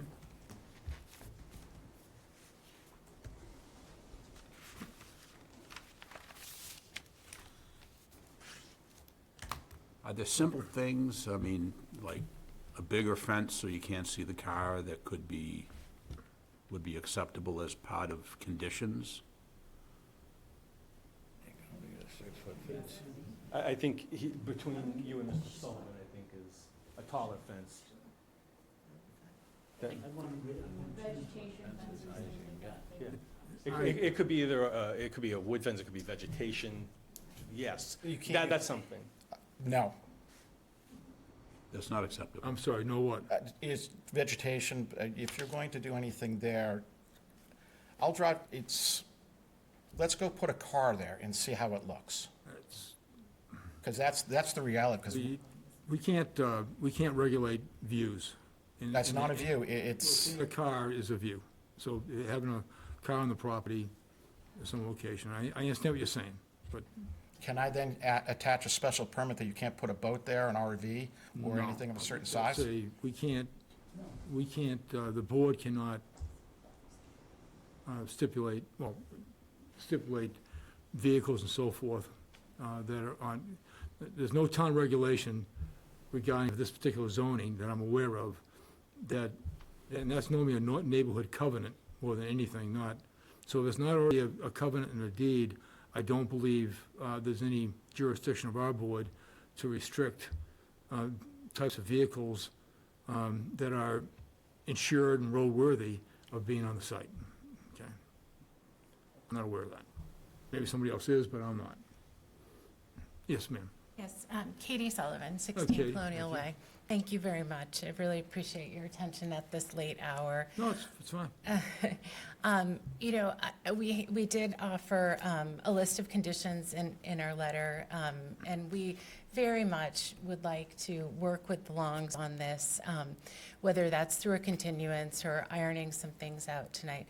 I mean, you know, that impact of, you know, a room that is just 10-ish feet from our property line that has been a single level, which is now going to go up 2 levels, will really impact us. And I'm sorry if I got that wrong. Part of the trouble here is I'm not an architect like you are, and we've only had a short time to review this. So that's why we had asked for a continuance to have a site visit. So we could understand and, you know, and would love to work with them and vegetation and fencing to mitigate that, you know, in my opinion, would be a great step in that process. Thank you. Can I just show something to Ms.? Yes, please do. I just wanted to show you this.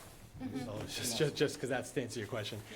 This is the north elevation, so this is today. Yes. This is proposed, so it's not two-story.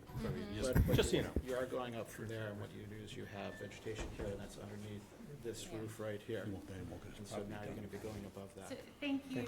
Yep, I just wanted to show you. Yep, thank you. I do appreciate it. Yeah. It will still be a significant difference because of the proximity to us. But we would welcome the opportunity to talk through this, and that's very helpful. And I wish I wasn't, you know, hearing this at 9:47 at night. So, thank you. And I think the Longs definitely want, they prefer to, you know, if the board agrees to have approval of the house, but I think the Longs, they began a conversation tonight, and they would be more than happy to continue a conversation. They want to be part of the neighborhood, good neighbors. You know, and if there are simple things, which really, again, the things we're talking about really aren't, as you said, necessarily zoning matters. You know, it's neighborly matters, and I think that's something that can definitely be taken offline, you know, outside of the ZBA process. Okay. Appreciate that. Since no one else in the public wants to speak, I don't believe, just ask the applicant if any final comments. No, we appreciate your time. Yes, okay.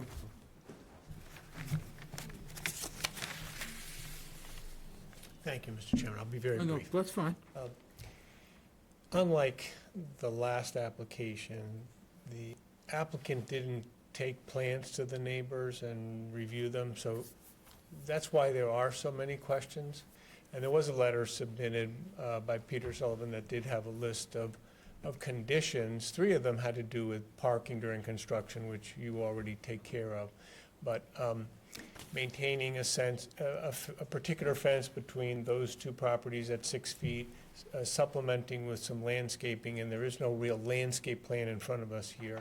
And I know that the board can't tell an applicant to offer to continue, but I urge that there is a continuance, because we would like to have a chance to look at specific landscaping and fencing, and, you know, I understand the parking spot that's closed to 16 Colonial is a subject we may not be able to come to agreement on. But if it could be softened somewhat with some features that would make the neighborhood warm up to this proposal, I think we could do that in 2 weeks. I don't know if your next meeting is roughly 2 weeks from now, but I would really urge 3 weeks? For A month. A month. 5 Once weeks, a month. actually, because it's a long month in October. Okay. Well, I know that seems like a long time, but to be able to arrive at a consensus so that this project gets off on a good foot and the neighbors feel comfortable, I would really urge that the applicant consider continuing one cycle so that we could sit down and go through this more carefully. So generally, on a building like this, especially in a neighborhood like this, and this is nowhere near as congested as the campground type area, where construction can only go during the non-summer months. There's I'm sure he'd like to have the exterior construction done sometime in late spring, so he meets those requirements. If we have a continuance, that's likely to push the exterior construction past our normal deadline. So you'd have to be willing to forego that exterior construction deadline. Otherwise, the applicant will have to wait maybe a year. I could ask my clients if they would be willing to see construction go into the summer season months. They might be willing to trade that month for a month later because they really want a chance to have some input. I could take a moment and just ask. But I don't think we can force a continuance. No, I know you can't. I know you can't. I'm really appealing to Attorney Singer and his clients. But I would be happy to ask my clients if they would trade that month. You know, with all due respect to Chris, I personally have a bigger problem now with the delay because no attorney in my office, myself included, it's only 2 of us, are available in October.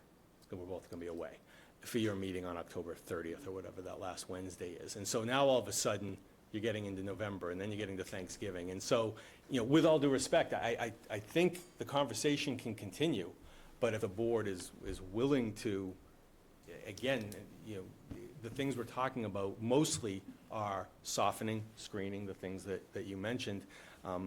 You know, they're willing to make a commitment right now to have those conversations and to keep having those conversations.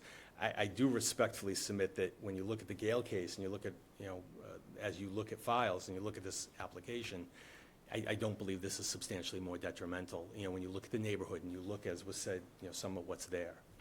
Just a black and white question. Is there any potential conversation for continuance on your part? I mean, I think that's just what needs to be answered. I mean, we're not going to force it. It's not something we can, but absolutely no.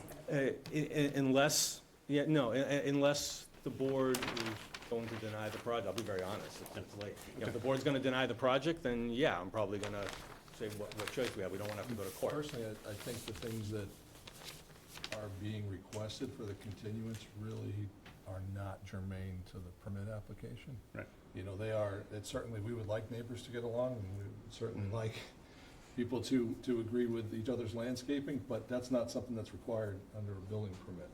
You know, and I would strongly encourage the conversation to continue and everybody to get along, but I don't think that's germane to the question of the building permit. I do believe the Gale case, and it's pretty clear cut in regards to the building permit. Chris, do you have any other comments? I don't know. No comments. I agree with John. Thank you very much. Thank you.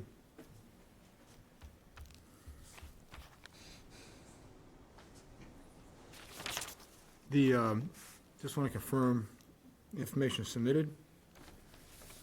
So of course, we have the notice of appeal, an application, petition, public hearing. There was a narrative supplemental to the petition.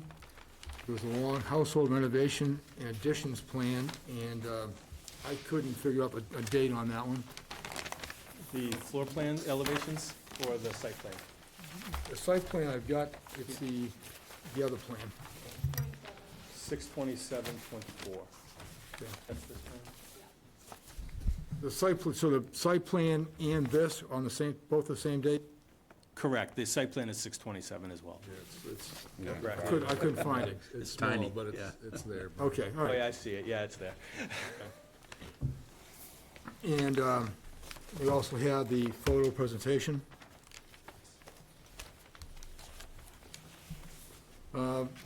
Finding of facts, so lots located in RL zone. So lots pre-existing non-conforming in regard to area requirements with 10,647 square feet with conforming frontage of 192. The structure is pre-existing non-conforming in regards to setback with required frontage of 25 feet going from 13.8 to 13.1. Required rear setback of 20 feet going from 12.2 to 11.7. And the side yard setback conforming going from 27.8 to 27.3. The building coverage is pre-existing non-conforming at 21%, where 15 is required, and it'll be going to 24.9. Side coverage is conforming at 29.9, and will be going to the max of 30%. The building height will remain conforming from 18.1 feet to 22.1 feet, where 30 is the maximum. There'll be intensification of one or more existing nonconformities with no new nonconformity and no substantial detriment to the entire neighborhood on a pre-existing nonconforming lot. The proposed structure will not create any additional negative impacts with respect to traffic, noise, odor, and congestion. The conditions of approval the board will impose, just as follows. I do think that, obviously, the June 30th Labor Day scenarios is warranted. Everyone in agreement on that? Yes. The Board of Health will require that a licensed septic installer must apply for a disposal construction permit prior to sign-off of any building permit. That for the life of the project, all construction vehicles will be parked on the applicant's property and not any public street or road. I think you told me that conservation signed off, okay? Yes. So I don't need that condition. And the usual violation of terms to the zoning code, et cetera, and so forth. I'd like to have I make a motion to accept the documents, finding of facts, and conditions of approval as stipulated. All approval, okay. Second by Al. Have a vote on that? Okay. Aye. 6-0. Before we make a motion to close the public hearing, I really wish that the applicant and the neighbors had gotten together on this. I do feel myself personally that the additions that are being requested here and where they're located, I don't feel there's a negative impact, okay? However, there's nothing that this board can regulate, but I do feel it's a negative impact on the neighborhood as far as on a social basis at the least, and everyone getting along. And so I'm disappointed the applicant isn't willing to continue to, meet with the neighbors and have a discussion. I haven't closed open public meeting, but if you'd like to say something, please do. I just want to say that. Okay. That's Mrs. Long. Hi, I'm Mrs. sorry, Long, thank Captain you. Long. I don't usually like to speak in public, so That's- just bear with me. I would just like to say that Richard and I really did everything we could to make the house as blendable as possible to the neighborhood. We don't come to the Cape very often while the house is empty, because, other than to check on it and whatever. So over the course of the year, I did meet some of the neighbors, and they're so lovely. I just was so happy to, say, oh, we found a great neighborhood. But we weren't here a lot, so I feel sad that they misinterpreted that as us not wanting to blend in or whatever, but it wasn't that. So, we have, my husband has some health issues, as he mentioned, and he had some more this summer, which prevented us from even coming down more. So, but, we'd be happy to work with them, but as far as them just pouncing on us like this 3-week thing or whatever. That was never our intention. We're kind of private people anyway, so I don't go on to people's doors and ring a doorbell and say, hi, this is us, so. Thank you, ma'am. I think that's well said. I appreciate that. And hopefully the neighbors here have all heard your sentiment, and that may help you all to get along, along together when this project starts. I just which don't is- want you to think that we just No, I didn't. appreciate your Because we did comments. talk with them over the course of the last year. We just don't, yeah. Intermittently. There's a chair here, I just don't like when the neighbors aren't getting along. I don't like it either. That's If why I I can was so find a happy when we situation bought so the that house. ends that, that'd be great. So, but thank you very much. Anything further, ma'am? Okay, all right, thank you. All right, that being said, all right, thank you very much. And for everyone's comments tonight, I think everything was well-spoken. I would, Chair would like to make a motion to close public discussion. Second. Okay.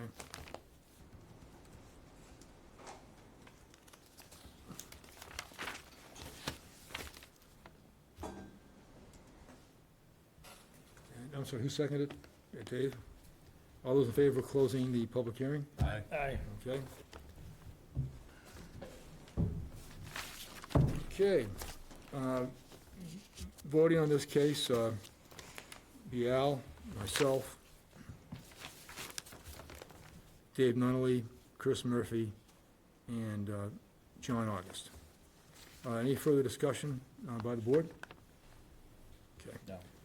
And I'll entertain a motion to close discussion. So moved. Second. Second by Chris. Vote on the motion to close. Aye. It's 5-0.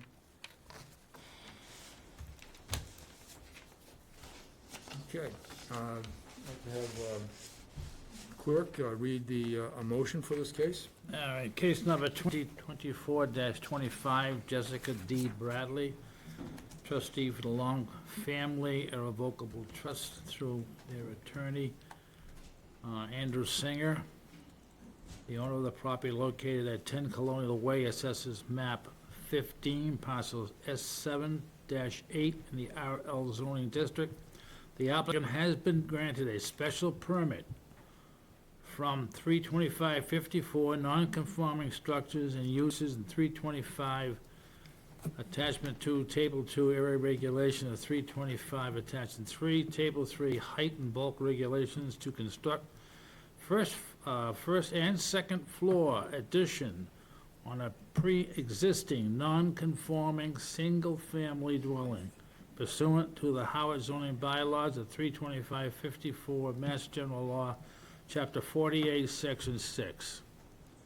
Granting is consistent with the Dale Dietrich and related cases, as they may be an intensification of one or more existing nonconformities, no new nonconformities, and no substantial detriment to the entire neighborhood or the pre-existing nonconforming lot, and as a proposed structure will not create any additional negative impacts with respect to traffic, noise, odor, and congestion. Any relief not expressly granted hereunder is hereby denied. All work shall be performed in accordance with the plans submitted in this application. Said grant and approval are subject to the following conditions.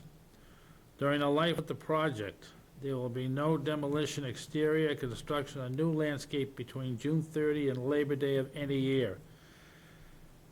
B, that for the life of the project, the approved project, all construction vehicles will be parked on the applicant's property and not in any public street or road. C, that the health department requires that a licensed septic installer must apply for a disposal construction permit prior to sign off on the building permit. Oh, you can skip D. Yeah. Just go to E. A violation of the terms and conditions of this special permit may be enforced as a violation of the Howard zoning bylaws pursuant to MGL Chapter 48, Section 6, and the Howard zoning bylaw as these may be amended from time to time. Do we hear a second? Second. John? Dave could have it if you want. Any further discussion by the board? Any revision of the motion? Okay, vote on the motion, all those in favor? Aye. Motion approved. Thank you very much for your time. We You're welcome. appreciate it. Thank you.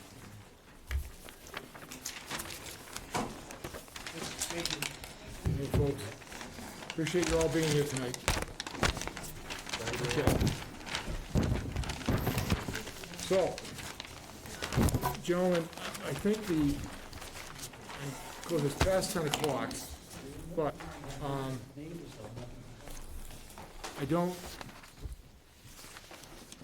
The next two, we can kind of zip Huh? through the next two. I'd like to make a comment regarding the last two cases. We're all here for Cross Street. Okay. Well, hearing from the gallery, thank you. But I would, I'm fine with taking more time here and extending the meeting and hearing the last two cases. Okay? Let's go. All right? Now, do we prefer to go Cross Street first, Attorney Kroll, or? Well, I'd like to hear from the attorney, if I can. Okay. All right. Very enthusiastic.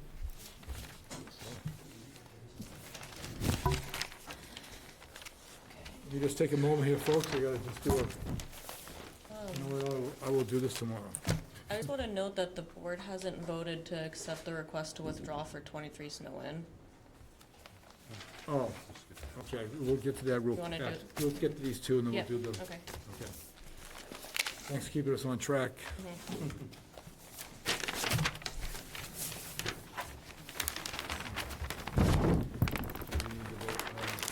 All right, so we're, Open it up.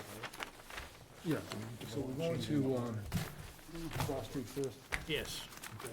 Case number 2024-28, Oliver Homes LLC, through their attorney, William D. Kroll Esquire, Michael G. Donovan Esquire. Owners of the property is 36 Cross Street, Assessors Map 14, parcel D2 in the RM zoning district. The applicant seeks a special permit or an alternative variance for 325-54 non-conforming structures and uses, 325, attachment 2, table 2, area regulation to raise and replace existing non-conforming single-family dwelling pursuant to the Howard zoning bylaws 325-54 and 52, and Mass General Law 48, sections 10 and 6. Okay, the police and water departments have no concerns. The Board of Health require that a licensed septic installer apply for a disposal construction permit prior to signing off on any building permit. The Historic Commission stated the applicant was before the Historic Board in May of 2021, and a 12-month demo delay was imposed, which expired September 15th, 2022. No other comments from other town departments or butters was received, prior to today. I'd like to ask the applicant to introduce themselves and representatives helping you to present your case. Thank you. Attorney William Kroll from Harwichport with my partner, Mike Donovan from Kroll and Donovan Law. And also seated to your right is Mr. Druschella, who's the representative of Oliver Homes LLC. This property's on Cross Street in Harwichport.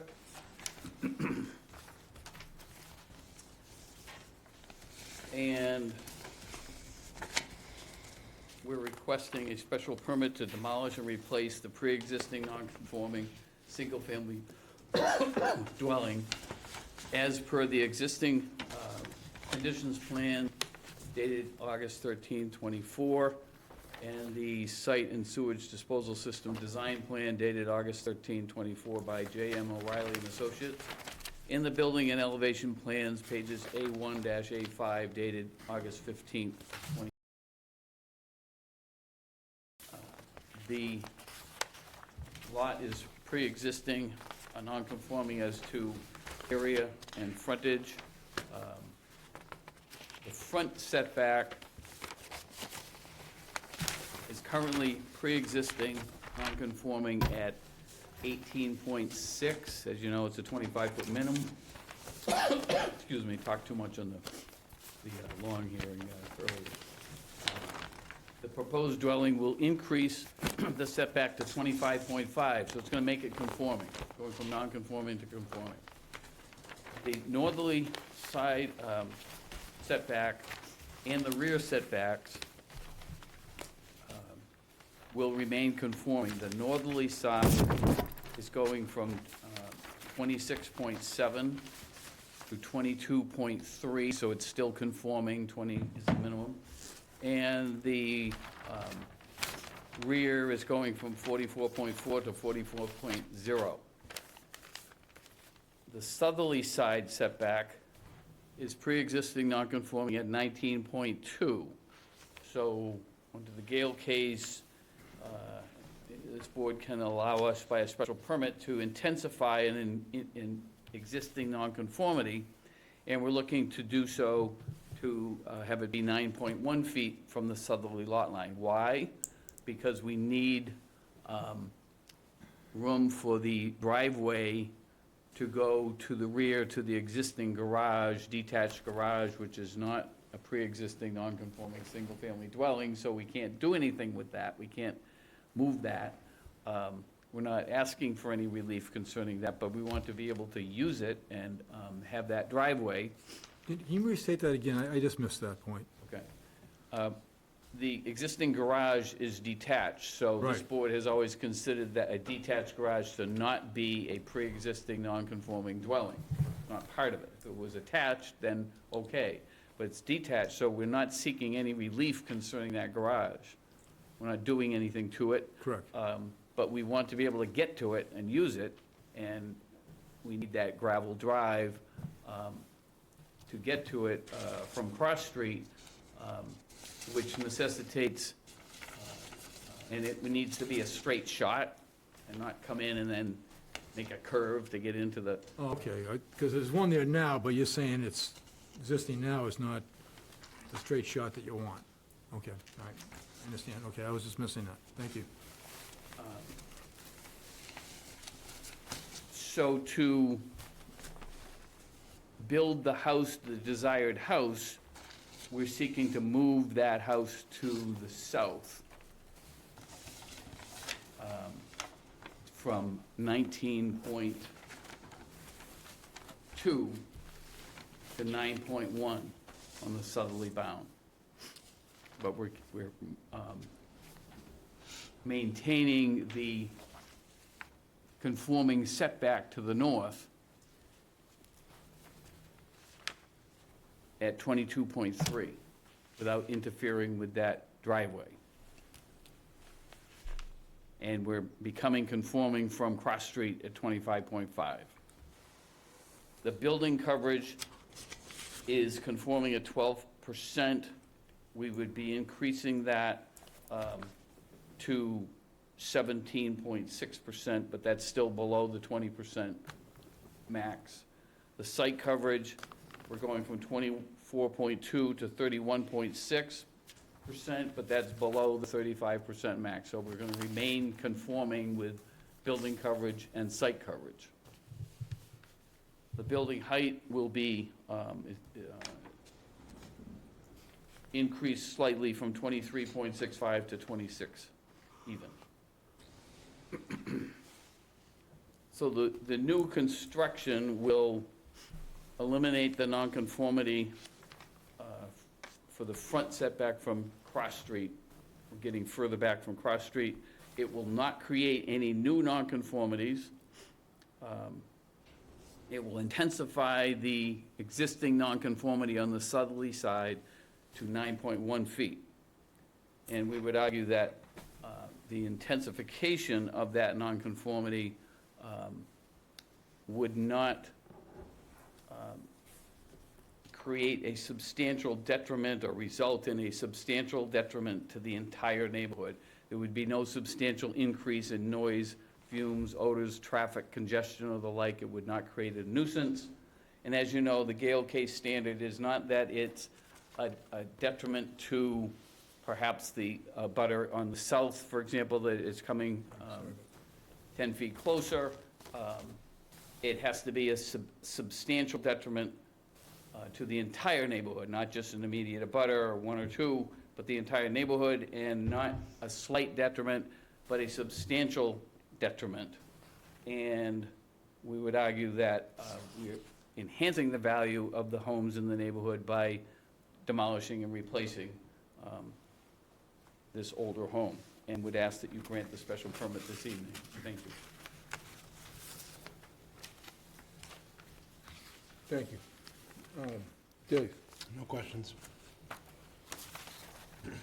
No problem. Normally, going from 19.2 to 9 is a pretty aggressive shortening of that nonconformity. But if you look at the neighborhood, that house to the right has almost the same setback of about 9 feet when I stepped it off. And actually, it almost center it better in the neighborhood, so even though it's pretty aggressive, it just fits, and it definitely would not be more detrimental to the neighborhood to go to 9 feet. Tim? I have no questions. I have no questions. Chris made a good comment on that. As a matter of fact,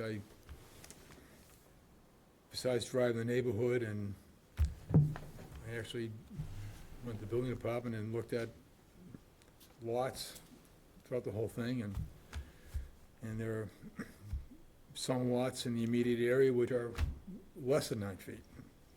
Okay, and if some situations, it's very close to the lot line. So at first I thought, boy, this is, as Chris mentioned, being aggressive, but it isn't out of character of the neighborhood. None of them are 6 feet though, right? That is the magic number, but that's okay. That's a vehicle garage, not a horse barn. So I do feel that it seems to not be out of step with the neighborhood. So those are my comments. Chair is nothing if not thorough, so thank you for all that. You know, get a chance, and Rachel pulled up the plans, and we looked at the whole thing, and said, this is, because initially I did think 9.1 was pushing the envelope, but then you look at the neighborhood, and it's not, I didn't think it was out of style. I think we all did the same thing. I had my note till I drove there. Oh, yeah, no, if you didn't go there, it's a good thing we hit all these properties. So, that being said, is there anyone in the public that would like to speak regarding this application? Yes, sir.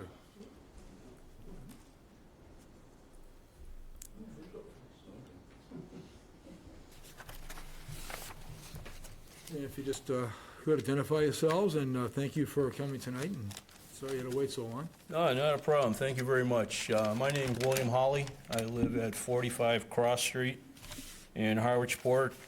I've been living at that house since I was very young. My parents purchased the house in 1969. I see quite a bit of the nature of and the character of the neighborhood change over the course of time. I would like to point out, of the 9 affected houses on that street, 5 of the neighbors are here in addition to me tonight. So they do have some concern in terms of what is being proposed in this application. One of the things I would like to point out here with this is, no one has seen the plans. I did have a couple questions about this. We got a postcard in the mail with a link to go look to see what was there, and looked at the site plan, online. It didn't really seem to address some of the concerns. I had really 2 questions, about what's being proposed in terms of the landscaping, and particularly regarding the northern perimeter and the nonconformity that exists there.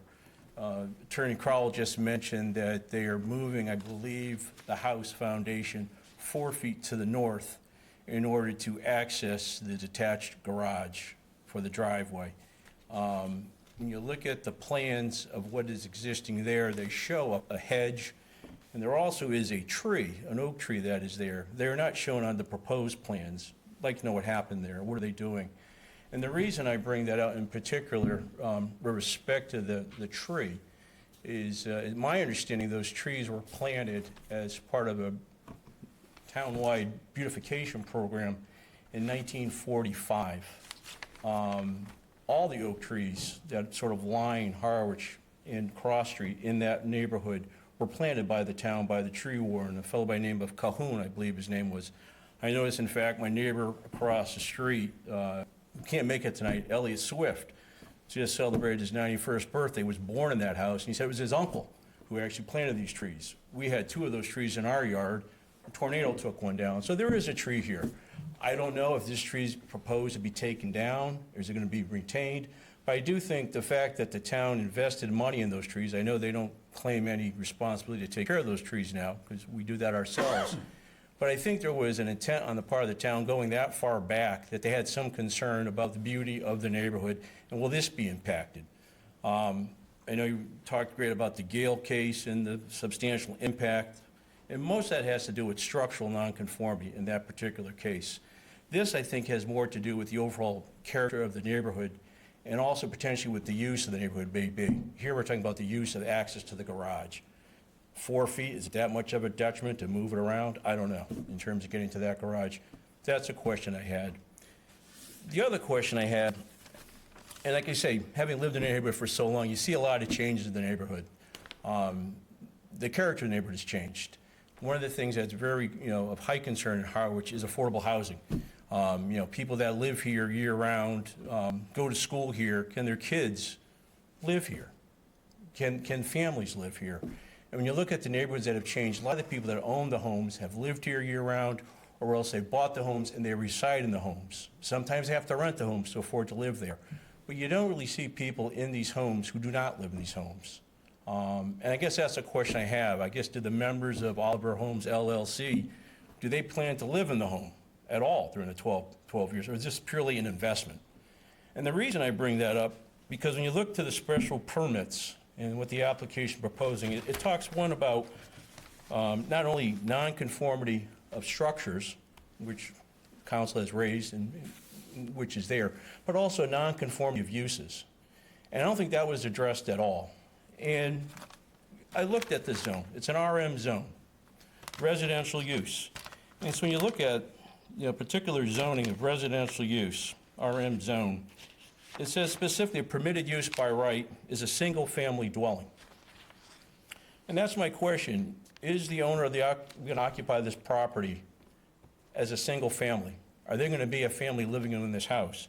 When you look at that definition of single-family dwelling, it says a single separate dwelling unit designed for occupancy by one family only. And I think that's the key, one family only. And you look further in your definition, well, what does a family mean? And that says one or more persons living as a single, not-for-profit housekeeping unit. What is that, not-for-profit housekeeping unit? I would submit, I don't believe the applicant is going to be a not-for-profit housekeeping unit, because they will not be living in that house. And I think that has an impact upon the neighborhood. We've seen it already with a lot of the homes in our vicinity, in terms of people coming into the neighborhoods who do not care about their neighbors. They do not care about the character of their neighborhood. You have transients that come in on a weekly basis who, great, it's good for commerce. I'm all for commerce. I'm all for growth. But there needs to be some caring in terms of the impact of the neighborhood, in terms of the values. And at the same time, you're taking away a property, a rental unit, or a home that could be used for a family unit for middle-class families, working-class families, and it's not going to be used for that. And I think that has a deep impact upon the character of this home and the neighborhood. And so I raise that to you. I know it's a little bit different. It's not the typical math, left feet, how many inches, but it does talk about the use. And I think that should be looked at. And again, when you look at the special permit conditions, it says right up front, the use as developed will not adversely affect the neighborhood. That's the use. Again, is this use conforming? Is a proposed use going to be a single-family residence? By the definition, a family, again, has to be a not-for-profit single-family unit. I don't know the answer to that. I haven't heard that addressed, and I think that has an impact on their neighborhood. What can you do to address this? Already, I've seen legislation coming out of Massachusetts and Boston talking about affordable housing in terms of trying to put in deed restrictions, in terms of trying to, there's certifications on your accessory permitted buildings where I believe you can have an affidavit where the owner will affirm that they will maintain residence or more than 6 months in a unit. I think there are ways they can possibly build this home, but at the same time maintain the character and nature of the neighborhood so it won't adversely impact it. Those are the two areas I had concerns about. One was the tree, which I think the town has a vested historic interest in maintaining the overall physical beautification of the neighborhood. And the second is to really consider what the use is going to be and who is going to be using it. Because I submit that this is being used for commercial purposes and not for a single-family residence. Thank you for your time. Thank you, sir. Oh, hi, my name is Paula Ryan, and I'm the abutter 36 Cross Street, so right next to the house there. Just a little bit of history. I bought the house in 2017, and it was really quite a wreck. It was probably looked like sort of like the haunted house on the street. So, you know, and I could have come in and torn the house down and made a lot of money and built a new house, but I didn't. I was committed to, you know, it's a 1928 house, the historic nature of the house. And so I just feel like, you know, I want to really agree with what Bill said, that, you know, what's happening in the Cross Street area is that because we're so close to town, because we'll walk to town and we'll walk to the beach, the property values have skyrocketed. And I feel it's really a lot of greed that is going on here. Are tearing down the houses in that area and, you know, building bigger houses and just selling them for profit. And I think that's basically what's going on here. The house that's there right now is a perfectly good house. There's absolutely nothing wrong with that house. So that being said, you know, a specific area that I'm very concerned about is moving the driveway over 4 feet. Because if you go to the house now and you stand in front of the two houses, the giant tree that Bill is talking about, which is a historic tree, and the trees are lined up. If you stand and you look down the street, the whole series of trees, which are huge now, they're really old, they're all lined up. So they were designed to make the street look beautiful, and they really do. And it also adds really a lot of needed shade in the summertime. But if you stand in front of my house, it almost appears as though that tree is on my property line. It's like lined up. I actually thought maybe it was my tree because I didn't know where the property line is.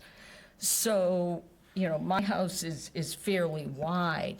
So to think of pushing that driveway over another 4 feet, it's going to be just extremely close to my house. So that tree is right there, and there's also a line of bushes. And in my backyard, there's a porch that everyone sits on. And that's just a couple of feet. You can look right over into the backyard where the garage is. So I just feel like pushing that over 4 feet, it's going to dramatically change how my house feels. Because right now, when I'm sitting in my porch, I look out and there's bushes between the two houses, so it's giving a little bit of privacy there. So he's wanting to move all of that over by 4 feet. And, you know, I would say that the garage has been there, it was constructed that way, and it's never really been a major problem. So I'm wondering, you know, is this garage really gonna be used for a car? Is a car really going to be put in that garage. It's basically used as a storage unit at this point, because as Bill is referring to, it's primarily a rental house at this point. So, that's it. Thank you. Thank you, appreciate it. Hi, I'm Janine Hall. I live at 41 Cross Street, and I don't know, Here's 41 and can. it's across the street. Across the street, okay, thank you. But the impact on traffic, this summer, cars been parked up and down that street, it becomes a one-way street, because you can't get by the cars parked on that side of the street. And 90% of them were his tenants that were parked on the street. So UPS vehicle parked on the street, you couldn't get around it. Construction vehicles gonna be parked there, you're not gonna be able to get around, you can't get down the street. There's no place to put the construction vehicles, they're not gonna fit anywhere, they're gonna be on the street. So then, now we're gonna be dealing with that on the street. And he's already got a lawsuit going on Grassy Pond, which you people may be aware of, because of a driveway he put in. So we're not too thrilled with what he's planning on doing on Cross Street. Thank you. Okay, thank you.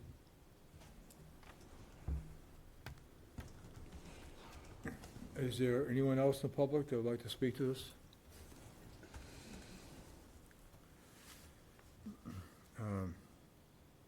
Any additional questions from the board to the applicant, or any comments to the applicant? Yeah. Good, please do. So, first of all, in any other lawsuit, I hope the board can understand is irrelevant to the petition before you tonight. As far as trying to phrase this well, but you own a piece of property, you own a home, you want to feel like you can do what you want to do with that property and not have neighbors or Board of Appeals or anybody else legislate everything that can happen both inside and outside of that structure. So I don't think it's within the board's jurisdiction to put conditions on who could live there and how do you define a family. Under our bylaw, it is a single-family residence. It's going to be a single-family residence under our bylaw. So I don't think the board wants to get into legislating morality and deciding who can live there and what's a family unit, and we have many other rental properties throughout town. For you to arbitrarily pick out this property and say, okay, we don't want to have this property rented. We want to have one family living there, and we're going to enforce that. How are you going to enforce that?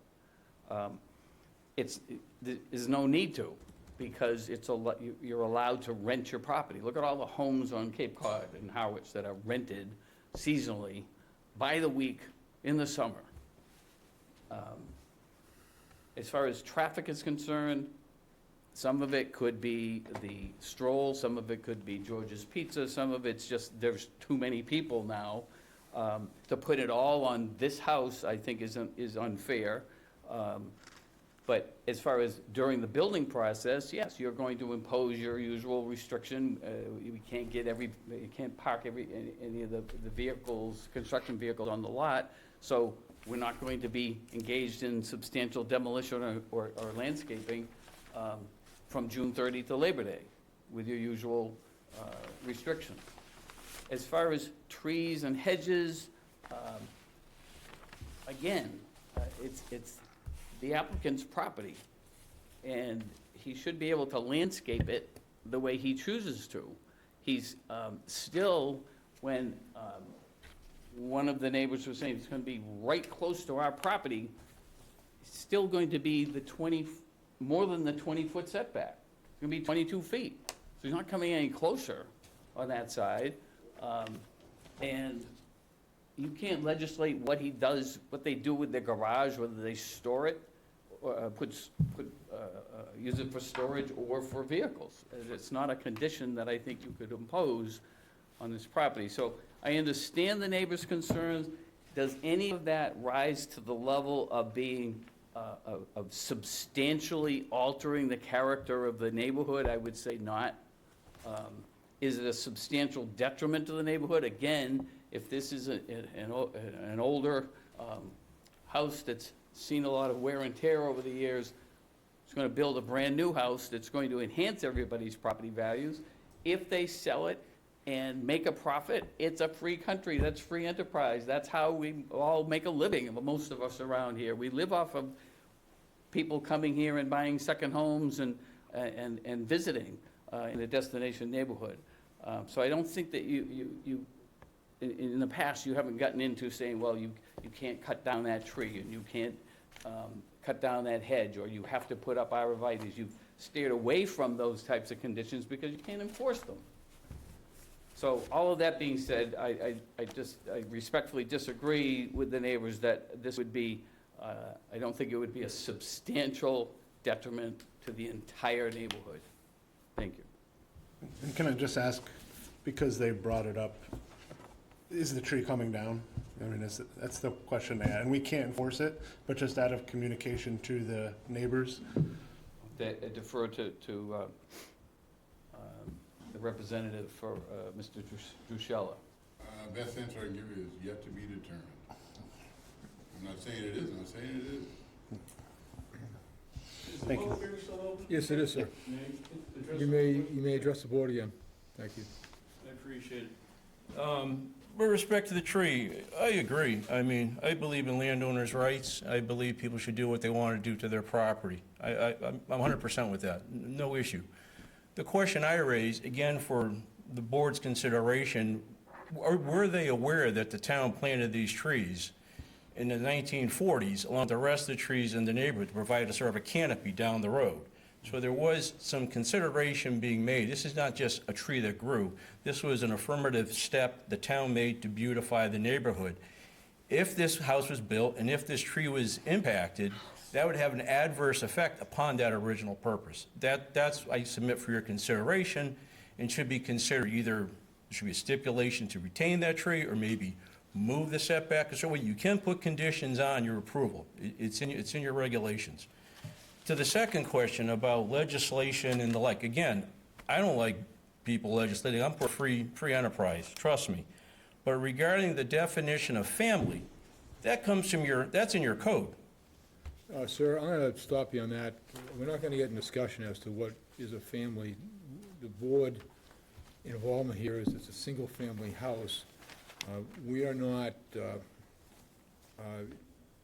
we can't legislate as far as whether it's a rental or a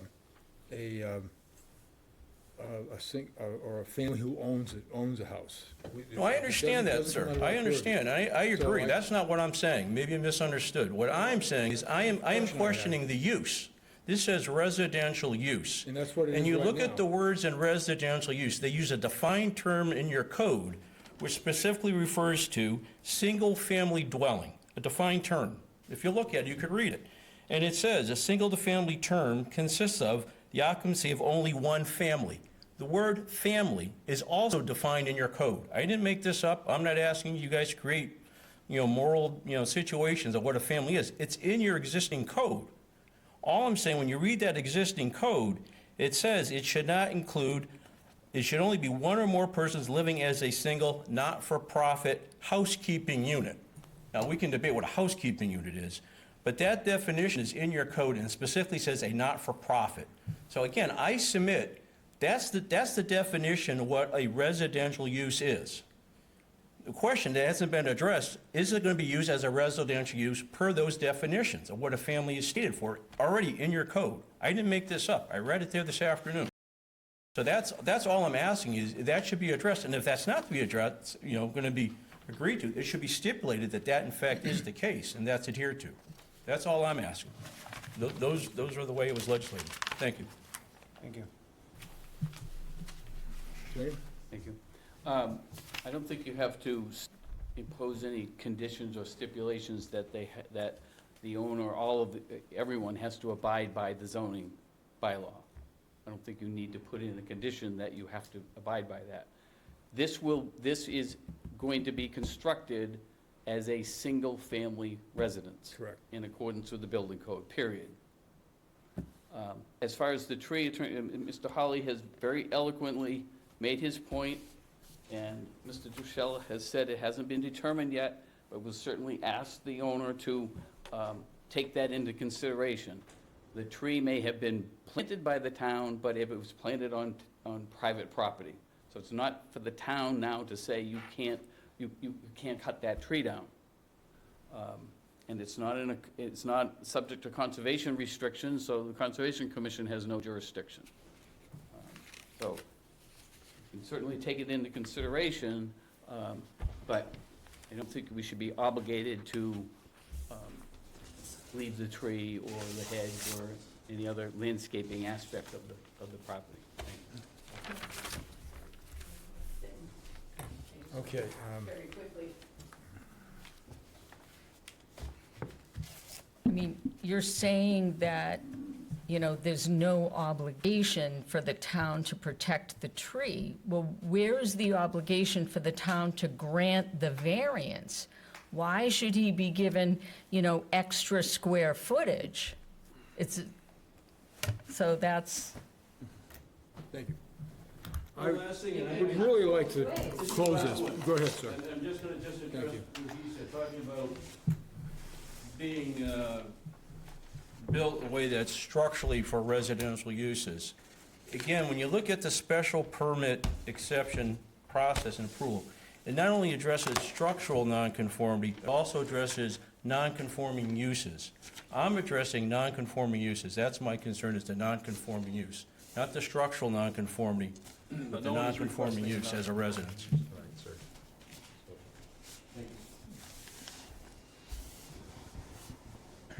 This wouldn't be the first home in Harwich as a single-family residence that was possibly rented out. So we have no jurisdiction on that. That jurisdiction would come down to building department and so forth at some point that they're selling out rooms as a rooming house and renting out to multiple different total entities.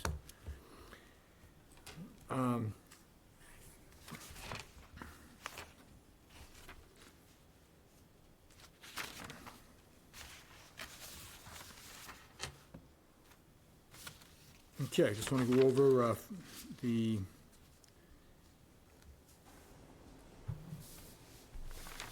findings and so forth. We did have our application and petition for public hearing, project narrative, and supplement to the petition. The existing conditions plan was dated 8/13/24. Anything is wrong here, you guys let me know. Proposed site and sewage disposal system design plan was submitted, and that was dated August 13th, and the building elevation plans are dated 8/15. The findings of facts for this case, the lot is located in the RM zoning district.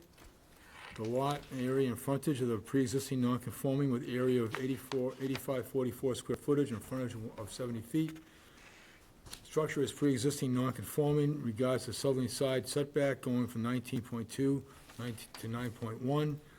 The northerly side setback is conforming and remains so going from 26.7 to 22.3, where 20 feet is required. The building coverage remained conforming, going from 12% to 17.6, where 20% is required. The site coverage remained conforming, going from 24.2 to 26%, where 26 is required. Key is the demo the delay was, actually, no, that doesn't, no, the fact is that the demo delay by the Historic Commission expired 2 years ago, and September 15th, 2022. Building height remains same, will remain conforming, going from 23.65 feet to 26 feet, where 30 is required. There'll be intensification of one or more existing nonconformities, no new nonconformity, and no substantial detriment to the entire neighborhood on a pre-existing nonconforming lot. The proposed structure will not create any additional negative impacts with respect to traffic, noise, odor, and congestion. we would be, other conditions, anybody got additional findings of facts here? Okay. Conditions of approval, the board will impose would be, during the life of the project, will be the normal date line, which is June 30th to Labor Day. All construction vehicles be maintained on the property. I don't see any reason why that can't be accomplished. Mr. Attorney Crowell? Excuse me, you can't, right? Will construction vehicles be maintained on the property? I'm sorry. Mr. Druchell, will you be able to park the construction vehicles all on the property? I guess my only question is the street public parking considered parking? No. I don't know. No. Okay, just so I know the rules, that's all I'm saying. Yep, I'll make it work. Okay, They'll be on the site. all right. And the normal violations of these terms. I'd like to make a motion to accept the documents, findings of fact, and conditions of approval. Moved. So moved. Second. And, okay, I'll second, okay. And I'd like to have a vote on that, gentlemen? All in favor? Okay. 6-0. And I'd like to ask for a motion to close the public hearing. So moved. So, Chris? Second. Dave seconded. And a vote on the closing. Aye. Okay, all approved. Going to assign the voting. Be Al, myself, David Nunnally, Chris Murphy, and John August. Just one comment to hopefully that I think the neighborhood, would always like to see neighborhoods remain as best possible, so if existing trees that I do think would enhance even the value of the new house, if we can do that and provide some exterior, I think, coverage between the neighbors, that'd be great to maintain that, but we cannot require it. Any additional questions or comments? Okay. Chair, I'd like to entertain a motion to close discussion. So moved. David? Second. Second by Chris. And a vote on the motion to close discussion. Aye. All approved? Okay. And I'd like to have a motion by the clerk, please. All right, case number 2024-25, Oliver 28, okay. 28 LLC, Oh, I'm sorry. to William D. Kroll and Michael G. Donovan Esquires. Owns of the property is located at 36 Cross Street, Assessors Map 14 rather, parcel D2, the RM zoning district. The applicant has been granted a special permit from 32554, non-conforming structures and uses, 325 amendment. Attachment 2, Table 2, area regulation to raise and replace pre-existing non-conforming single-family dwelling pursuant to the Howard zoning bylaws 32554 and 52 MGL Chapter Section 6. Granting is consistent with the Galen Dietrich and related cases, and there will be an testification of one or more existing nonconformities, no new nonconformities, and no substantial detriment to the entire neighborhood on a pre-existing nonconforming lot. And as the proposed structure will not create any additional negative impact with respect to traffic, noise, odor, and congestion, any relief not expressly granted hereunto is hereby denied, and all work shall be performed in accordance with the plans submitted with the application. Said grant and approval is subject to the following conditions. During the life of the project, there be no demolition, exterior construction, and new landscaping between June 30th and Labor Day of any year. That for the life of the project, for the life of the approved project, all construction vehicles will be parked on the applicant's property and not on a public way or road. A violation of the terms and conditions of this special permit may be enforced as a violation of the Howard zoning bylaw pursuant to General Law, Chapter 48, Section 7, and the Howard zoning bylaws as they are amended from time to time. Do I hear a second? Second. Okay. So I'll give that one to John, all right? I think I'm ahead of Dave. Dave? Okay, like to, any further discussion? Okay. Like to vote on the motion? All those in favor? Aye. Aye. Motion's carried, 5-0. Thank you very much. You're welcome.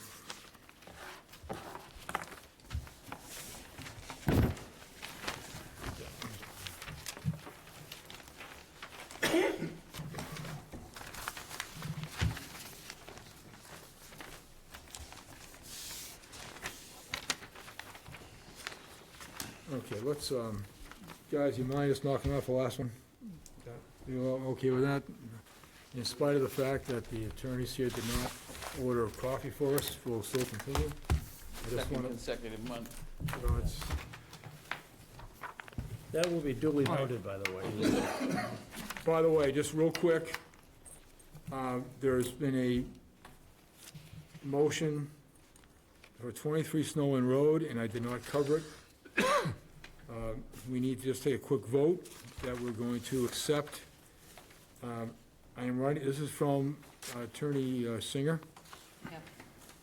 I am writing on behalf of the applicant, Witchmere Harbor Real Estate LLC, to respectfully request withdraw without prejudice the special permit and variance application submitted for the above referenced land.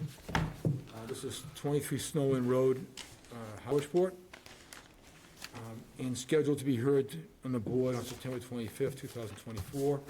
The work proposed will instead be incorporated into an upcoming proposed redevelopment of the land to be submitted for regulatory review. Thank you for consideration of this request. I'd like to make a motion that we accept the request to withdraw this case without prejudice. Do I have a second? Second. David got it? Okay, motion.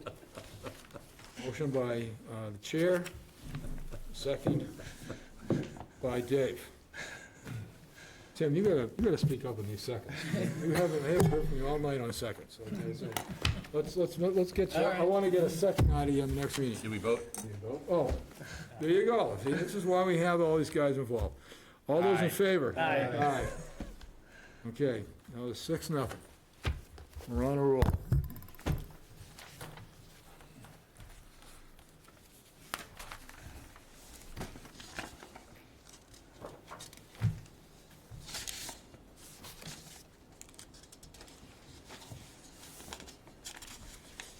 Okay, I'd like to ask the clerk to call this case, please. Case number 2024-27, James F. Brennan, Jr., through his attorney, William B. Kroll, Esquire, and Michael G. Donovan, Esquire, owners of the property located at 18 Park Place, assessors map 13, parcel Z2, the RH2 zoning district. The applicant seeks a special permit or in the alternative, a variance from 32554 non-conforming structures and uses, 325, attachment 2, table 2, area regulations, 325, attachment 3, table 3, height and replace a pre-existing non-conforming single-family dwelling pursuant to the Howard zoning bylaw 325, 54, 52, and Mass General Law, Chapter 48, Section 10 and 6. All right, the Highway Department and the Water Department have no concerns. The Board of Health states the project pending approval of 9/17 meeting. If approved, a licensed septic installer will be needed to apply for the disposal system construction permit, and recorded variance paperwork must be returned prior to the building permit. No other comments from the town departments. Or about it. All right. I'd like to ask the attorney to introduce yourselves, anyone that's helping you in the case. Good evening. Michael Donovan, along with Bill Kroll, representing Mr. Brennan for the house at 18 Park Place. Try to be brief. This one's pretty straightforward compared to some of the other ones tonight. So this is located at the corner, hopefully you've been there, Park Place and Essex Place in the campgrounds. Right now, it's a single-story house, about 600 square feet. they're looking to demolish and replace that with a two-story house in very similar footprint, quite a little bit of a tweak to it.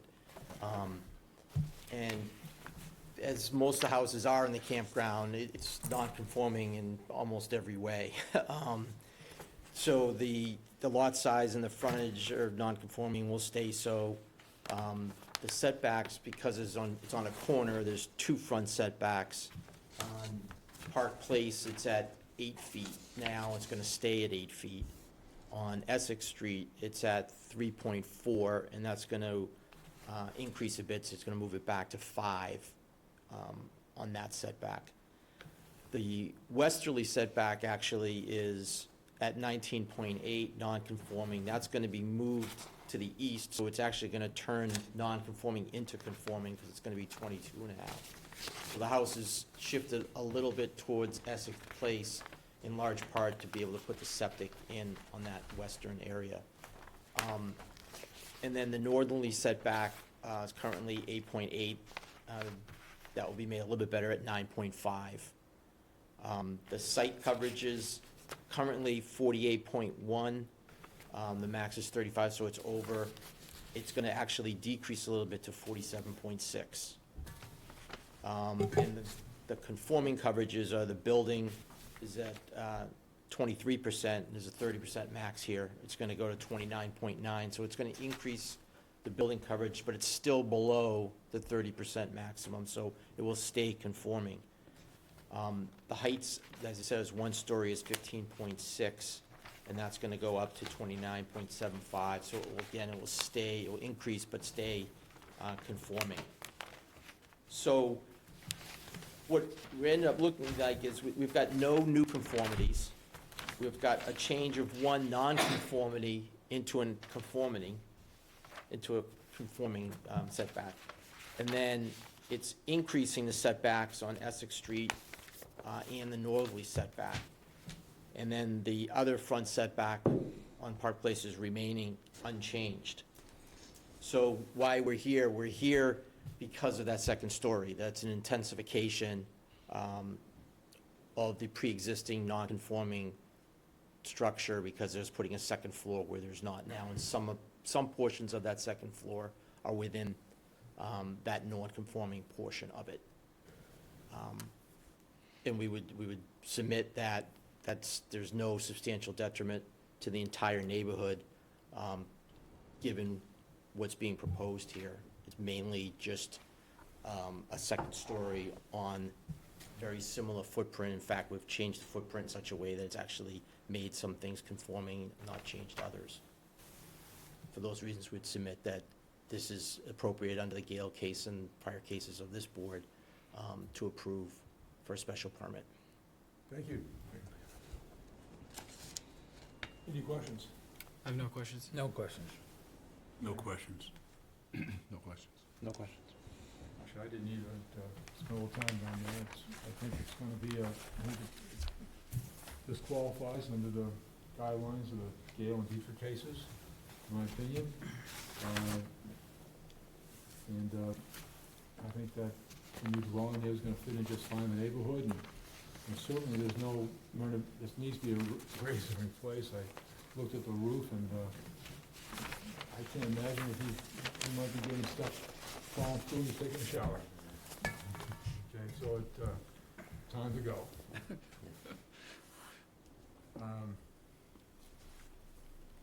Is there anyone in the public that would like to speak to this? Yes, sir. Thank you, gentlemen.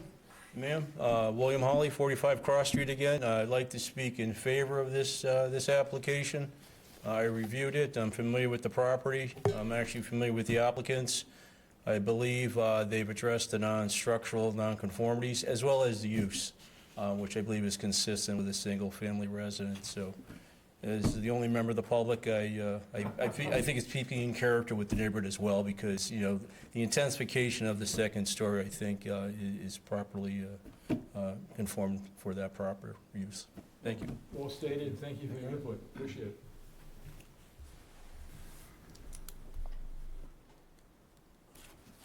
I believe there's no one else here that wants to speak to this application?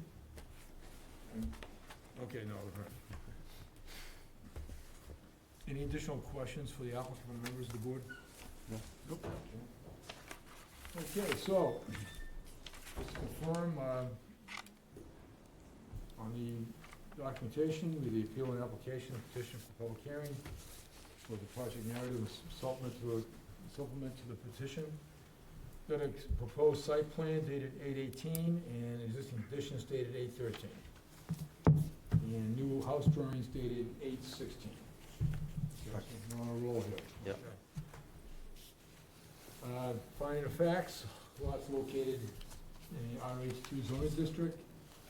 It's pre-existing non-conforming in regard to area requirements with 3231 square foot, pre-existing non-conforming frontage, along Essex and Parks Place, totaling 114 feet. The existing structure is pre-existing non-conforming in regard to setback requirements on the Essex frontage going from 3.5 to 8 feet. A park frontage of 5 feet to be unchanged. The westerly rear side setback at 19.8 to be increased to conforming 22.5. Building coverage will remain conforming, going from 23.2 to 29.9. The existing site coverage is pre-existing non-conforming at 48.1%, kind of low for that area, and will be decreased to 47.6 with 30 required. The existing building height of 15.6 remain conforming, going to 29.75 feet. There will be intensification, one or more existing nonconformities, no new nonconformity, no substantial detriment to the entire neighborhood on a pre-existing nonconforming lot. The proposed structure will not create any additional negative impacts with respect to traffic, noise, odor, or congestion. Any discussion by the applicant or the board on this? Okay, do you have any? And the typical conditions are gonna be the June 30th, Labor Day. I recommend that. It's gonna be almost impossible to Yes, enforce the yeah, park. we're parking over that neighborhood. And It would be interesting. I don't know, care how many times I drive in there, I always get turned around trying to get back out. It's like- it just should be one-way streets. I mean, I Just don't- move the other way from the ocean, that's it. Yeah. Okay, so we're gonna eliminate item D here. Okay, so in Oh, the it's wrong. violation terms of, whatever. Okay. So, I'd like to make a motion that we accept these, what I mentioned, these motions for the documents, finding facts and conditions as stipulated. So moved. Tim? Second. Tim? Tim, wait. I'll second it. All right, Tim's gonna second. I heard it. I mean, you didn't come through, all right, we picked up the error, You got an assist. and, like to have a vote on this, please? Aye. Aye. 6-0, all right. And I'd like to have a motion to close the public hearing. So moved. Second. No. Let them do it. Okay. So we're passing up, so it was Chris, and a second by Al. And I'd like to have a vote on the closing. Aye. All Aye. in favor, 6-0. Going to assign Al Donahue, David Nunnally, Chris Murphy, Tim Bailey, and John August. Any additional discussion by the board? No. Okay. Hearing none, the chair will entertain a motion to close discussion. Second. Vote to close the discussion? Second. No, you don't, the second's really gonna vote now. Aye. Aye. Okay, that vote is 5-0. Thank you. Okay. It's getting late. No one's turning in right now. Oh, Read this. Okay, I'm tired. go for it. Case number 2024-27, James F. Brennan Jr. through his attorney, William D. Kroll Esquire, Michael G. Donovan Esquire, owners of the property located 18 Park Place, assessors map 13, parcel Z2 in the RH2 zoning district. The applicant seeks a special permit. Have I got the wrong one here? He's been granted a special permit. Is there a special permit? Yeah. Yeah. You're ready to Just bear with me, it's getting late. Okay. Didn't notice. It'll be early soon. All right, could you, I'm sorry, I wasn't listening. You're right, we're on 18 Park Place. I mean, I'm just glad I don't really teach. The applicant has been granted a special permit for 32554 non-conforming structures and uses, 325 attachment 2, table 2 area regulations. Oh, you gotta go. 325 attachment 3, table 3 height and bulk regulation. To raise and replace a pre-existing non-conforming single-family dwelling pursuant to the Harwich zoning bylaws, 325, 54, and 52, Mass General Law 40A, Section 6. Granting is consistent with the Galen Dietrich and related cases, they may be an intensification of one or more existing nonconformities, no new nonconformities, and no substantial detriment to the entire neighborhood. On the pre-existing nonconforming lot, and as proposed, structure will not create any additional negative impacts with respect to traffic, noise, odor, and congestion. Any relief not expressly granted hereunder is hereby denied. All work shall be performed in accordance with the plans submitted with the application. Said grant and approval are subject to following conditions. During the life of the project, be no demolition, exterior construction, or new landscaping between June 30 and Labor Day of any year. Skip 2.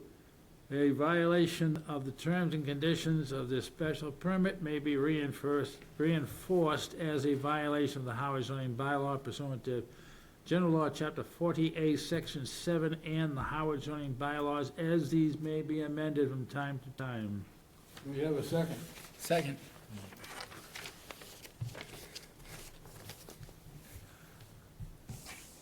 Any further discussion by the board? No. Gentlemen, can vote on the motion? Aye. Aye. Okay, motion carries 5-0. Thank you. Thank you for all your time and attention. And thank you for your patience. And your, Can I make a new motion? I move we defer discussion on items 3, 4, 5, 6, and 7 to the next meeting. Well, I don't agree. No, I'm only kidding. I just wanted to, Did you need the other? so, just real quick. Oh, boy. Can I see the agenda? Can I just see the agenda for a second? Yeah, here's one right here. So, first of all, there were no minutes for this meeting. Yeah, we didn't have a meeting. No, there were no minutes. So we could defer that. But there were no minutes. Oh, so they're not gonna be, period? Yeah, but it's gonna be taken care of next month. Okay. Okay? We'll skip new business, and there isn't any. On our old business, we'll, forget about that. And, the, guys, you go online and you can see the, project eligibility letter that was submitted in Mid-Cape Church Homes, or whatever it is, for Queen Anne Main Street. It's a missing part what they sent in. So anyway, it's out there, the town's got 30 days to respond. They may ask for an extension because what they were sent may not have been complete. And so now we're looking for this project, probably won't hit us, our tables until probably late winter, early spring, probably. We're looking at March timeframe could possibly happen. And just so you know, I had a meeting, just a casual discussion with town administrator. And because we have that other project on Marceline Development, time-wise in that, it's very unlikely that there'd be any conflict and overlapping each other. Will that come to us, or will that be a friendly 40B that It still get it all comes to worked us. out? Still comes to us. Does it? Probably not the same crowd, but it's still gonna come to us. And, guys, just so I know, John, you can't make it, just remind me, we've got that 40B training session, October 2nd. I mean, if they could record that. Yeah, I made that request. Yeah, so the town planner indicated that she didn't want the training recorded. Why not? Because she wanted the board members to be able to speak freely and ask Why questions. can't they? I mean, I'm on TV all the time. No one's, John, thank you very nobody much. shut me up. No, I mean, I don't, what is? That's the reason. Why are you speaking for you? That's Okay. the reason. All right, okay. I gather it can't be recorded. Yeah, I mean, I specifically plan to go away the first week, because we have our meetings the last week. Sure. All right, I can appreciate that. Yeah. So it can't be, Well, there was a previous one that was recorded, right? yeah, we had It was one. about a year and a half ago. Yeah, we had one that was recorded. So you might be able to dig Yeah, that I up. mean, again, I think it's I've the been same reading through training. the other material. Yeah. Anyways, read for that material. Yeah, All right, no, I didn't mean to react to that, but I just don't.